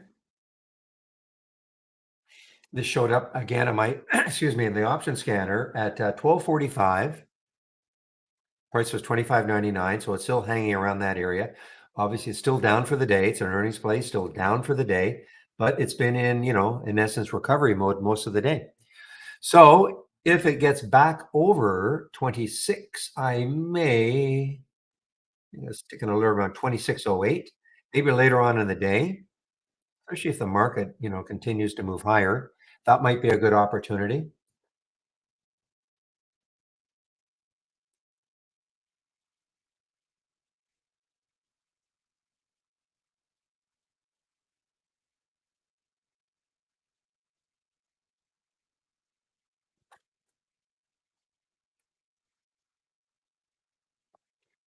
Meanwhile, my goodness, HROW just kept moving down, down, down, down, down. Should be interesting tomorrow.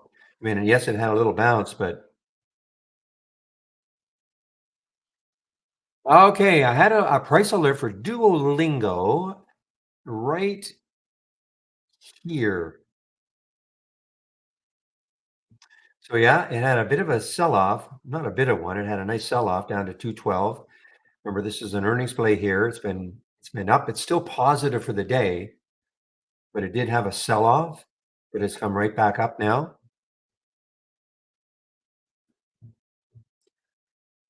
Peter, I am assuming that is a rhetorical question. How high will AIRE get today? I'm sure that's got to be a rhetorical question, right? Because of course nobody knows.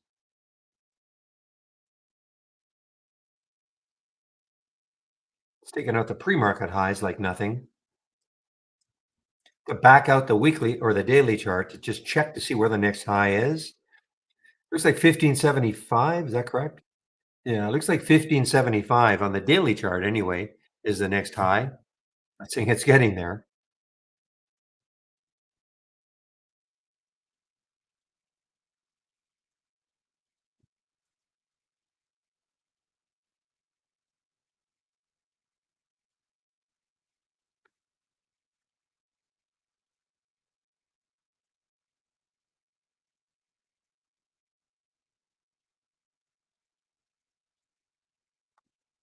By the way, Brian, are you still there?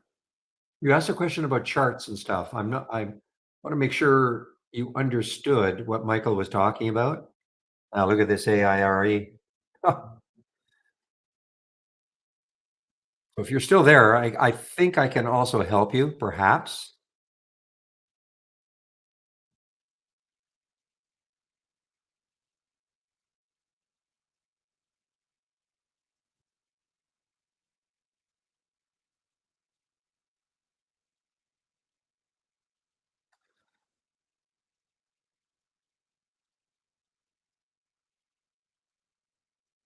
Okay, okay, no problem. I think Chris always checks, but I'll make sure he does check. You usually always beat him.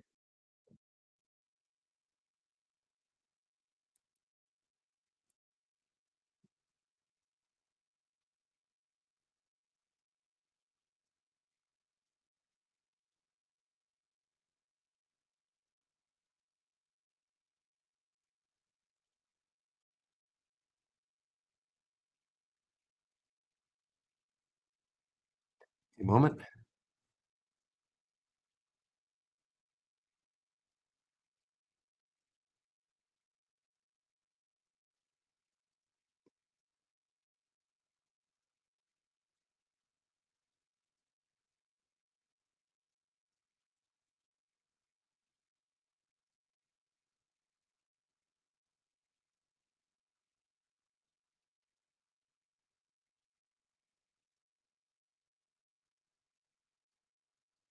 Yeah, look at Vips.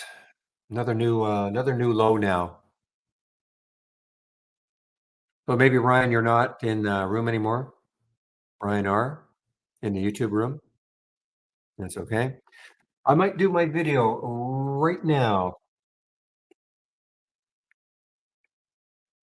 So this is sort of interesting, guys. I mean, Vips is really selling off, almost like as if the market is selling off. I mean, this was an earnings play. Very actually, yeah, I got to requalify that because at the beginning this looked like a weak earnings play. There's the reaction in the pre-market. It got down to 1334, and then it kept running, running, running with the market really, and then the market opened. It went positive. Looks like it could go negative now.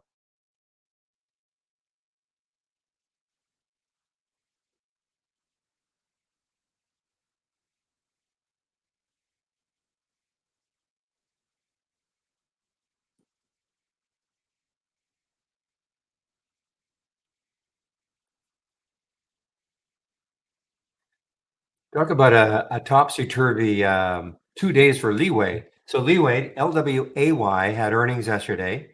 Got killed. I mean, really. I mean, yesterday, I mean, it got all the way down to 9. Remember watching this one, wondering if it could keep moving down. And then look at this, just complete turnaround. So basically right back from where it started the day before.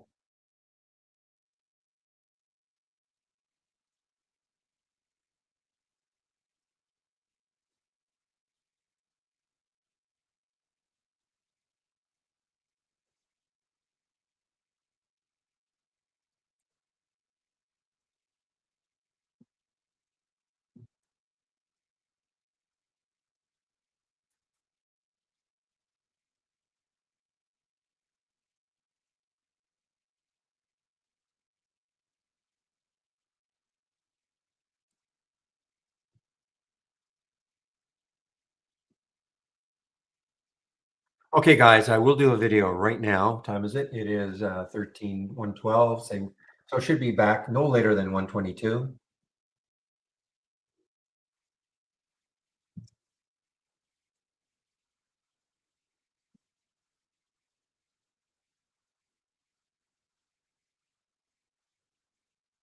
So muting myself now.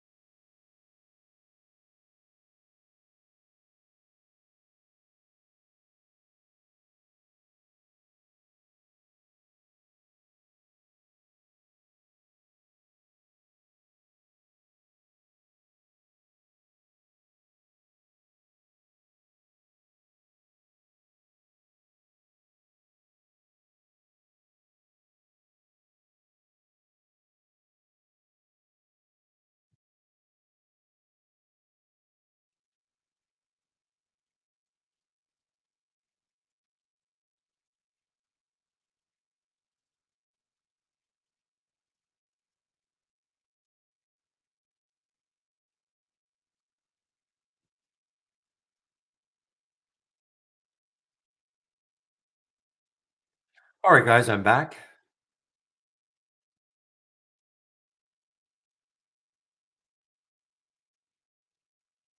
Oh, I see. Yeah, no, you can create as many docs as you want within reason. I only say that because we're still not. I don't think we really know, but nobody's going to create 50 docs. Okay, but so I say within reason. I wouldn't go crazy on the number of docs. I think docking is a bit more of a resource hog, but again, you'd have to have so many docs open. Okay, but yeah, you just keep going new doc window. Another one will pop up, give it a name.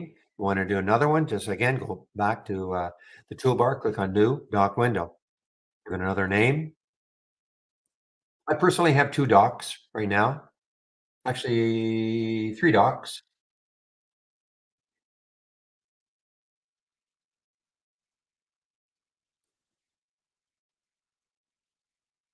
Other thing too is I see some questions about docking Brokerage Plus. I wouldn't. Okay. Yeah, there's a trick to doing it because you can see right off the bat when you right click, it does not say duplicate into a dock window. So there's a trick to doing it, but I wouldn't. The reason being is that sometimes you have to take it out and do some adjustments. Something it might not be working, you might have to do a refresh and all that. So to me personally, I found it easier to leave it outside of a dock. And I did not create it. I could have created a dock for these ones. I may do it next week.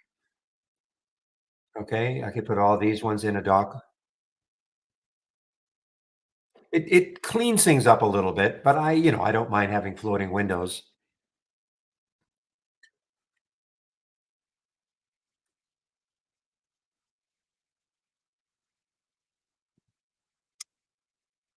Okay, guys. So I took this in the simulator. Okay, I wanted to.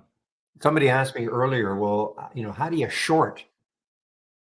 And I probably I should have waited. But if you had watched me, all I did was, what was the price? Entered at 97.03, click the sell, click how many shares I wanted, click the sell button, and then I sent it. So again, remember what the whole concept of shorting.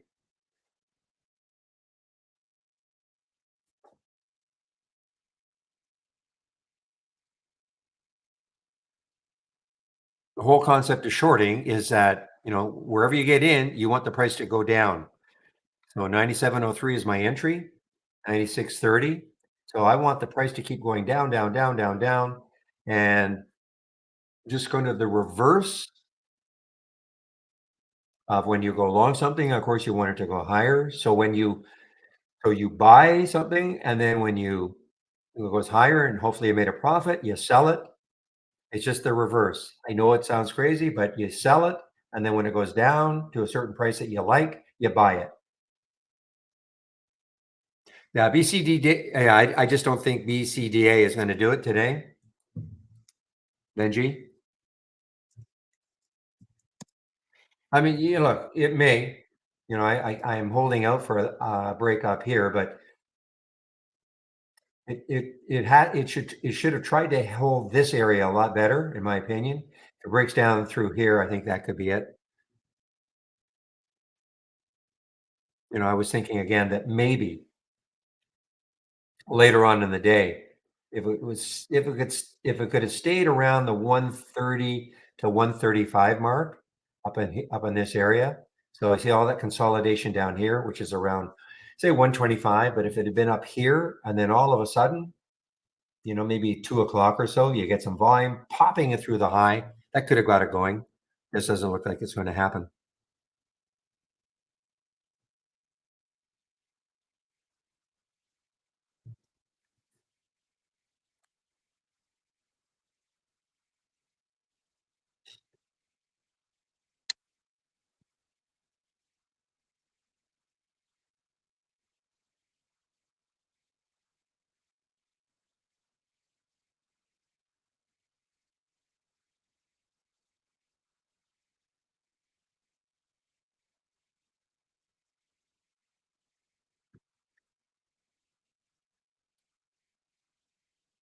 So, guys, again, you can ask me questions. Don't think that you're going to be interrupting me. You can ask me questions.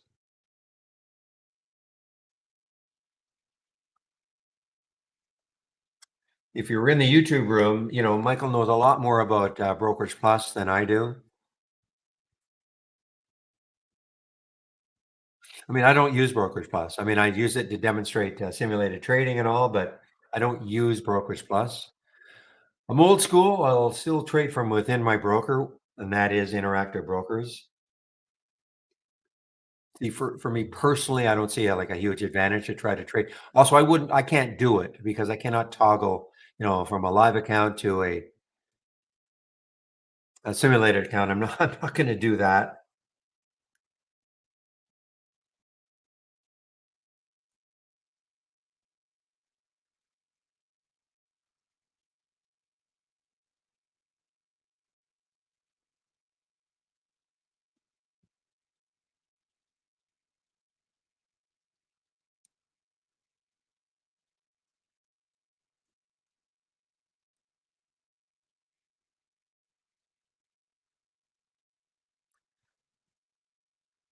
Well, as far as I know, somebody's going to probably tell me for sure, but as far as I know, stocks don't trade options in the pre-market,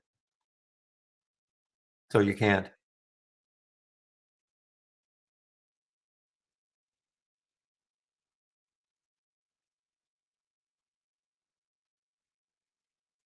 I think I'm right. Somebody must know. Yeah. Okay. So yeah. So you cannot trade options in the pre-market. So there's no way to create a scan with option volume in the pre-market. So that's number one. So with my scan, can I limit? Sure, of course. You can take. Remember now, these are what I just call. These are templates. This is what I like to see. But as I usually like to use the momentum scan as an example. So for instance, if I right click on this, see if you had my momentum scan, but maybe you don't like this price range. That's fine. Number one. So you can always make the price range, different.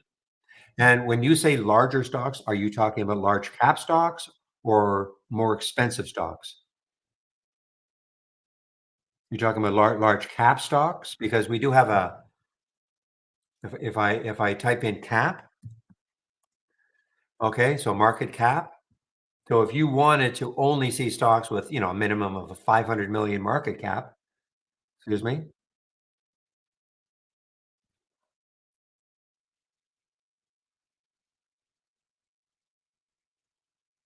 Yeah, more than likely a large cap stock will have options.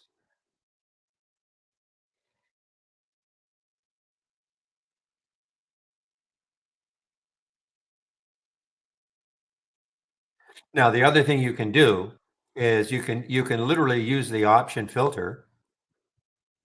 I mean, this does it here, obviously, but I mean, if you're just looking in general in the option volume today, you could add that filter and put a minimum in. So you could, if you want, you could have like put a minimum. I don't know. Probably a large cap stock is going to trade at least 100 options, right? So you could put maybe 100 in the min. Also add that market cap, whatever number you want.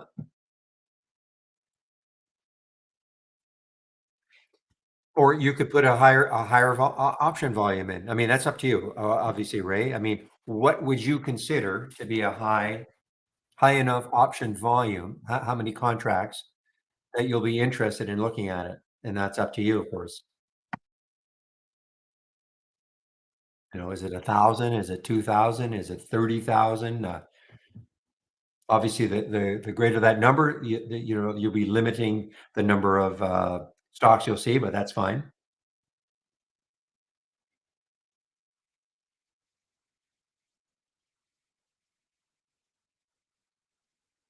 Yeah, so we don't do that. Remember, we don't scan options like that at all. We don't have the bid ask for options at all.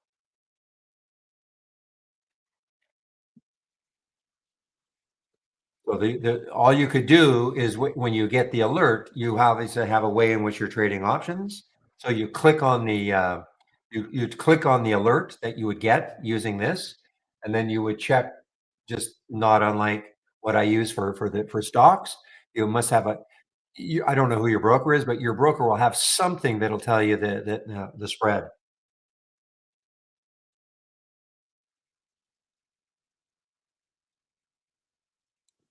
So more than so again, because we link with many platforms, it wouldn't be a matter of having to type the symbol in. We link with many platforms. Linking meaning that instead of, here I just clicked on CSIQ. All right, and notice what happens. I'm going to click on TPIC. See how it's now TPIC here, because I've got interactive brokers. This is going into my order entry also, but it's also changing everything else I want. Usually most platforms have a way to do that. I've got a little chain there.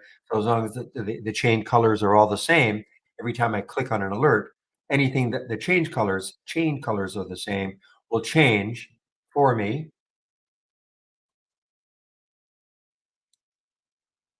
in interactive brokers. Because here's the other one.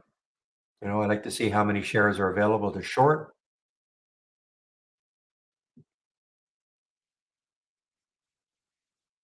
This is when you'll hear me. I'm not sure there's anything. How about getting a different one? But the bottom line is, when I establish my link with Interactive Brokers, all the windows within Interactive Brokers will give me what I'm looking for.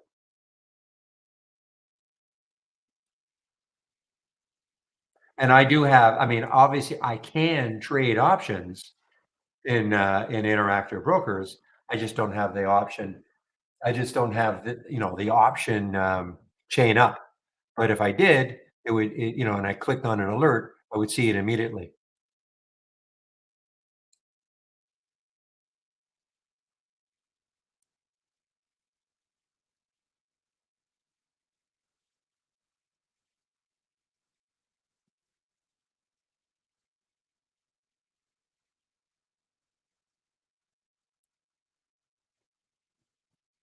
So you could take my momentum scan and you could add, a minimum number of options, a market cap if you want, a different price range if you want. You can use this like like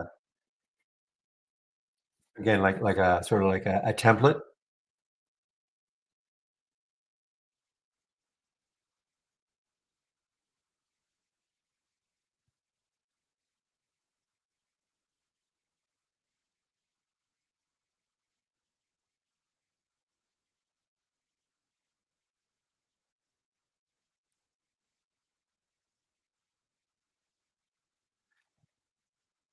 Is there a way to identify rows with that? I'm not sure I know what you mean. Like, you mean rows here? Like, well, I'm not sure I know what you mean.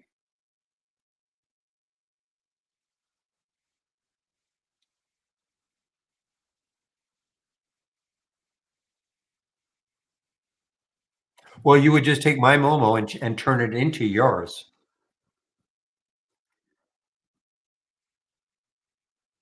because the minute you add a minimum option and maybe a market cap, remember everything here is an and. So all these filters, all the filters that you use and the values within the filters have to be satisfied before you get the alert. So the minute you add a minimum, you see what I mean? You'd have to have two different ones. I mean, if you still want this, now what you could do is do something like I've done here. You could create so you could create your Momo. So if you want my Momo, and then you want to create yours, so they'd be two different ones. Then you could create a multi-strategy window, and then it would be color coded. You could color code, whatever yours would be, and then whatever mine would be, if that makes sense.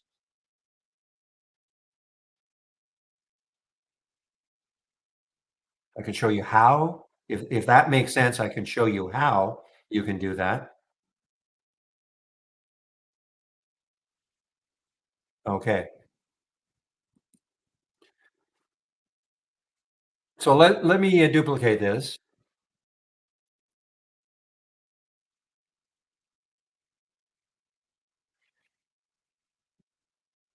Uh, okay. So let me add a couple of things here. Again, this is just demonstration, okay? Just a demonstration.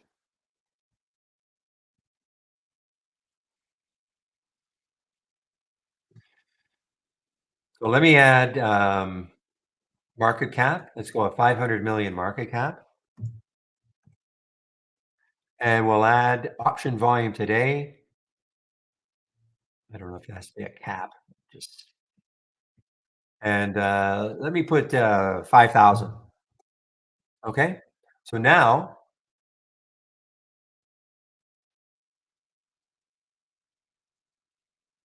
okay. So now I've added to my scan, and let's make this a wider price range, $500. Okay. So I've taken my scan and I've tweaked it. So it's a bigger price range. I've added a market cap of at least 500 million and at least 5,000 contracts. Okay. I'll give it a name. We'll test.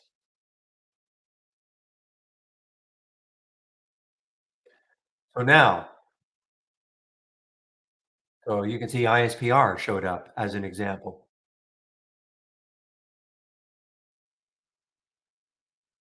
Not bad.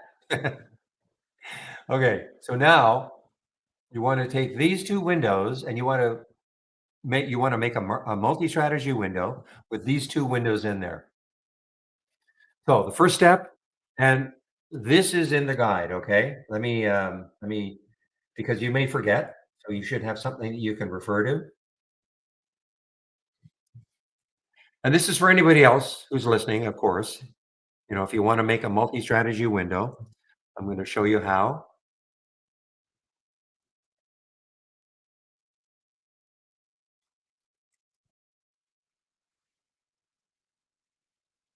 So again, if you click on that homepage link and then you go to the education section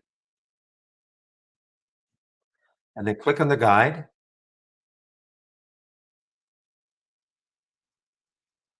M window, okay? An M window. Now this is how I do it. I actually haven't even looked at this, but this is, you know, this will have a series of videos and some text, how you create a multi-strategy window. But this is how I do it.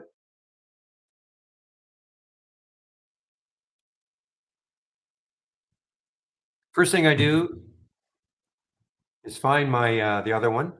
Well, here you are. Okay, first thing I do is I want to basically copy this. So I right click, collaborate. So right click, collaborate, copy. Okay, now this is copied. Next step, new multi-strategy window. Okay, brand new multi-strategy window. Now what I want to do is I want to take this, I want to paste it in. So right click, go to collaborate again, paste.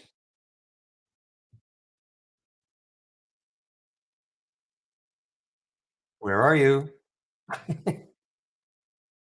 Unless it's waiting maybe for look at shot guys, by the way. Let me do it with this one. I have to make sure I didn't make a mistake. So I'm going to collaborate again, right click, collaborate, copy it. It didn't copy in. Okay, just give me a moment. So I'm going to must have done something wrong the first time. So now I open a new multi-strategy window, right click, get to the collaborate all and paste all. You know what? It's not working.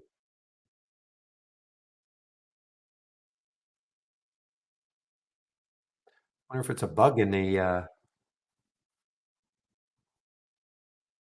'cause what should have happened is I should see both of those strategies here, and this is then what I was saying, is that I could put I could color code, the different the 2 strategies. This is what I got, option volume 150%, 150% moving higher is in light green, and moving down is in brown. So all I was going to do was just give your 2 strategies, the momentum, your momentum, and then mine, just give them 2 different, but why is that not working?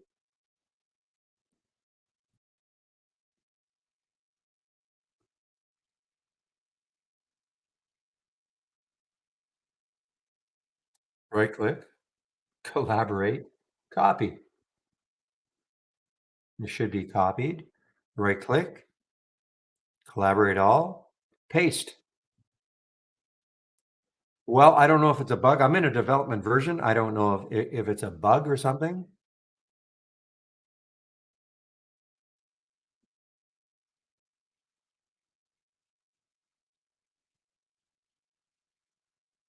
Boy, look at this ACIC. Oh, brother. And some awesome ones from the breakout and breakdowns today, guys. Here, one more time here. New multi-strategy window. Okay. Pepe. Right click, collaborate, copy, right click, collaborate, paste. I've there's something, yeah, there's something going wrong. I don't know if it's because of the development version I'm on, but, I've done, multi-strategy windows over years. And how about you when you try it on your end? Basically, just copy it and then paste it, and then do the second window, copy it and paste it. You should see the names of the strategies you see.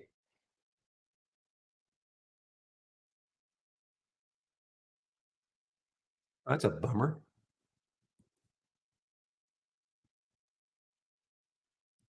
I could probably get out of, trade ideas and reload. I just don't want to.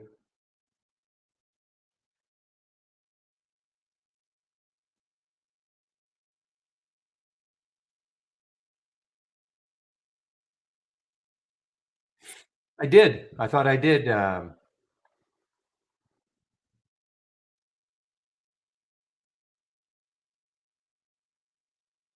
Oh, are you rookie mistake? Really? I didn't think I ever used to do it that way. Right click, collaborate, copy. I swear all I've ever had to do didn't have to go to new. I just had to collaborate, copy, and then it showed up. Like now you're saying new, collaborate. Maybe you're right. Yeah, you're probably right. I guess I don't remember seeing this. I think this is an extra step now.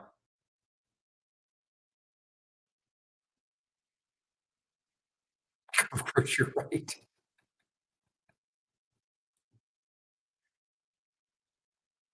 No, no, I don't know about that, Pepe, because I just did it the way you said, collaborate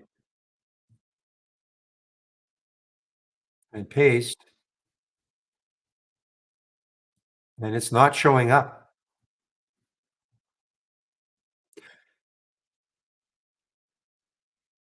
I'm almost 100% sure I've never had to do that. I would just have to, copy, collaborate, copy it, right click. I would go down to collaborate all, paste, and it would just show up. The only reason to do this is to see the new like to see it there, just to see that they came in. And then if you wanted to open it, of course, I think this is a bug for me on my side.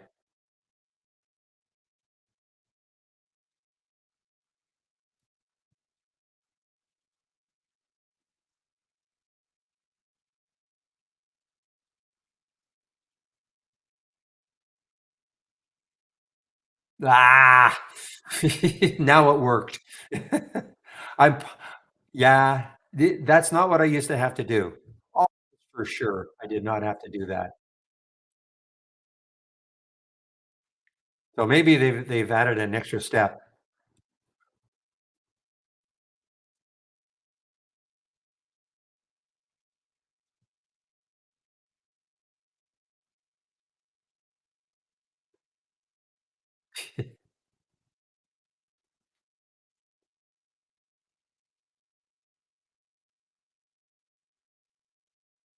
Where the heck is that one I created? This is a pretty nice looking alert here, guys. ISPR. Where the heck is it?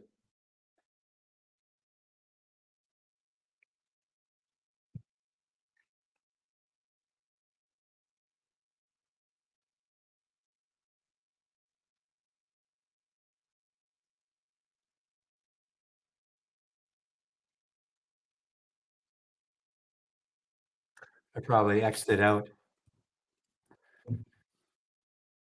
All right, well, let me, do it the other way then, as, my friend has told me.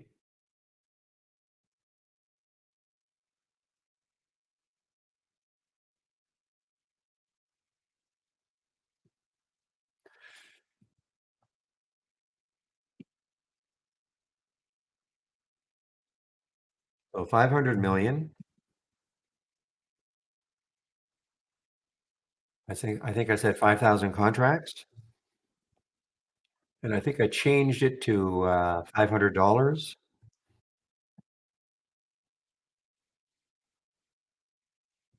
and then Momo test, right click, collaborate, copy.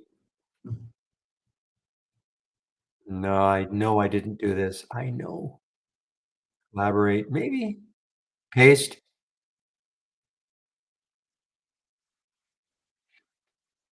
Okay, so Ray, if you follow that, now you can see I have Momo test and I have Momo. Now the next step is just to color it.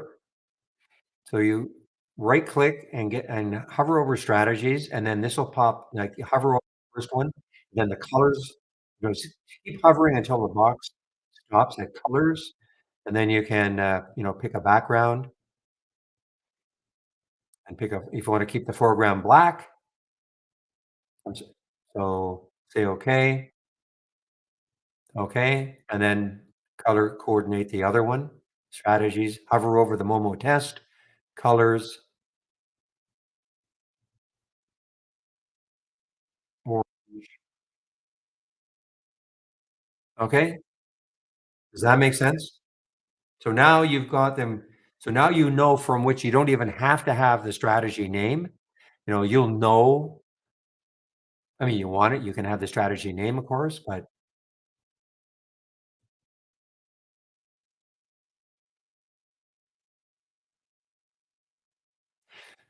maybe, maybe, Pepe, but I know that the way I've been doing it forever is just right click, collaborate, pay, copy, right click, go to the strategies, or go down to collaborate almost immediately, paste, and it would show up.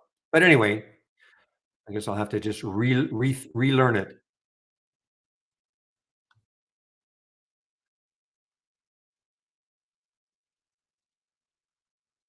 And of course, this one is only looking at stocks moving higher. You could do the reverse, showing you stocks moving lower. Meanwhile, I see that you guys have been having a lot of fun with AIRE.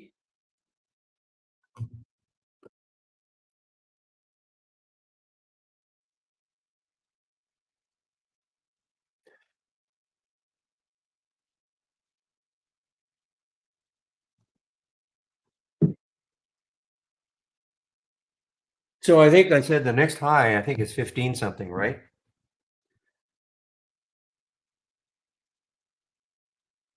You might want to add a minimum volume too to that ISPR. Like you might want to also add a minimum volume, so you can see the option volume. So it met the criteria, 5,000 contracts minimum. but you also might wanna add a minimum volume. I am surprised. I wonder if there's something wrong there. Did I,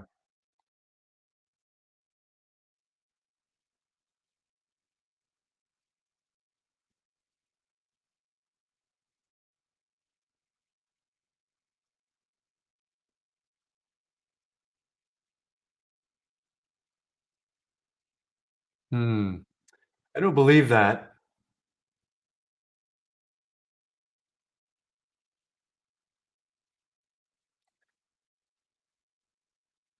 Now, the market cap is shares outstanding, not, just the float. So unless there's a massive number of shares outstanding compared to the float, hard to believe that could be a half like 500,000,000 market cap for a with a $12 stock with that float.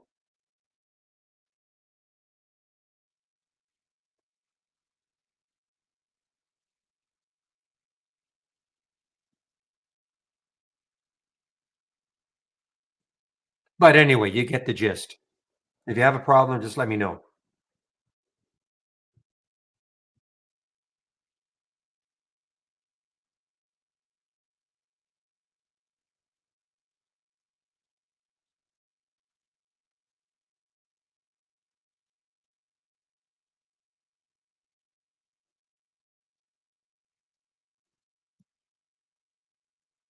You mean Bing? Chat Bing is in,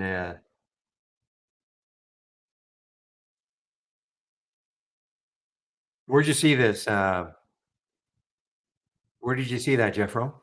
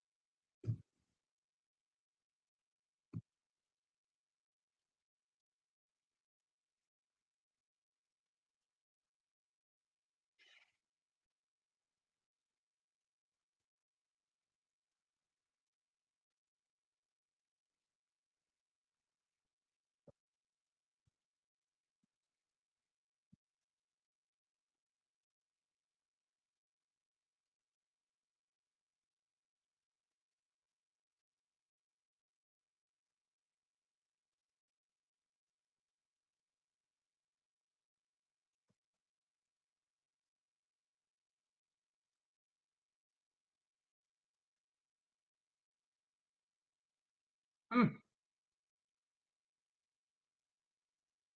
Well, I don't know what to say because I just went to another website to find out what the market cap was for ISPR and it does say 693,000,000. So I don't know. Maybe this float information is just not it's hard to believe.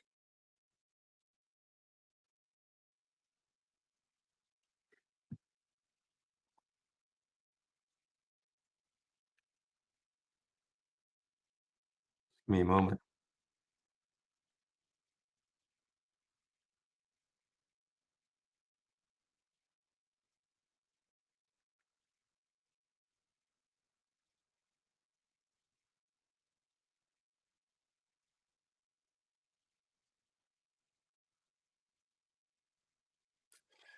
Well, I guess anything is possible. That they would have to have about 40,000,000 in the float. Sorry, 40,000,000 shares outstanding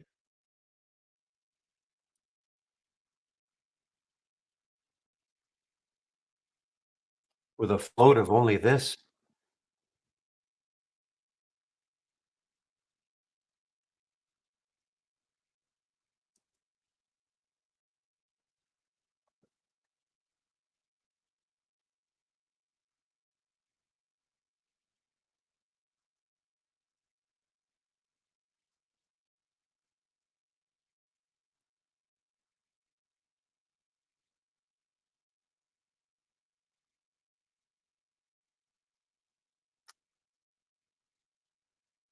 Okay, guys. Here we go. Yeah, interesting. They've got 54 million shares outstanding, 55 million shares outstanding, but only an 18. Well, I'm looking at Yahoo right now. They've got like an 18 million float. We've got 12 and a half. I'm surprised. A lot are held by insiders and in institutions for this ISPR. Interesting.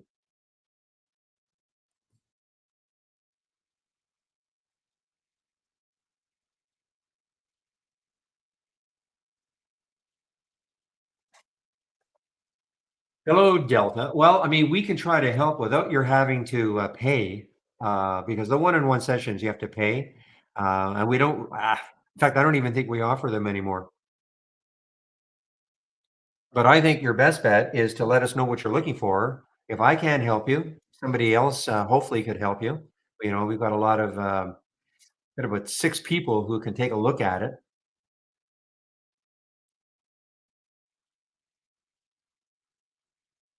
So you can either do one of two things. You can put your requirements in the room right now, or you can go to support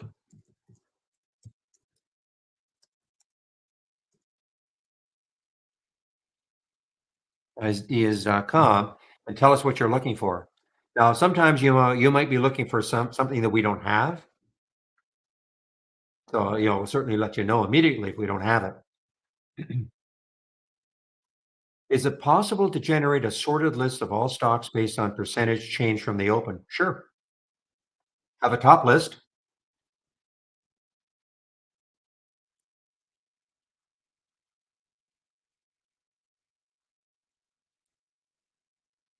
Give me a moment.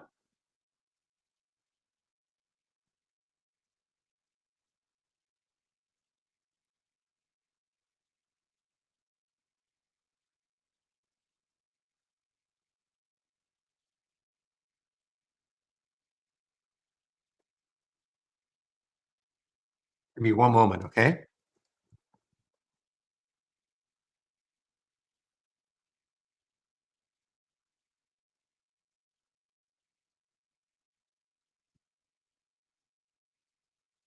Okay, so here's a watch list that I've got. Okay.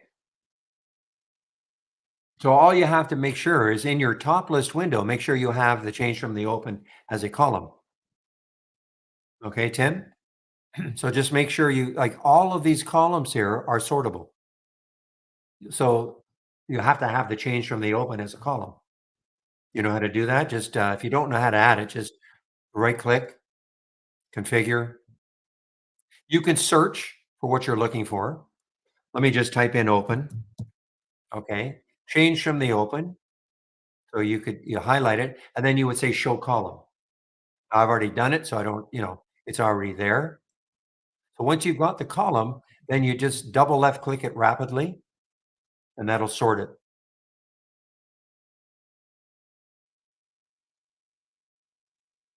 And that's any column. If I want to do the change from the close, double left click.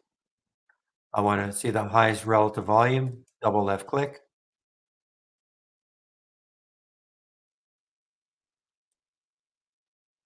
That's what top lists are really good at. Okay. You can, all the different columns you can sort, and that'll give you a different look, of course, of this, the sorting of the symbols, of course.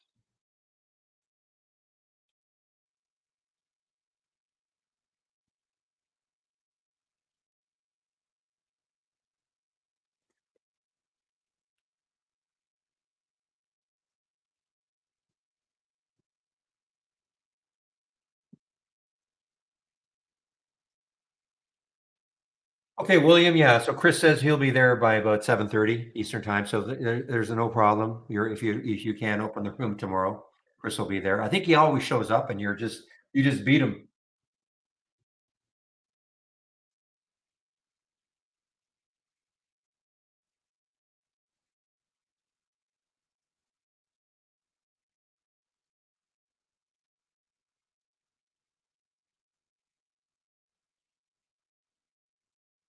Yeah, no kidding. I'm looking at Bitcoin. No kidding. Is it ever selling off hard? I don't. Well, I just look at BITO, and it's had a bit of a bounce here, but yeah.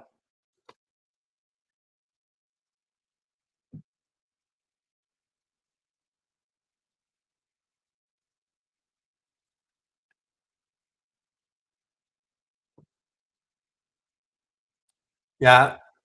Au revoir, BCDE, BCDA, guys.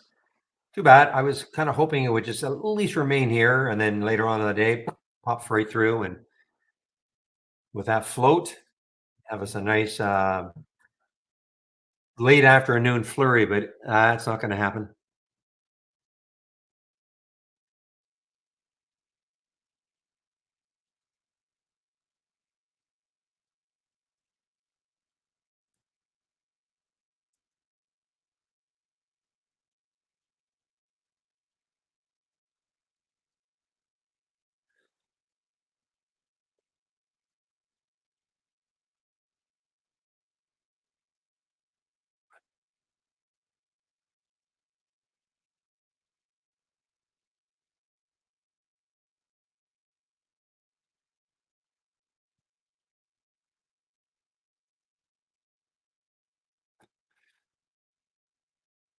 So Delta, you don't want to put your what you're looking for here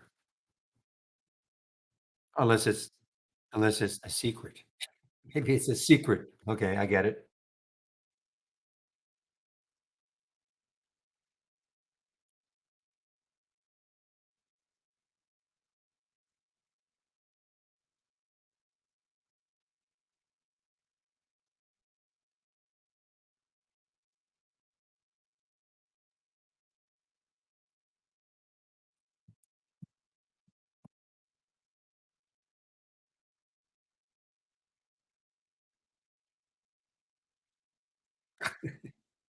And there's Marius, almost a little after you normally show up. Hello, in our YouTube room. What do you got for me today, Marius?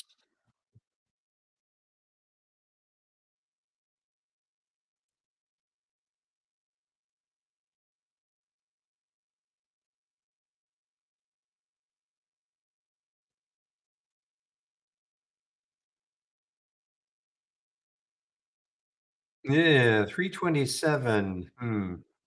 Turnstone Biologics.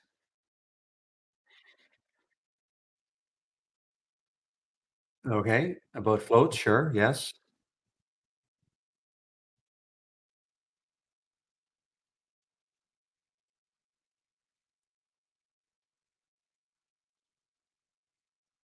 Well, it's as accurate as our data provider, okay? And float information can be a really tough, especially the low floaters. You can go to 10 different websites and you can see 10 different float information. I agree. Sometimes we don't even have any, which ticks me off, but nothing we've they know. But as far as the float information is concerned, again, you can probably go to 10, especially on the low floaters. You can go to 10 different websites and find 10 different float information. Most of the time, when you see a low float, it's because the stocks have done maybe multiple reverse splits in the past, and it's really tough to get a handle. So my whole thing is I don't get too bent out of shape as long as it's not a huge order of magnitude out. So in other words, if we have 4 million for the float and it's actually five, and somebody says, well, my website says 5 million, that's okay. But if we have four and their website says 25 million, okay, that's a big magnitude difference, but ratio difference.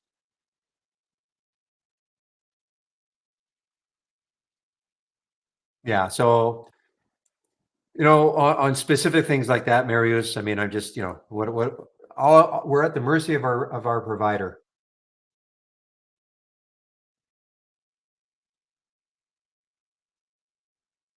Now, understand also that the float information doesn't get, and that's nothing to do with trade ideas. It gets updated twice a month. So let's just say this company, what time is it now? 11, 14, 15. Let's just, excuse me, say on the 16th. So because let's say they update this information on the 15th and 30th every month, assuming the 15th and 30th don't fall on the weekend. So let's say they do a reverse split on the 16th. That will not be reflected until the 30th. Okay, and that's industry wide. That's nothing to do with us.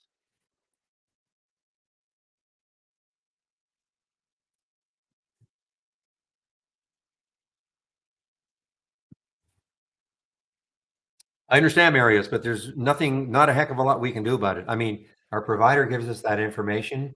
We ask them every now and then, why do you have this? And they come up with an explanation usually. They say, well, according to the SEC filings and this and that. So, but again, you can go to 10 different websites and probably find 10 different float information, especially for the low floaters. Who's right?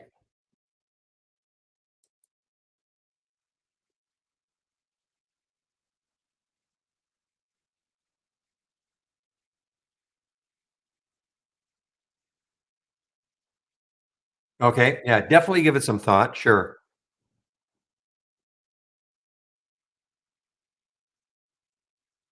A 100% win rate. Wow. In your paper trading, 11 trades. Now, how do you define a win rate? I mean, you took 2 cents on a trade, or you know what I mean? Like what win rate is great. You always I mean, you love to see like 100% win rate. Not realistic going forward, of course, but win rate is not as important, of course, as your risk return on the individual trades. You can have a 50% win rate, but if you're on those 50% times that you were right, you risk 10 cents to make 20, you'll make money. So you can only have to be right 50% of the time, even less if you make 2 to 1 on reward to risk. Who's our data provider? I'm not sure, Marius. It might be FactSet. When you say our data provider, you're talking about who the company uses. I think it might be FactSet.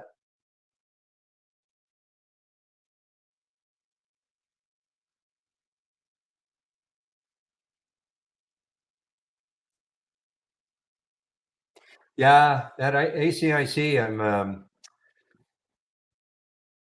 it's just hard to recognize at the beginning that it's going to do this. But there was the alert, 9:58, 8:33, 9:42. That's a tremendous run. And basically steady, not too many. Well, certainly there's only one semi-large red candle. After that, it's nothing. Fact fact set. I think that's the name of our provider.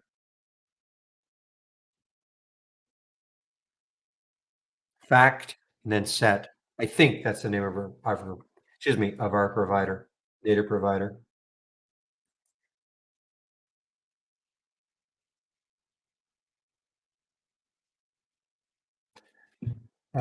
Merchants Bank.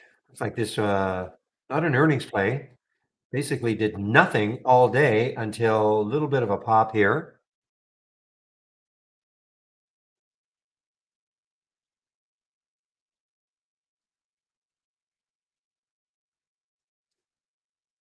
There you go. Yeah, I noticed that Flow Checker shut down last week or the week before. And look what they say. Increased difficulties with data collection. It's really hard to come up with again, I'm not trying to make any excuses for our data provider, but it's true. Go to 10 different websites with a low float stock. You'll probably find 10 different pieces of float data.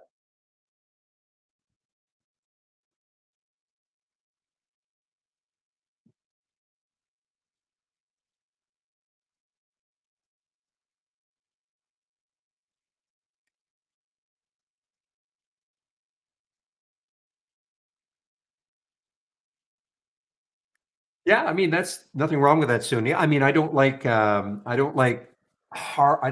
have, I mean, personally, I mean, people do it, but I don't like to have like, okay, I'm risking 2% every trade, 1% every trade. I don't work that way, but I mean, if that's what you want to do and it's working, go ahead.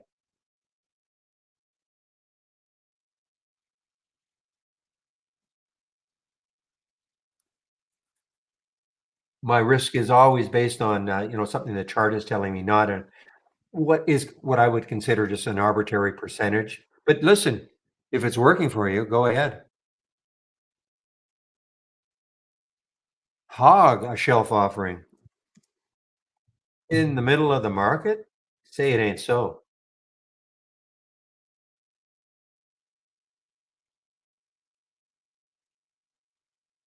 Where'd you see that, William? I don't see that yet.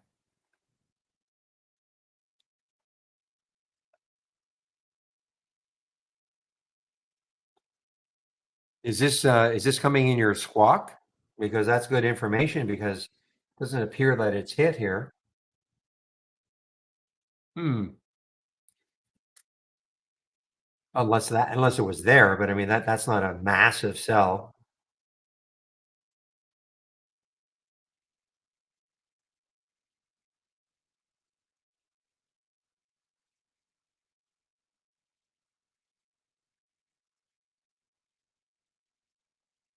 Okay, I think now we're getting the first little crack in the market here. We had one earlier, and it rallied a little bit and just sort of did nothing. Maybe we're having a little wee crack here.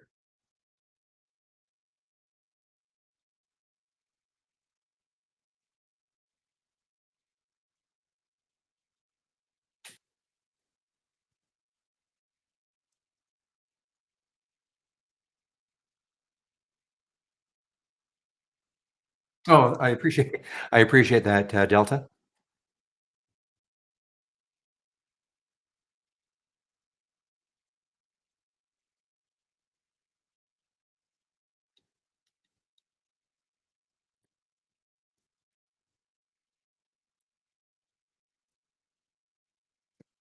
Yeah, so a filter like that, you could, just stocks that close near the low of the day. So if you're looking today, for instance, just as an example, stock that, and so if you're looking today, wanting to see stocks that close near the low of the day, we have one of the filters is the position in previous day's range.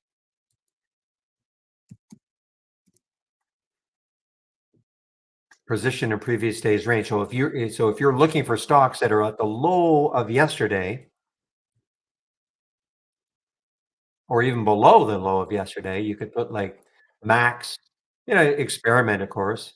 But if you put 0, that would mean the stock in the max box, that would mean the stock would have to be at the low of yesterday or worse, as an example.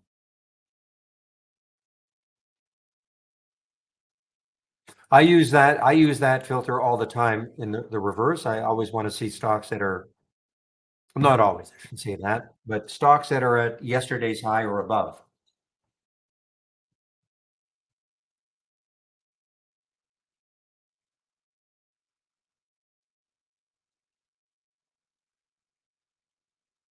Well, you can't see the break. Remember, coffee. I think didn't you ask me that last time?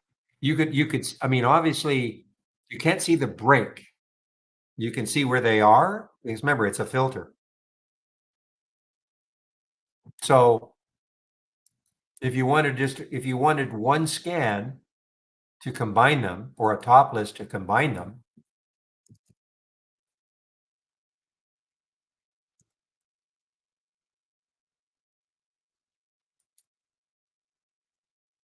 so there is the position in previous day's range. So if you wanted to see stocks, you know, right at or above yesterday's high, or right at or below yesterday's low, you could put 100 here and 0 here. If you wanted to see stocks that were within, 5% on the high side or low side, you put 95 and 5.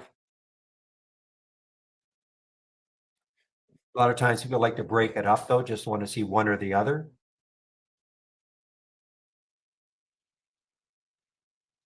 Now, didn't you try using as an alert, the, the basic new highs and lows? And so if you want to see the break of yesterday's high, didn't you put 1 in here? You want to see the break of yesterday's low? You want to put 1 in here? Did you not try that?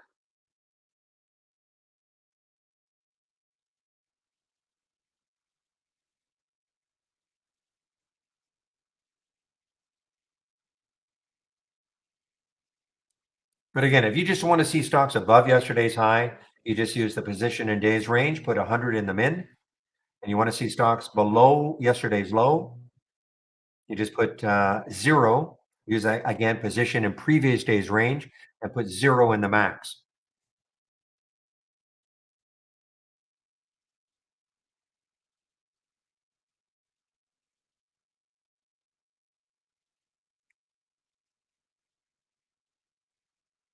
Okay, let me try. Okay, let me just try. I want to do a very basic one. What time is it now? 2:13. Sure. Let me. I want to do a very basic one and see what happens. See if I do get what I think we should be getting. I want to take some of these filters out.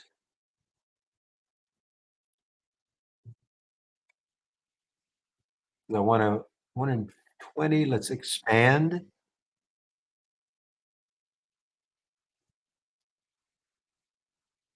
Make it 100K. I just want to see some alerts. Never mind the relative volume. Never mind the count. I just want to see alerts. It's pretty basic. Okay, now the new high. See, I got 3 days in here. One. Okay.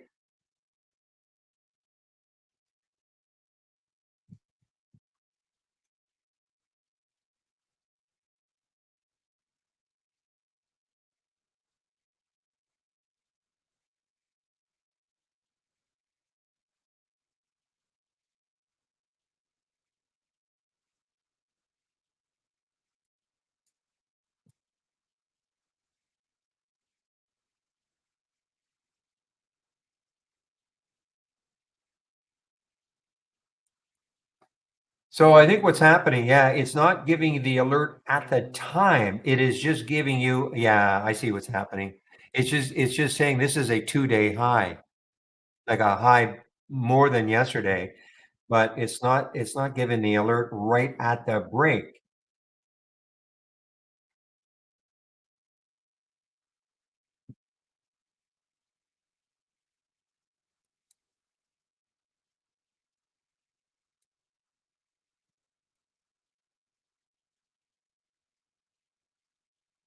Yeah.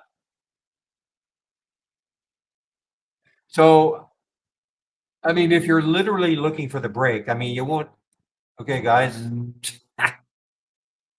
guess what day it is? It's Tuesday, and we have a gazillion leaves out front of my lawn. So I'm gonna have to start shouting a bit because I can't hear myself. But I know my sound noise canceling is working. You cannot hear that leaf blower, but it's literally about 15 feet from my right ear. Um, yeah, so it's just telling you stocks are that made a 2-day high, but not at the time of, I guess.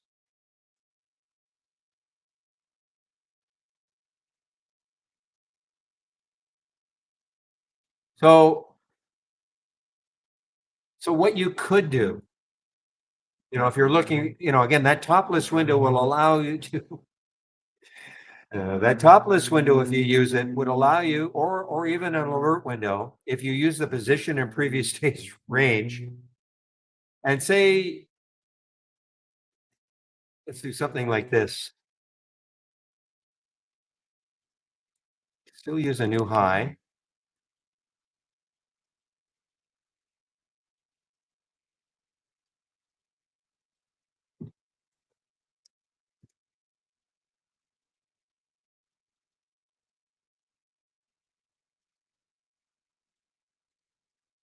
Now, I have no idea. Well, I better make it pretty broad.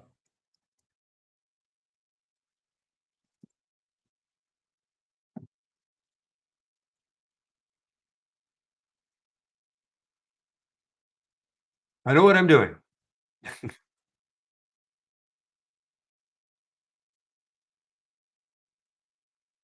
Yes, I think I do.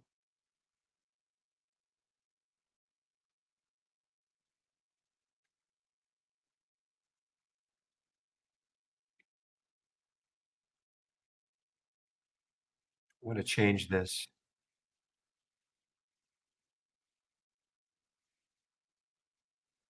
Okay, good.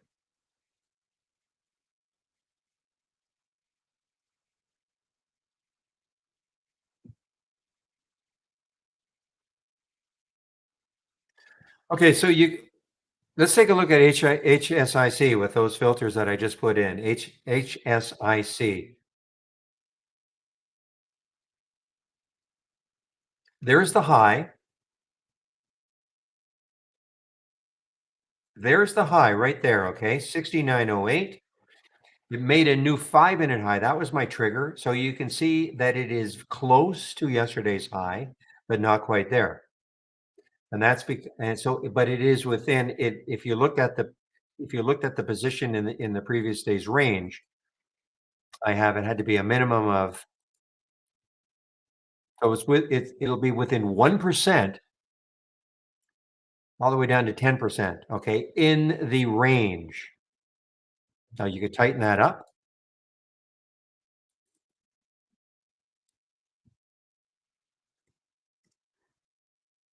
So what it'll do, it'll just show you stocks that are close, without breaking, but maybe that's not bad. And instead of having a trigger, again,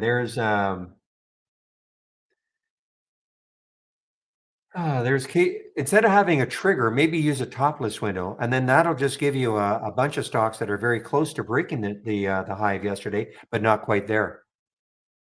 I would probably do that instead of using an alert window, because then that'll give you a list of stocks that are, and then you could sort on the position in yesterday's range to see the ones that are right near the top, but not quite breaking down a little bit. Okay. That might even be better because before it breaks, you might think, wow, I'm glad I saw this just before the break because this looks awesome. And maybe I'll anticipate the break. I don't know. Maybe everything else is setting up beautifully.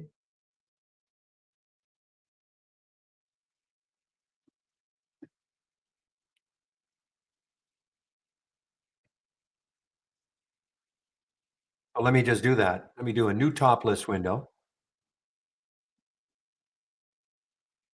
What if I even have one? No, I don't. I'm pretty sure I don't. So I'll just do a new top list window.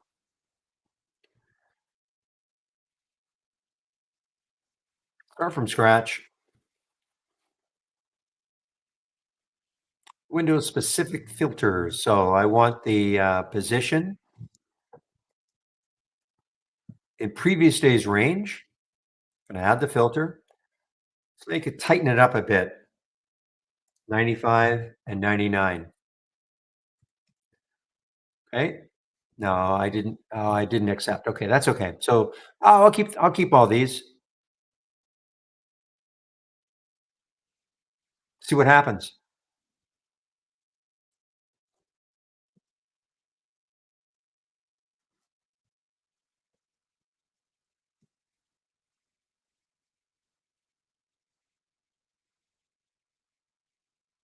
Of course, not one is coming in. So let me. Oh, I know why there.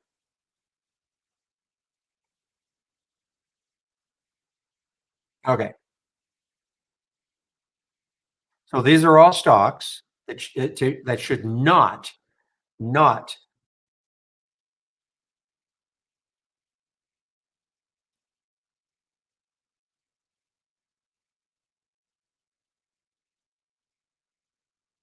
Yeah, I mean, you can see this is basically at yesterday's. Yeah, I mean, it's probably a little. Well, you see, remember now when you see this, I mean, this tells me that it's a little bit above yesterday's high. I'm surprised we're seeing that one, but you can see that it's so close. What's Kava? Let's take a look at Kava. I mean, there's yesterday's high is 31.51 and the stock's at 31.44. Okay. Even though this daily at one point it was way above, but as we speak, so at the beginning of the day, this will probably look a lot better.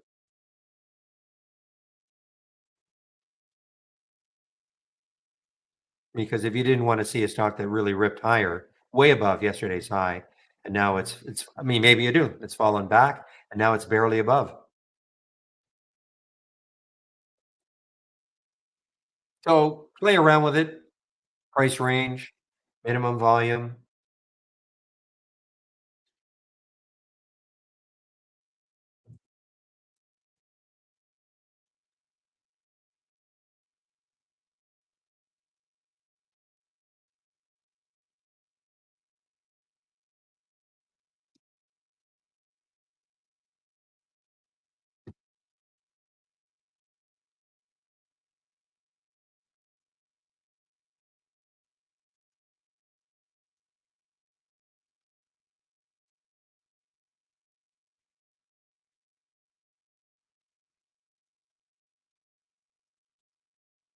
Oh yeah, Marius. I mean, yeah. I mean, we talk about paper trading and all, using a simulator. And I will say this: if you can't make money in a simulator when there's no emotion involved, when there's no pressure, you get stopped out of a trade. Oh well, okay. But if you cannot make money in a simulator, I mean, I would never try to make money live. But the simulator, there's no emotion. It may not account for slippage. There's all sorts of other things that can happen, but if you cannot make money in a simulator, you've got to practice before you commit money to the market.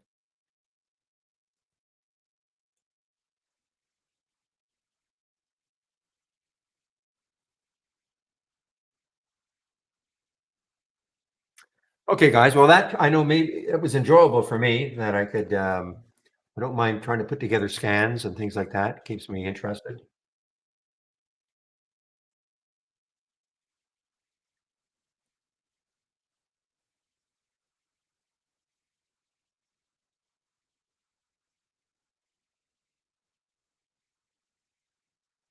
Aha, grind.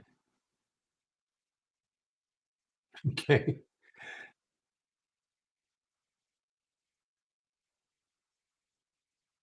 grinder, guys. Well, let's take a look.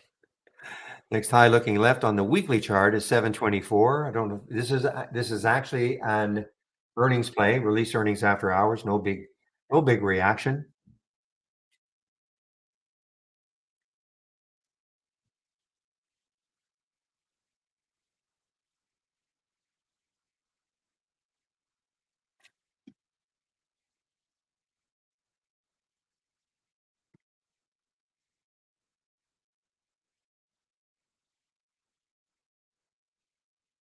Hmm.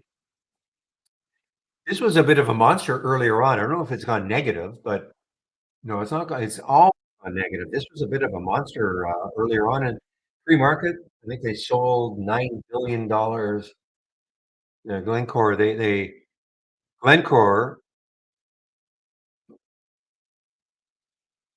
they bought Tech Resources steel-making coal unit for 9 billion.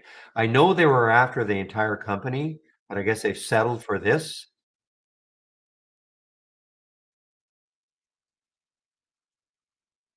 I don't know where that leaves Tech exactly as a company. Obviously, they still, Tech in Canada for us, this has been like an old school company.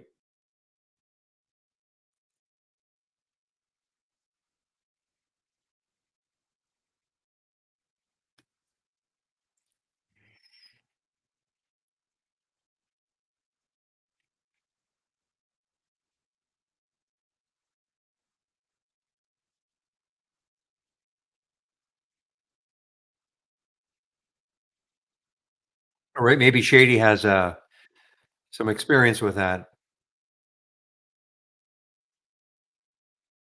If you do, Shady, that'll be appreciated. I wouldn't mind seeing what you've come up with.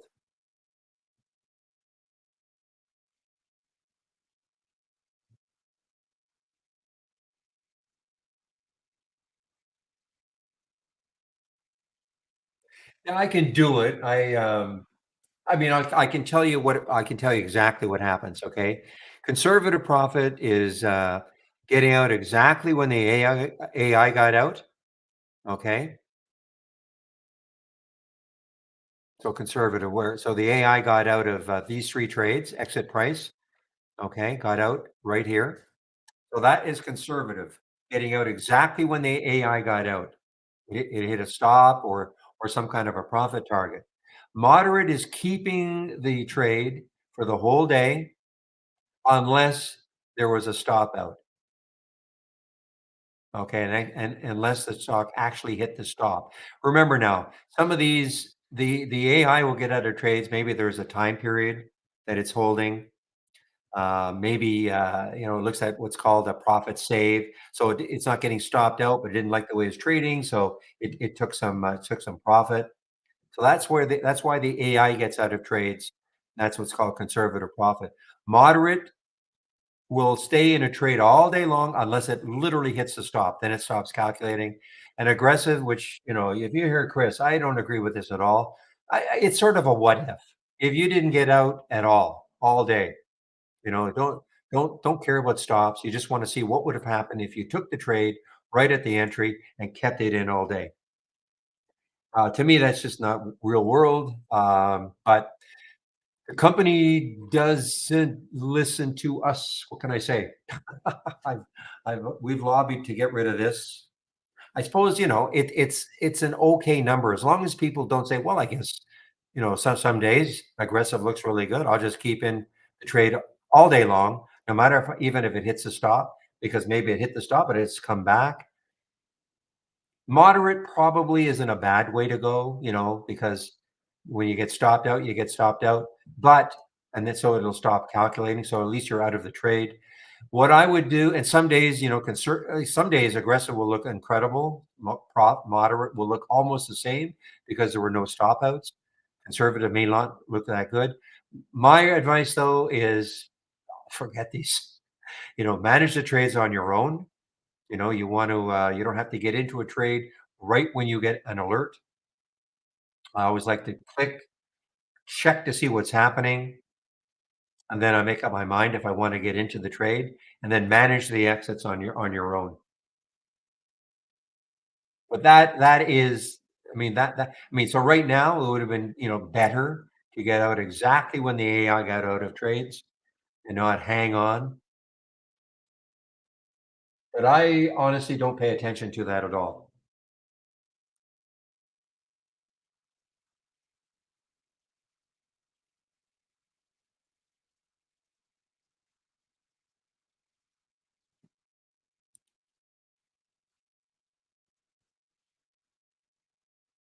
And so if you ask, well, why do we have this? Well, the brass have decided that they want to keep this in here all the time. So that's just the way it is.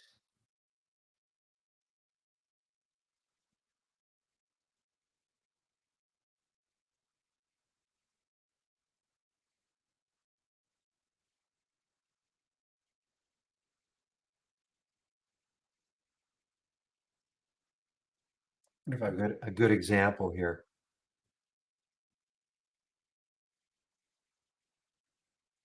Yeah, not really.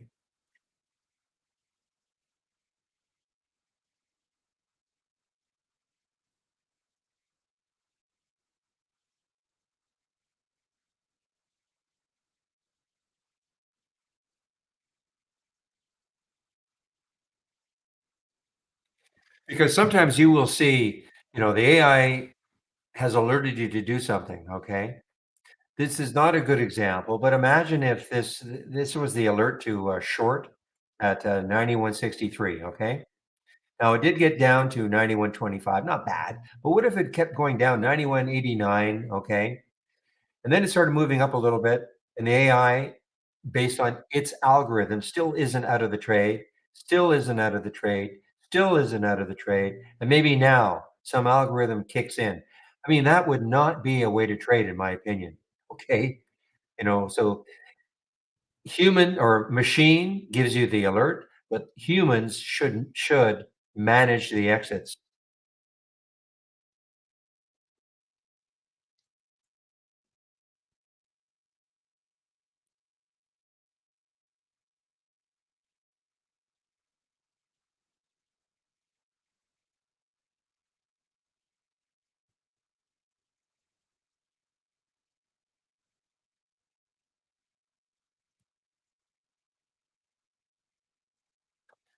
All right, guys. Well, I have about half an hour left. William says he will keep the room open until about 4. I think he said actually 4:10 or something. So, um,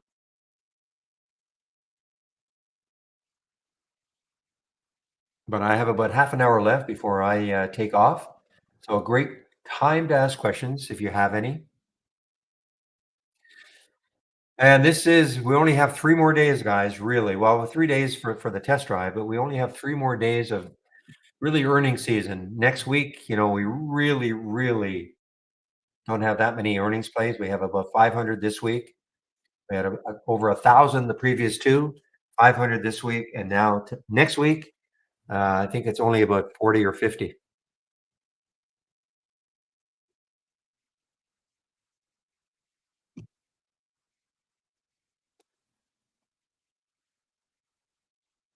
Just a great look at this one. Now, tomorrow, this is one of those ones which probably should be followed tomorrow. ACIC. I mean, who knows? Maybe you got a second day continuation off earnings. But what a day. I mean, what a great day this has had. The low float, 19 million. So what I'll do is I'll check the monthly chart just to take a look to see where could it stall. So there's a high right there at 969. So, little areas here where it could stall. But if I get through all that, I mean, there's 1268 way up here.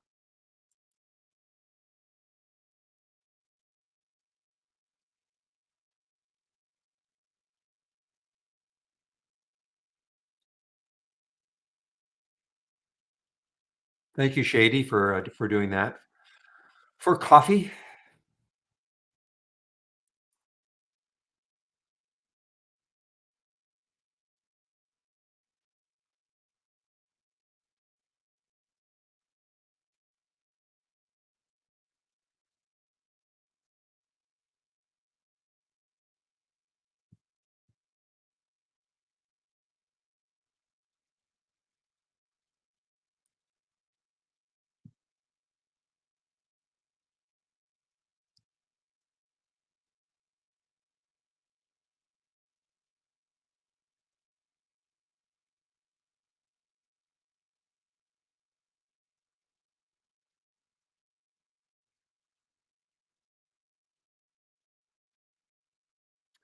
so you put 2 instead of 1, okay?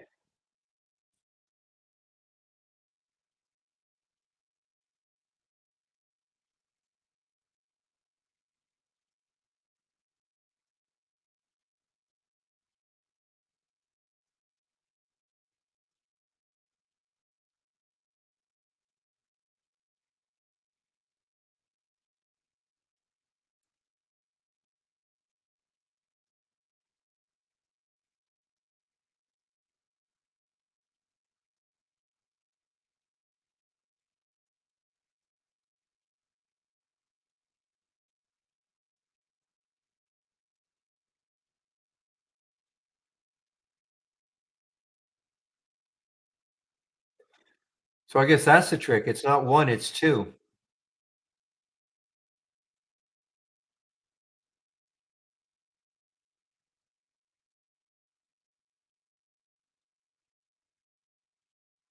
So I guess that makes sense. 1 is today, 2 is, yesterday, I guess. I've never really used it, but I guess so that's it. That will do it because I'm just checking save at a dollar 25. At 125, there was the alert at 125. The price was 947. Yesterday's high, 946. So yes, that's now so what you have to do then on Monday. So thank you, Shady. So that does work. That does work. Well, there had to be a difference between 1 and 2 because when I put 1, we weren't getting the break. It was way above, unless I was looking at it wrong.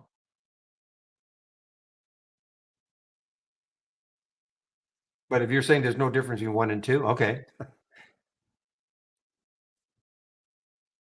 But if you're gonna use 2, don't forget that you'll probably have to put if you're gonna use this scan on Monday, you'll probably have to change that to 4 because it's going to count Saturday and Sunday. So you want it to refer so you don't want it to count those days. So and then on Tuesday, you can go back to 2, if that makes sense.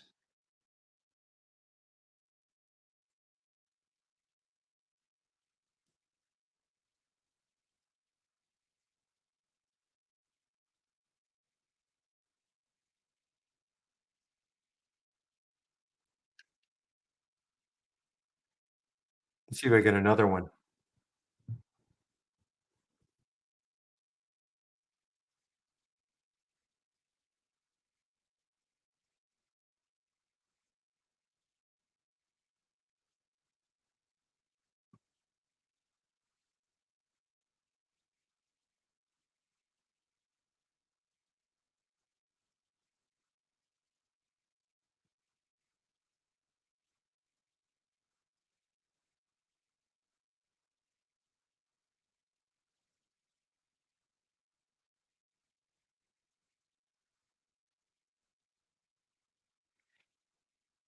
Ah, you added the position in this what you did. Okay. So that was the key, is that position and range filter.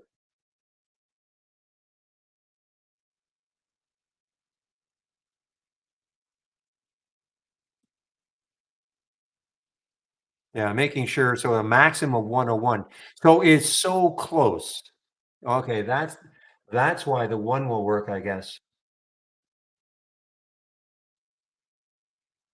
Anyway, it seems to work, but I think don't forget, I think you have to change that 2 to 4 on Monday to get rid of Saturday and Sunday.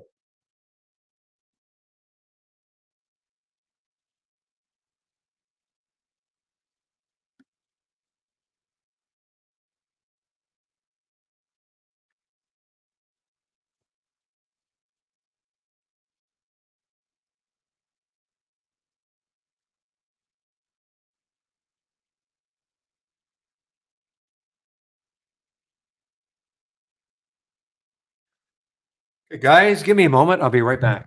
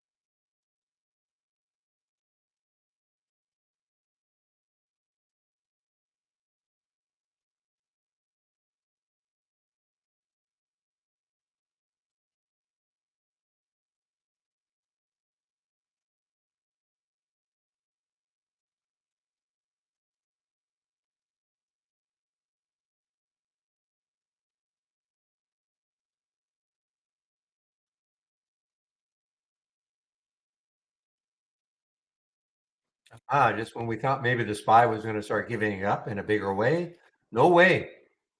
Look at this. Beautiful. I gotta put an alert right at the top here, around 450. Okay, guys, one last look at my homepage, okay, before I do pack this in. Again, you can ask questions.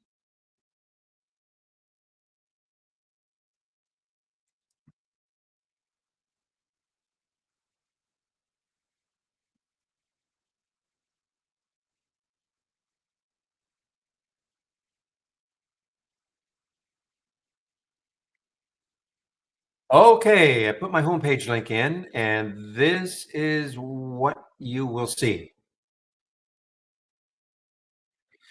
Okay, so if you do want to take out a subscription right now, Barry 25 for 25% off, the first month only or the entire year.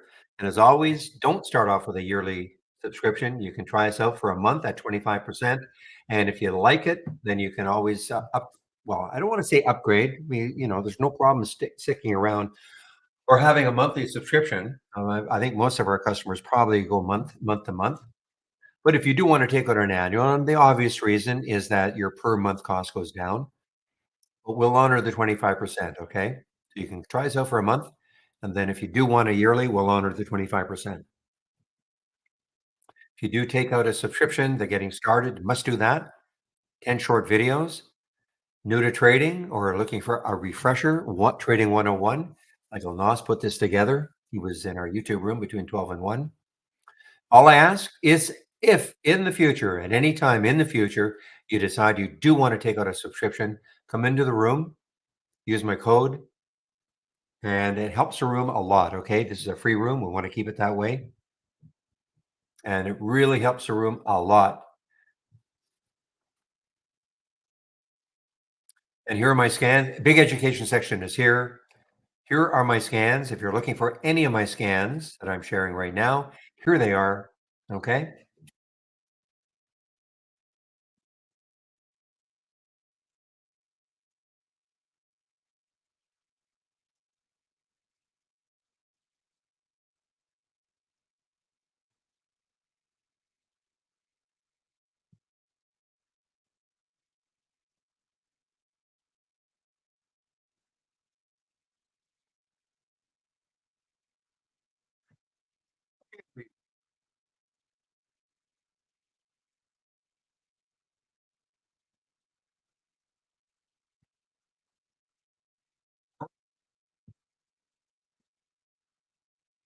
Oh, well,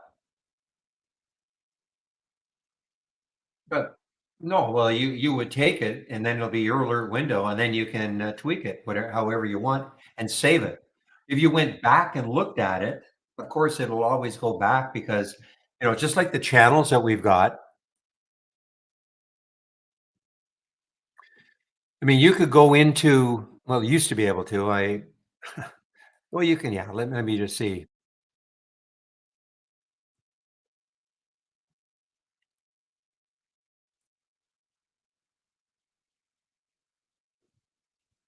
Yeah, for instance, so this is a topless window in the pre-market scanner, okay? Topless window, okay? So if I went into this right now and went to config and clicked on configure, I will see what it's looking for. Again, I got so much stuff open, it's going to take a while probably for this to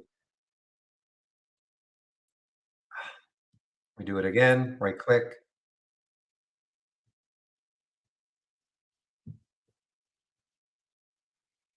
configure.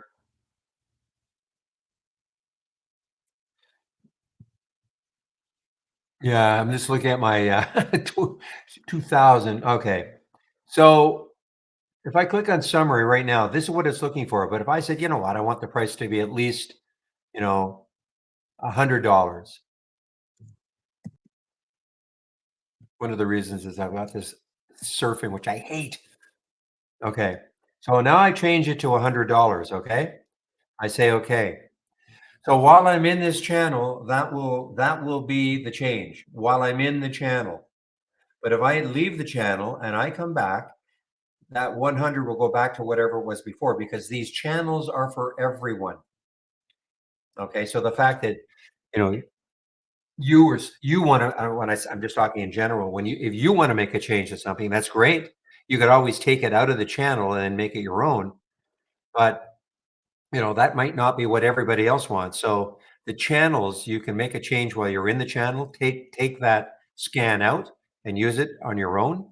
But if you left the channel and then came back, that change isn't saved because again, the fact that you want to make a change to something is not necessarily what everybody else wants. Okay, so the same thing, Marius. You take one of those scans from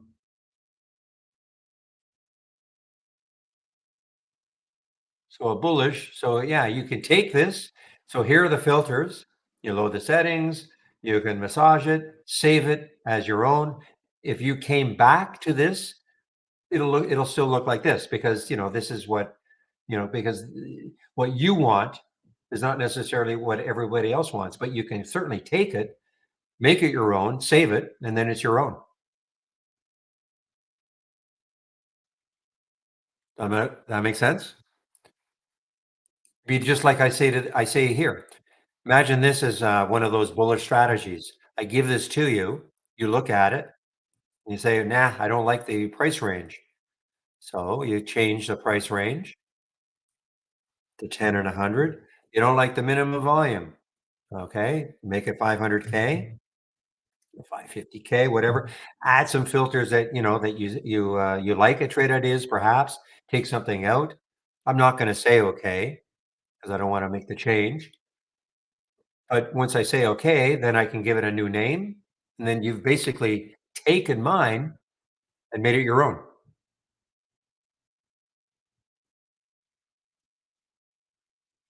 So it's the same thing with those pre-made strategies that you're talking about. You take it, add whatever filters you want, give it a name, now it's yours. But if you go back to it, of course, if you went back to the original list of all those bullish strategies, no, but that shouldn't matter because you've already taken it and you've kind of made it, you've customized it to your style of trading.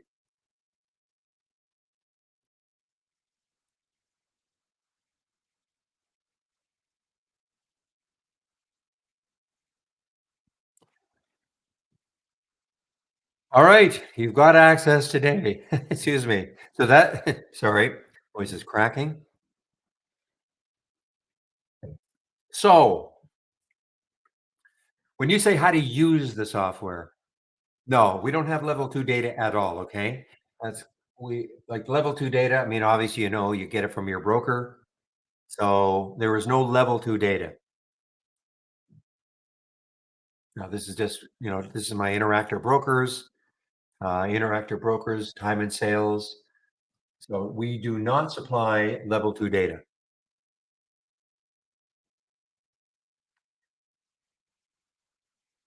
And I'm assuming you knew a little bit about trade ideas, okay? That you can take. I mean, I'm sharing a lot of scans.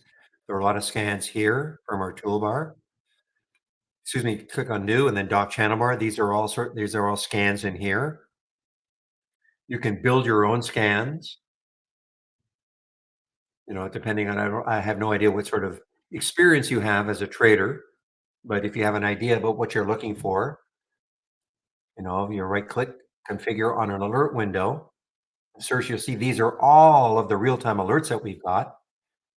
Going to, and nobody expects anybody to learn them all. But if you scroll through them, you may go, wow, that's something I really like. And then these are the filters that we've got. So again, the whole idea of trade ideas, if you create like this alert window right here, and I click on the summary, this is an alert window. This is for my style of trading. So basically, obviously, there's thousands upon thousands of stocks out there. So you always want to start off with some filters, to whittle that universe down. So in this particular scan, I'm saying, okay, if the stock is between $1 and $100 and the current volume is at least three, meaning it's trading at least three times normal up to this time of day, and the volume is 100,000 shares, and the volume in the last minute is 1,000% of normal. So you see what I'm saying here. These filters, these are all ands. Everything has to be satisfied. If everything is satisfied and the stock makes a new high for the day, you get a real-time alert. So at 252, CXE met all these filter requirements and made a new high, just made another one. Okay, at 333. Okay, so what I would do is you can go to the guide. We just put in my homepage again. So if you click on my homepage link, you'll be brought to this page. You hit the top, okay? And scroll down until you see the education section. Click here, and then click on the user guide. And then here, like a lot more detail about what an alert window is, the A window, and top list windows are. These are the two big windows that we've got. So if you want to learn how to, create your own scans, it's not going to tell you. It's remember, it's not going to say, well, if this is the type of scan you want, then do this, or but if this is, if you want to find, very specific requirements, it's just going to tell you in general how you go about creating an alert window. It's up to you, of course, and you might have a specific price range you want, a minimum volume that you need, maybe other sorts of filters that you want to add.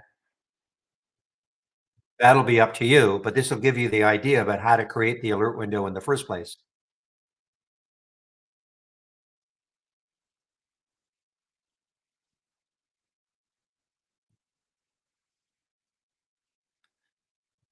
And again, we've got a lot of I'm sharing all these scans that I've got. It depends on what sort of I'm a momentum trader. I like to see stocks near the high or the low of the day. That's basically all my alerts are new high of the day or new low of the day. And then I figure out a way to trade around.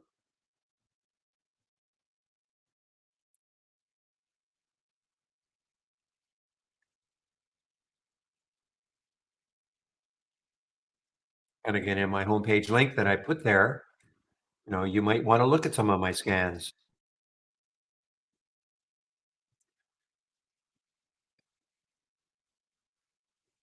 So on my homepage link, so all you have to do is keep scrolling down until that center section where I have my scans. Here are my scans. Okay. This is what I use in the pre-market. The pre-market act is up and down. These are the pre-market gappers, either up or down. This is the momentum scan that you see up here. This is the abnormal option activity scan right here. I don't trade options. I'm just looking for stocks that are having, let's say a stock normally trades 5,000 contracts over the course of the last 10 days. And you want to see stocks that are trading at least three times that in terms of options. You put 300% in the option filter, so you wouldn't see that stock unless it trades 15,000 contracts.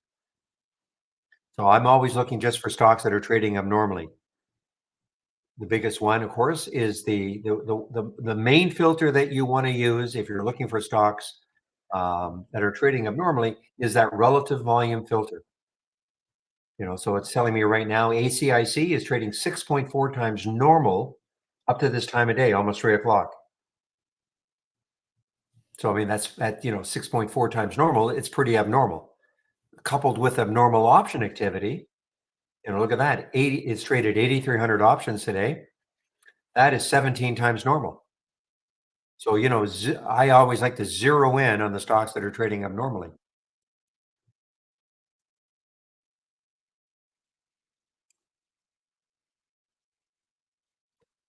And even if you're a pullback trader or something, you probably still want to find stocks that are trading abnormally. So you could take one of these, every time you get an alert, ACIC as an example. You might say, well, I don't want to trade it right now, but what if it pulls back to the VWAP, 867, or it pulls back to a moving average that you like? I want to know about it.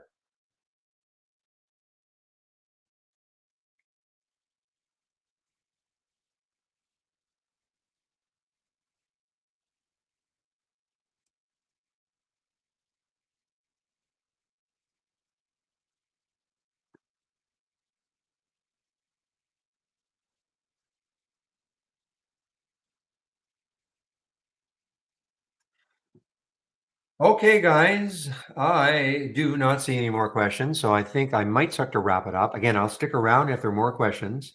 I don't have a problem sticking around. What I'm going to do for the YouTubers, I'm going to put the trading room link in our YouTube. I do have to shut YouTube down, so I'll put the trading room link. You can head over. Ah, sorry, two links in one. Just give me a moment.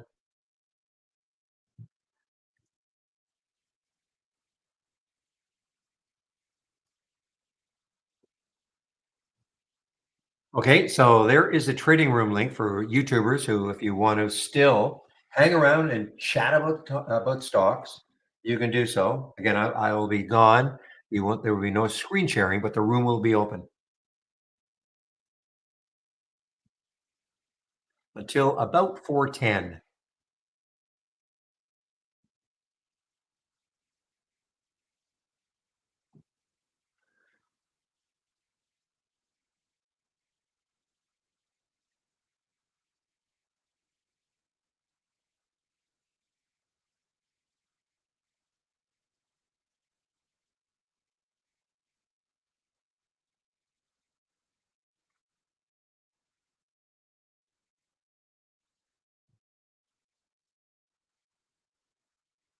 Okay, guys. It's about 3 o'clock now. No last questions. Okay. All right. So I'll open both rooms. Well, I'll be on the mic for both rooms at 9 o'clock Eastern time, sharing my screen, of course. Well, have a great evening, and we'll see you tomorrow. So I'm putting myself on mute now in the main room, and screen sharing will disappear.